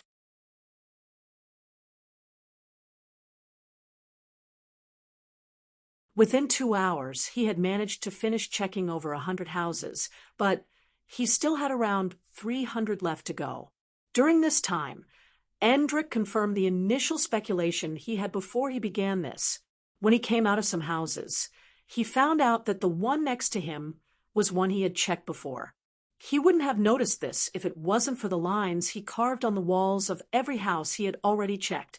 He proceeded to continue checking the houses carefully, slowly closing in on the middle section of the village. 3.5 hours later, after over 5 hours of checking through the village, Endrick finally arrived at the last house, close to the outskirts of the village. In a few minutes, he finished checking it and came out with a frown on his face. That's 399 houses. Where's the last one? He muttered with a confused tone as he turned around to stare at the village.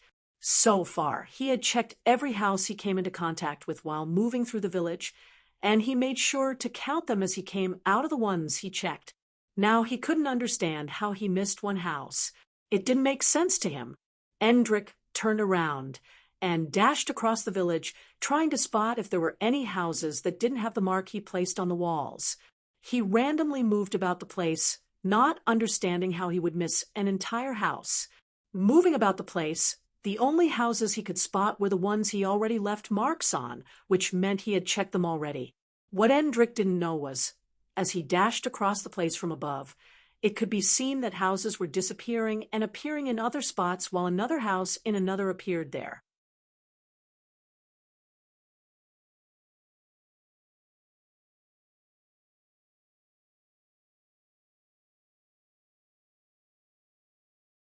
Chapter 632. While this was happening, one particular house that had no mark would occasionally change spots circling around Endrick, so no matter how much he checked, he would only spot houses that had already been marked. This kept happening without any form of sound or noise. It was barely noticeable, so Endrick had no idea that it was happening around him currently. Endrick's eyes suddenly squinted after several minutes of fruitlessly running about. Fulham, clasping his hands together, telekinetic energy surrounded him as he ascended into the air. He rose several hundred feet and stared at the village structure from up above once again. Tryon, his eyes roamed about the village suspiciously from up above. His eyes suddenly widened as he spotted the structure without a mark from up above. The building suddenly got replaced with another one that had been marked, causing Endrick's mouth to open up as he understood what had been happening. His eyes quickly darted around as he flew forward, trying to find where it disappeared to. He spotted it at the far west of the village and began flying towards it, only for it to change spot again. This became an issue as Endrick kept spending a lot of energy to fly across the village in a bid to arrive in front of the house before it disappeared again, but the house kept evading him. It repeatedly appeared and disappeared, making Endrick go, on a wild goose chase. Enough of this. Endrick was finally fed up as he clasped his palms together. Pah! Immense telekinesis energy began to erupt from his being, causing his curly hair to blow upwards and his sweater to bloat immensely. Why, the moment he spotted the next location where the house appeared, he sent out a wave of telekinetic energy towards that location. Boom!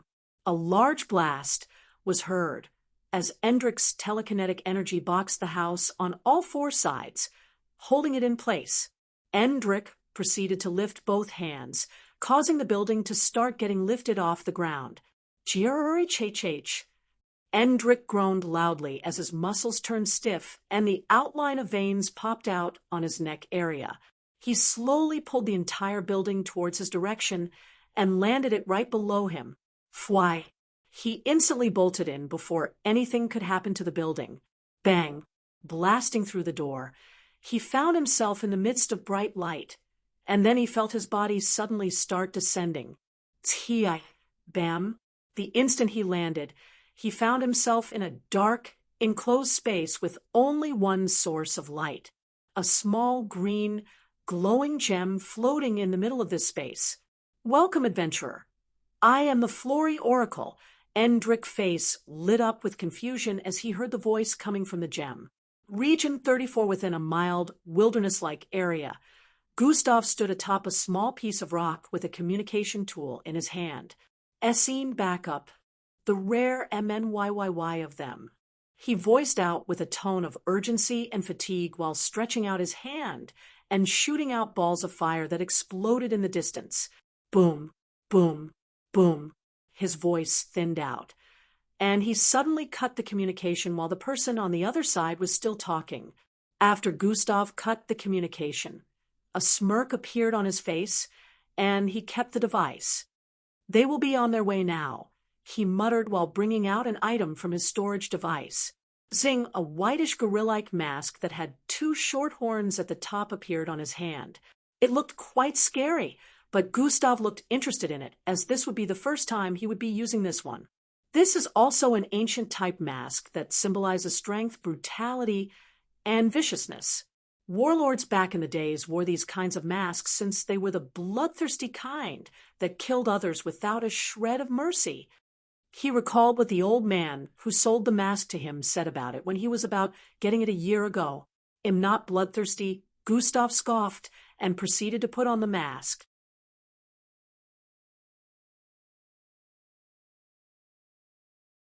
But you're about to cause a bloodbath, the system responded in his head.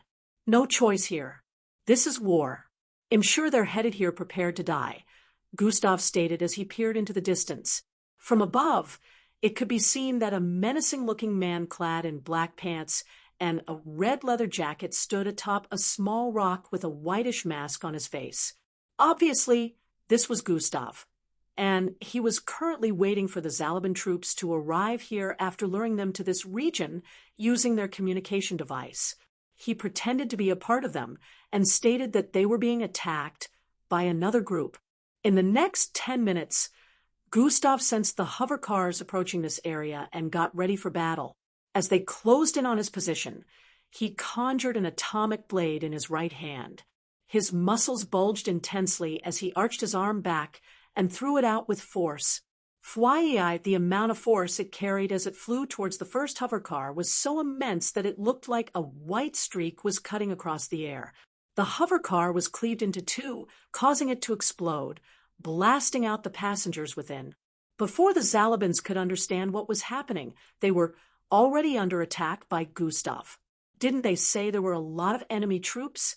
This was the thought running through their minds as they spotted the masked man bolting towards them with immense speed and malicious intent. Whoosh! A battle broke out as Gustav and the troops from the Zalabans clashed with each other. Boom, boom, bang. The sounds of multiple explosions reverberated across the place as Gustav moved like a phantom disengaging different pieces of machinery before they could be set up. Kyrar! Argeg! Occasionally multiple cries of agony could be heard as Gustav went about lopping heads and body parts off with his atomic blade.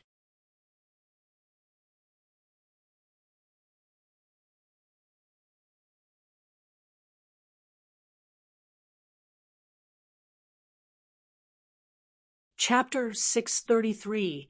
Ergeg.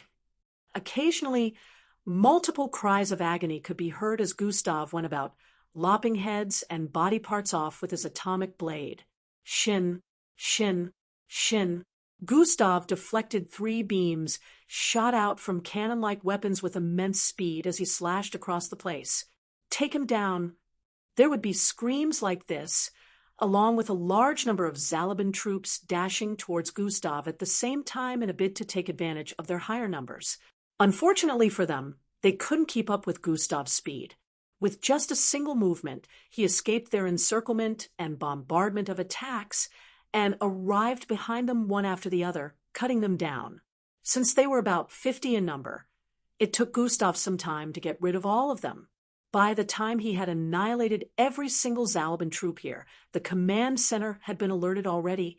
More troops were being sent here, after one of the Zalabins here reported that they were being slaughtered before Gustav could get to him. Gustav wasn't worried that they were sending a more powerful group here. It would take around 15 to 20 minutes for them to get here based on his calculation, which was more than enough time for him to get out of here. It wouldn't be wise for him to engage with them any further, so he decided this much killing was enough for today. With that in mind, swoosh, Gustav activated sprint and darted away from the scene, disappearing out of sight in a matter of seconds. 20 minutes later, several Zalabin's troops could be seen on the scene. They had looks of astonishment and confusion as they looked around, spotting the numerous corpses scattered around the place. Headless corpses and some limbless. The air in the entire valley area was filled with a metallic smell, and the ground was dyed in fresh blood. They could tell that the battle must have been gruesome. Still, they couldn't understand which group would be capable of annihilating the entire troops. But looking around, they also couldn't find any corpse from the enemy side. Impossible. There is no way the other side suffered no casualty. One of them voiced out after a Zalabin came to give the report that every corpse here was that of Zalabin troops. They double-checked and confirmed that this truly was the case. This confirmation implanted panic in the minds of everyone. Does this mean the opposing side was so powerful the troops couldn't even take one enemy down? Thoughts similar to this began appearing in their minds. The worst part was that there was no information regarding the enemy force. The group where the opposing force belonged wasn't mentioned. So this made things even more puzzling, as they had no idea who was responsible for this. While the Zalabins were conducting their investigations, Gustav was back in Region 32. He went back to taking the form of Akim and moved towards Lydia's apartment. In a flash, 3 days went by again. During these days, Gustav had spent his time luring the Zalabin troops to different locations to get rid of them. He would randomly visit regions and use the communication tool to contact the command center within that region, asking for backup. This way, he was able to fan out the troops and keep them predicting so they wouldn't send out a large number. 50 to 60 was already a large number. However, Gustav could still handle this much force, especially at a period where they weren't so well equipped like they used to be. The unavailability of advanced firearms caused their troops to be severely weakened compared to before. The Lanzes and Rutilias were also experiencing this same situation. The Rutilias barely sent their troops out to participate in battles, but to support the Lanzes and Zalabins, who had been experiencing serious battle losses in these past few days. They had to send out troops as well. However, they experienced the same fate as the other two.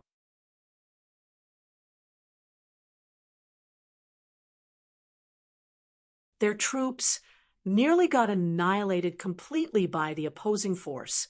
This resulted from Fiona, Ilden, Darkeel, Felgro, and Mill participating in these battles. The Vulcans and Dorilias only had serious casualties when these 5 weren't involved in battles.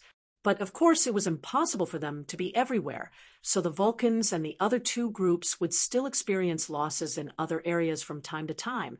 But so far, the opposing 3 groups had suffered way more casualties than they had in the last 5 days. In just these 5 days, Gustav and his squad had managed to cause a scare in these groups as they couldn't understand where the powerhouses suddenly appeared from and began supporting the Vulcans, Rutilias, and Gildans. The Gildans in particular didn't get any boost in strength. Still, whenever their troops were sent to battle any force from the Zalabans in regions closer to Region 32, they would always find a masked man intervening in the battle, helping them take down the Zalaban troops.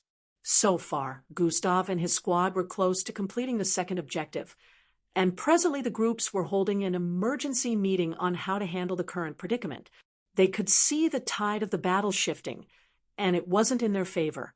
They initially had the upper hand over the other three, but now they couldn't tell what was happening, so they came together to strategize.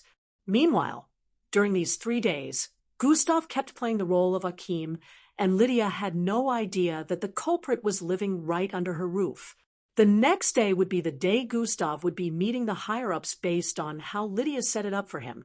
He has occasionally managed to fool Lydia that they made love on the past nights while drugging her. Gustav wasn't worried that the drug might have an adverse effect on her because she was a Gilbert rank mixed blood. This was high rank enough to be immune to the adverse effects of overdosing sedation.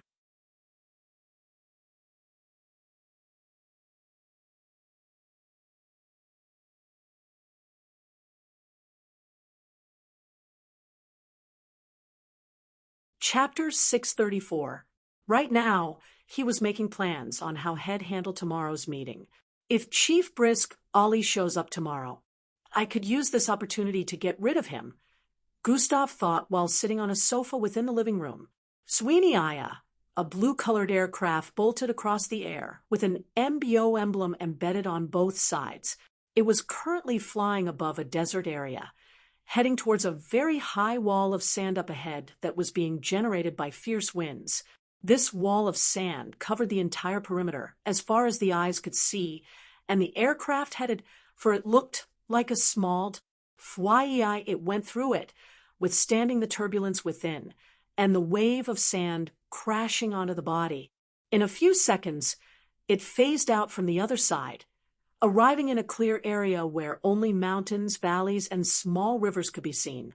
Within the aircraft, Endrick sat in the cabin all by himself with a fatigued look.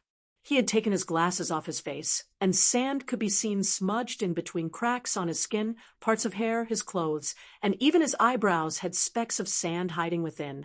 He tapped the watch-like device on his wrist, which displayed a few words. Successfully acquired the Anashria plant, successfully acquired the follicle nut.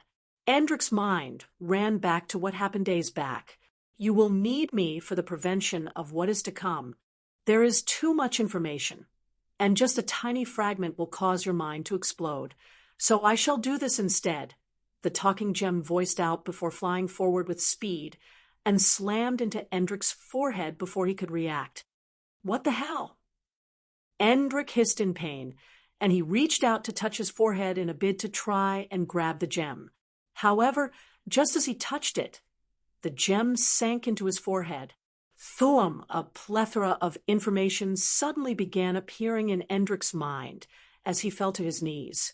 He groaned in pain as his eyes widened. What is going on? He shouted out. After a few moments, the information pouring into his mind suddenly stopped, causing him to start gasping for breath, as it seemed that he forgot how to breathe earlier. That is as much information as your mind can take right now. I will unveil the rest to you later on. He heard the same voice coming from the gemstone within his mind.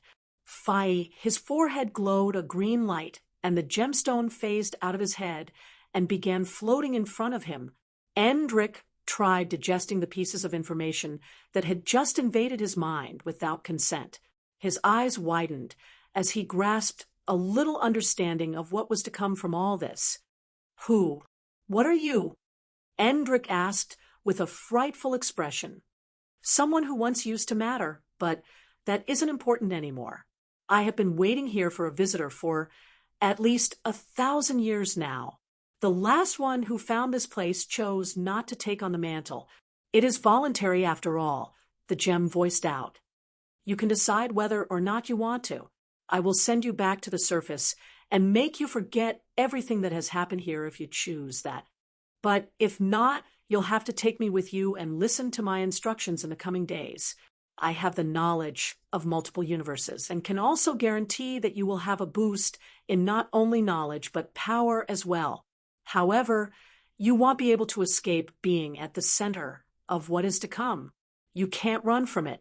Instead, you must offer assistance in deterring it when the time comes, the gem explained lengthily. Endrick's face lit up with uncertainty as he contemplated on how to respond to this. Are you telling me what I saw is bound to happen on Earth? Endrick asked. Yes, unfortunately, it's an inescapable fate that has been kept at bay for far too long. The only way to prevent it is by doing exactly as I will instruct you in the coming days. I can't do it on my own, which is why I have waited here for a fated visitor to arrive one day.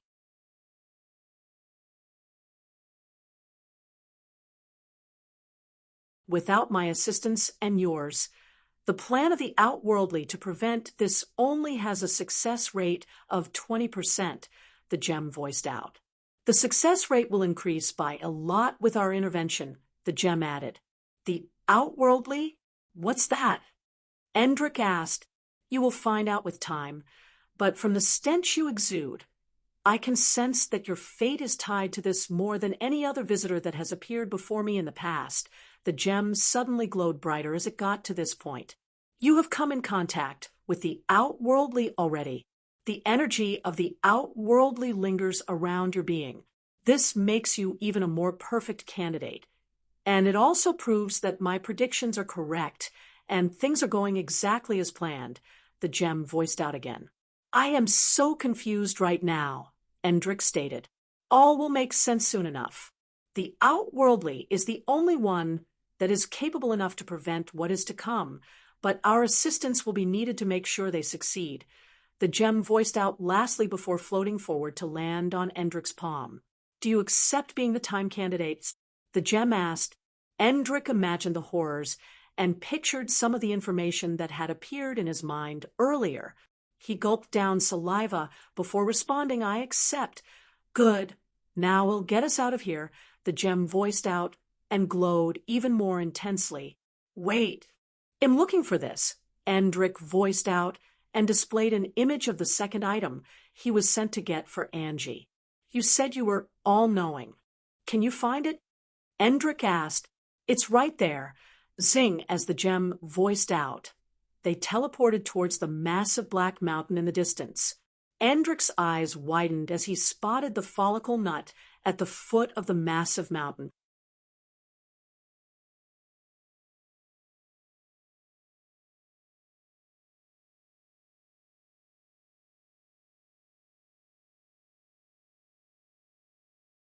Chapter 635. Endrick's eyes widened as he spotted the follicle nut at the foot of the massive mountain. He turned around, and it dawned on him then that they had teleported away from the village. Even though they were at the foot of the mountain, the terrain was still so high that he could see the outline of the village below in the distance. It was as if he was standing on a tall platform with the way the houses looked like Lego toys. Endrick turned back around and picked up the follicle nut before storing it in his storage device. What's that light over there? Endrick proceeded to ask while pointing at the light several miles towards the west. That's where the forgotten souls of Abedum linger, the gem voiced out. Forgotten souls of what now? Endrick raised one eyebrow in confusion. My kin, the ones who sacrificed themselves for the greater good. But the world has become forgetful of them, the gem stated as an air of melancholy spread about the place. Endrick still had a look of confusion upon hearing this and stared in the direction of the pillar of light that was still shooting from the ground towards the sky. He couldn't see anything besides just light particles, but according to what the gem had disclosed, there were supposed to be souls floating within the pillar of light. Endrick was still just a 13-year-old kid, so a lot of things didn't make sense to him, and this was one of them. but he couldn't dispute the fact that he had truly found something mysteriously powerful. Along with it came secrets that, if remained unchecked, would lead to immense doom. "Are you ready to leave?" the gem asked after a brief period of silence. "Yes." Endrick's mind returned to the present as he held out his right palm. Resting on his palm was the same green gemstone, but at the moment it was silent, and it wasn't glowing. The gem had teleported them out of the weird village, and he found his way to the takeoff point, where an aircraft was awaiting him. And now they were finally on their way back to the MBO camp. He was eager to get back as soon as possible so Dr. Levi could make the cure for Angie, but at the same time, he had a feeling that things would get crazy in the future. As he recalled a piece of information the gemstone downloaded into his brain, his eyes squinted. It says, "I've made contact with the outworldly." Just who could the outworldly be? Endrick wondered. The MBO camp. While Endrick was on his way back, something crazy was happening within the camp. Fwyi, bam. A series of whooshing and blasting sounds reverberated across a waterfall area within the camp as a silver streak could be seen cutting across the air at immense speed. "Angie, stop!" At the side of the waterfall, a girl whose entire body was covered in a liquid silver armor voiced out and jumped in front to try and stop the movement of the streak. Bang! Nobody saw what happened properly, but all they witnessed was the streak blasting past the girl covered in liquid silver armor, and she was sent flying across the place like a weightless sack of potatoes. The silver streak, who was Angie trying to leave this area, had just sent Matilda flying with her armor caved in on the chest area. Glade, who was also by the side, threw out her sickles, causing them to spin across the air, trying to hit the silver streak, but it was all to no avail. "Angie, wait," Glade voiced out as the silver streak spun around and began heading towards the direction of the waterfall up ahead.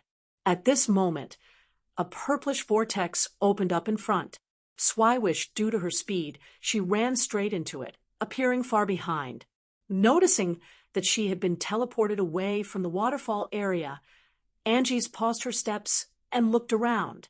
Eildris, and Falco had arrived on the scene and were currently encircling her. They could now see how wretched-looking she was.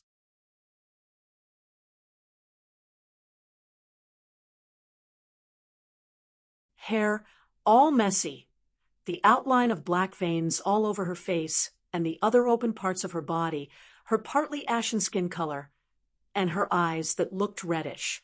Their jaws hung loose as they saw the way Angie was currently looking. Angie gritted her teeth and growled as she prepared to bolt out of the encirclement. "We only want to talk," Falco voiced out. However, the moment he did, swoosh, Angie had already dashed forward while his mouth was still opened from voicing that out.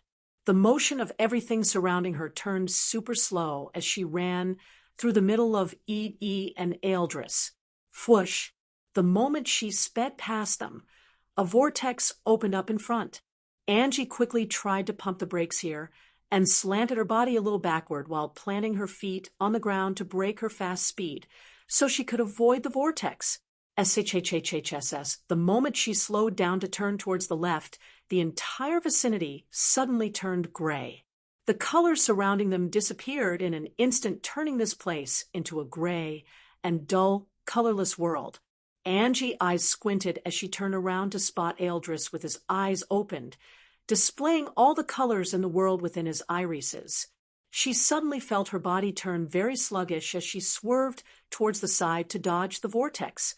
However, the moment she did that, several dark arcs flew towards her with speed from behind. Swerve, swerve, swerve, boom, boom. Even as her speed had slowed down, she was able to dodge every single one of them. They would occasionally slam into the rocky grounds with flowing water moving in between the small pieces of rock protruding from it. Boom. Blast sounds rang across the place as several long marks would be cut into the ground after contact was made.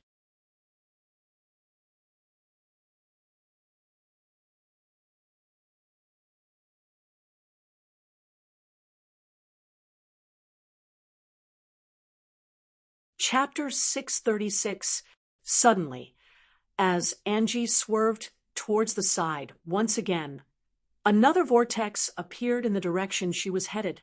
She tried to move quickly to dodge entering it, but on both sides, multiple attacks were incoming, leaving no room. At the moment where Angie was about to go through the vortex, she suddenly leaped into the air. Fwy! But just as she did, the air spiraled around her, and Eldris suddenly appeared in front of her in midair. Grab! He instantly grabbed her by the hand and teleported away again, appearing in the middle of EE and Falco. Falco's entire body was full of dark tattoos, and his face had weird black marks across them, with both eyes looking extremely dark. He had been the one sending out the arcs of darkness towards Angie all this time. They coordinated the attacks, well, so they could trap her and catch her before she would escape again. He lowered his hand and turned around to stare at Angie, who was struggling to free herself from Eldris' grasp. Eldris' grasp was too strong for her, since he was the number 3 strongest first year on camp, so she couldn't free herself. Angie, talk to us. What's going on? He voiced out as he moved closer to her. Let me go. Angie shouted out while still trying to free herself. Falco also moved closer, along with Glade and Matilda, who had recovered from the hit she received from Angie earlier. What's going on with you? Why won't you see us or speak to us? Falco asked as well, causing Angie to keep quiet as silence reigned in the vicinity. We're only here to help. You don't have to hide what's going on from us, Eldris said while closing his eyes. Everywhere returned to normal at this point. The surroundings turned colorful once again, and Angie felt the pressure bearing down on her disappear. Although she was silent, her mind was presently being plagued with a lot of thoughts. Talk to us? Angie, we are here for you, Glade said. Her head was getting rowdier and rowdier as she heard them speak. Angie, what's going on? Matilda, come on. Angie, we've come so far for you to start hiding things from us. Falco. Listening to them show concern began to trigger memories in her head of Dr. Levis' disclosure on her condition. You'll never be able to work side by side with him. This is the end for you. Drop out of camp. You were never worthy to be by his side. So leave. Betrayal. The same way your kindness betrayed you. These friends that are showing concern will do the same. Angie, talk to us. Gustav said to make sure you're okay. I can't disappoint my friend. You're only wasting your time by being here. Your bloodline would be gone before he arrives back. You'll never get to see him again. At this point, her mind was spiraling full of negative thoughts. Her eyes began to turn whitish as weird energy surrounded her, causing her hair to float. What's going on? Glade voiced out as she noticed the change. Hey, Angie. Eldris kept calling out to her while shaking her body, but there was no response. Angie! Falco shouted out as he placed his palm on her shoulder. But at that moment, leave me alone. Angie screamed out with a loud voice as the energy blasted forth from her being, and she dashed away. Fuhum! Her speed at this point was so insanely fast that all of them were still being sent across the air by the time she disappeared into the distance. Eldris was barely affected, but he was quick enough to react to her speed, so she ended up getting away. Spiraling across the air, he stabilized his body and landed several feet behind with a huge frown on his face. She has got to be suffering from a serious ailment, he voiced out while walking forward. He also landed on the ground after opening a vortex behind his spiraling body earlier and appearing on the ground.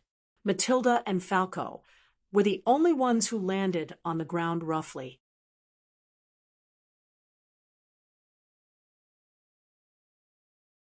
How was she even able to do that? I thought she needed to run around for some time before she could use the kinetic discharge, and it is also supposed to work in her highest speed form, Falco stated while lifting himself off the ground with a slightly pained look. That discharge was significantly weaker compared to when She uses it in her highest speed form. But did you guys notice that she moved faster than her highest speed form without activating it? He voiced out with a suspicious look. They all could tell at this point that whatever was wrong with Angie was definitely related to her bloodline, but they still had no idea what was going on.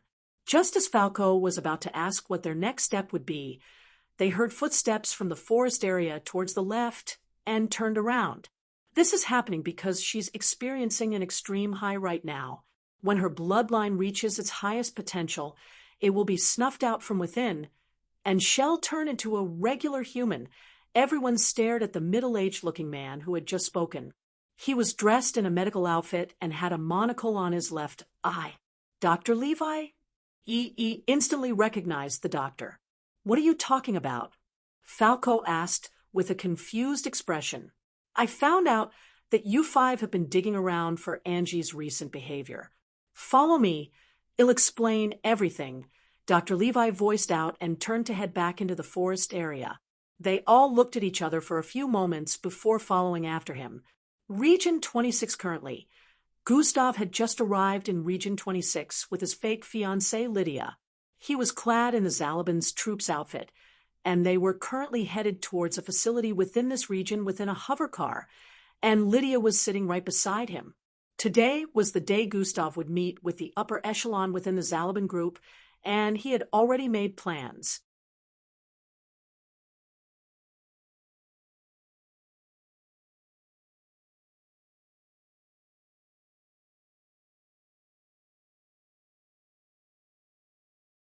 Chapter 637. Today was Gustav's meeting with the upper echelon within the Zalabin group, and he had already made plans. He and Lydia arrived before a massive mirror structure a few minutes later. It was just a single-floored building, but it was quite tall and majestic. It was similar to an upside-down cone in look. There were several Zalabin troops roaming about the vicinity, and this place seemed secluded from other places within Region 26. There were no other structures to be seen around it. It was situated in the middle of a green-colored lake, making it look like the structure was standing on an island. Technically, it was still an island, since it was surrounded by a body of water, but it only had enough space to contain the structure. Gustav and Lydia walked across the bridge-like platform that led to the structure's entrance.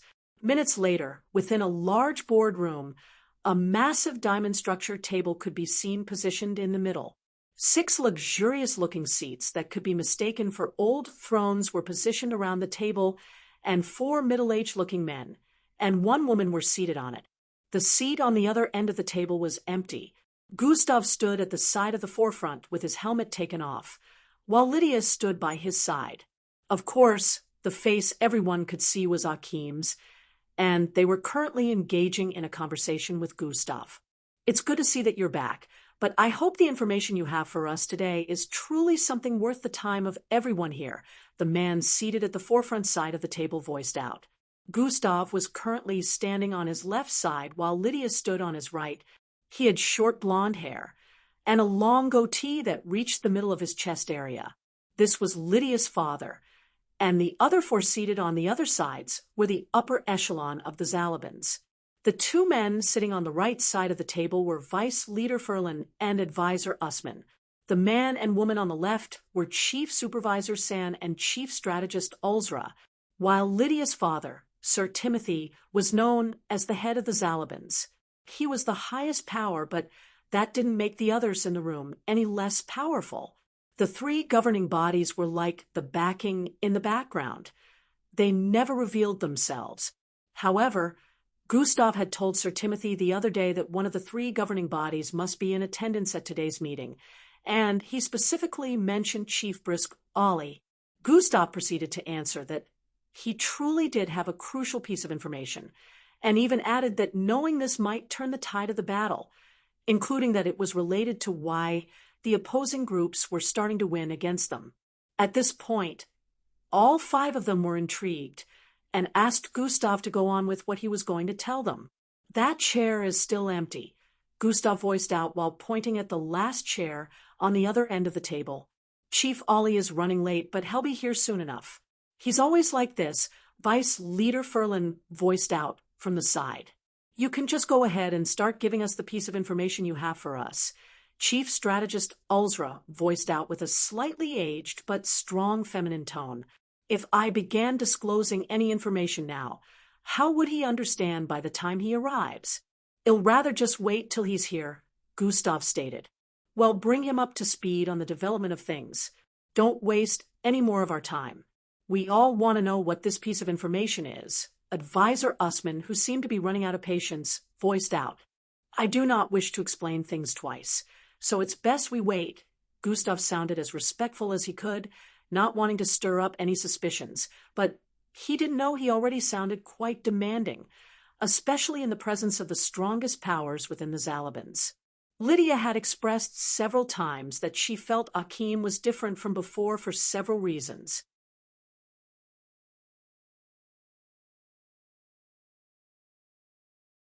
One of them was the fact that Akim was quite respectful and wasn't really the commanding type. Gustav, who was just playing the role of someone he knew nothing about, had been quite commanding and straight with his use of words. Lydia knew Akim wouldn't be able to speak boldly in such a place, which was why she was surprised Gustav had stayed this long without disclosing the piece of information like they asked him to. Originally, Akim wouldn't think twice before he began narrating all he knew after hearing their command. But Gustav was just using all these to stall for time, especially with the fact that this was all a ruse, and he didn't have much to say anyway. He wouldn't want to blow his cover before his target arrived. Young man, you cannot.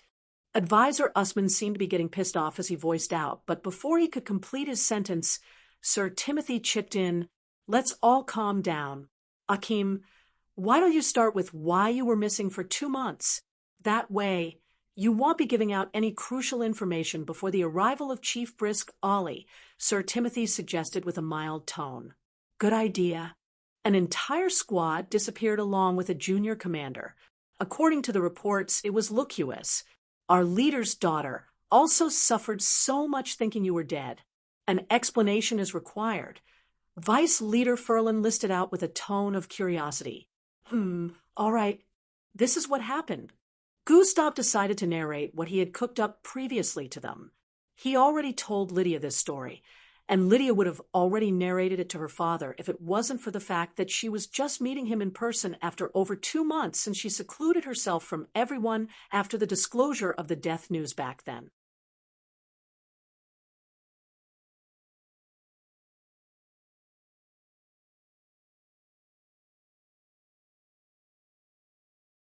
Chapter 6:38. Gustav proceeded to tell them how they were trailing a group of Vulcans back to their hideout after being suddenly ambushed by them in Region 12, where they were patrolling. In this situation, he made Lucius the scapegoat, saying he instructed them to give chase, not knowing they were walking into a trap. After giving chase to an entire region, the next thing they knew was that they were surrounded and ambushed by a number that exceeded theirs 4 times. They were all carted away, which was where the whole situation began, where they began killing them one after the other. As Gustav got to this point, everyone had looks of astonishment on their faces, not expecting that such a thing could have happened. Vice Leader Ferlin, in particular, found it hard to believe that someone as promising as Lucius from what he had seen in the reports would meet his end in such a way. Gustav resumed explaining and told them the Vulcans seemed to be testing something, and they ended up being used as guinea pigs. He later escaped due to a situation within the facility that caused the power system to overload, bringing about a blackout and a chance to be free, which he took. Getting to this point, Gustav paused once again as he sensed a group approaching the facility. Chief Ollie has arrived. The voice of an AI reverberated across the place as a holographic monitor popped up, displaying a man being followed by 4 other hefty men who seemed to be his bodyguards. In a few moments, the sound of the entrance door sliding open drifted across the room, and the same man displayed on the monitor walked into the place. There were already Zalaban troops guarding the entrance, but he still came in with 2 of his guards and left 2 by the entrance to increase the already tight security. Gustav's eyes followed the guards as he sensed the force of their immense energy as they walked in behind Chief Ollie. He was a bit surprised to find out the level of their strength, and realized he would really have to proceed with caution at this point. Chief Brisk Ollie was looking exactly as pictured in the holographic projection when Gustav had the mission briefing. He was a brown-skinned, middle-aged-looking male with a black-dotted forehead and gray-colored short hair. He seemed quite chubby with his long black and gold-striped robes covering his entire figure. A look of seriousness could be seen on his face as he arrived by the side of the seat prepared for him, opposite the group leader. One of the guards pulled the seat back, allowing him to get in front of it before pushing it back forward for him to sit. "Welcome, Chief Ollie," they all greeted him except Gustav, who was still standing in place staring at him. Gustav had analyzed all three of them within this brief period of time. He already knew that Chief Ollie was a weak mixed blood, who had already stopped channeling his bloodline a long time ago. He seemed to be encompassed in so much riches that he could care less about being physically powerful. After all, money and influence was considered a great power in society as well. His bloodline rank was nothing to worry about, and Gustav couldn't even consider him dangerous in any way, but his guards were a different case. Outside the walls, he could also sense the other two bodyguards at the entrance were just as strong. "Is this why you have called me here?" Chief Brisk Ollie voiced out with a repressed tone, while pointing at Gustav. "Yes, Chief Ollie. Relax. The kid is in the process of explaining everything. He will be disclosing a crucial piece of information soon," Sir Timothy stated. "Humph. I hope it's truly something worth of my presence," Chief Ollie voiced out while staring at Gustav. Yes, I will continue now," Gustav said and coughed twice like he was clearing his throat. His aim was to act intimidated, which he was able to depict well enough for the chief and his bodyguards to see him as a wuss.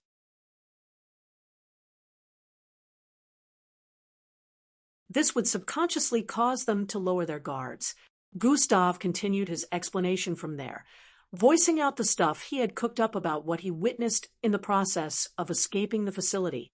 Gustav's eyes darted around the place as he narrated while beating around the bush, causing everyone's curiosity to be piqued, including Chief Ollie. The two guards were standing right on the sides of Chief Ollie with their piercing gazes being shot forward. One of them seemed to be entirely focused on Gustav while the other one was looking around the room. All this time, Lydia had not said a word. She let Gustav handle all the talking like he had told her before. "Chief Ollie, this is precisely the reason why you're meant to be in this meeting today." Gustav paused and held his storage device in his hand like he was about to reveal something. Everyone's eyes were focused on Gustav's hand at this point, waiting for the revelation. All of a sudden, gravitational manipulation has been activated. A strange gravitational force blasted forth from Gustav, causing everything within the vicinity to suddenly become a lot heavier. Ugh. Groans and creaking sounds rang out as the leaders suddenly fell face flat on the table. Lydia instantly fell to her knees as the tremendous pressure pushed down on her shoulders. At the same time this happened, Gustav's right arm shot forward with speed as an atomic blade was conjured in his hand. Size manipulation has been activated. The combination skills still gave him the ability to activate more than one power simultaneously. Slash. His elongated arm traveled across the table and slashed out in a diagonal format. The two guards, besides Chief Ollie, were able to react to Gustav's fast speed and reached out to pull Chief Ollie towards the side. Still, due to the gravitational manipulation hindering their movement, they weren't quick enough. Screeve, Chief Brisk's left arm was instantly cleaved off his shoulder area. You're tuning into the Mystic Fist YouTube channel. Don't forget to subscribe and join us on this journey to catch the most captivating stories.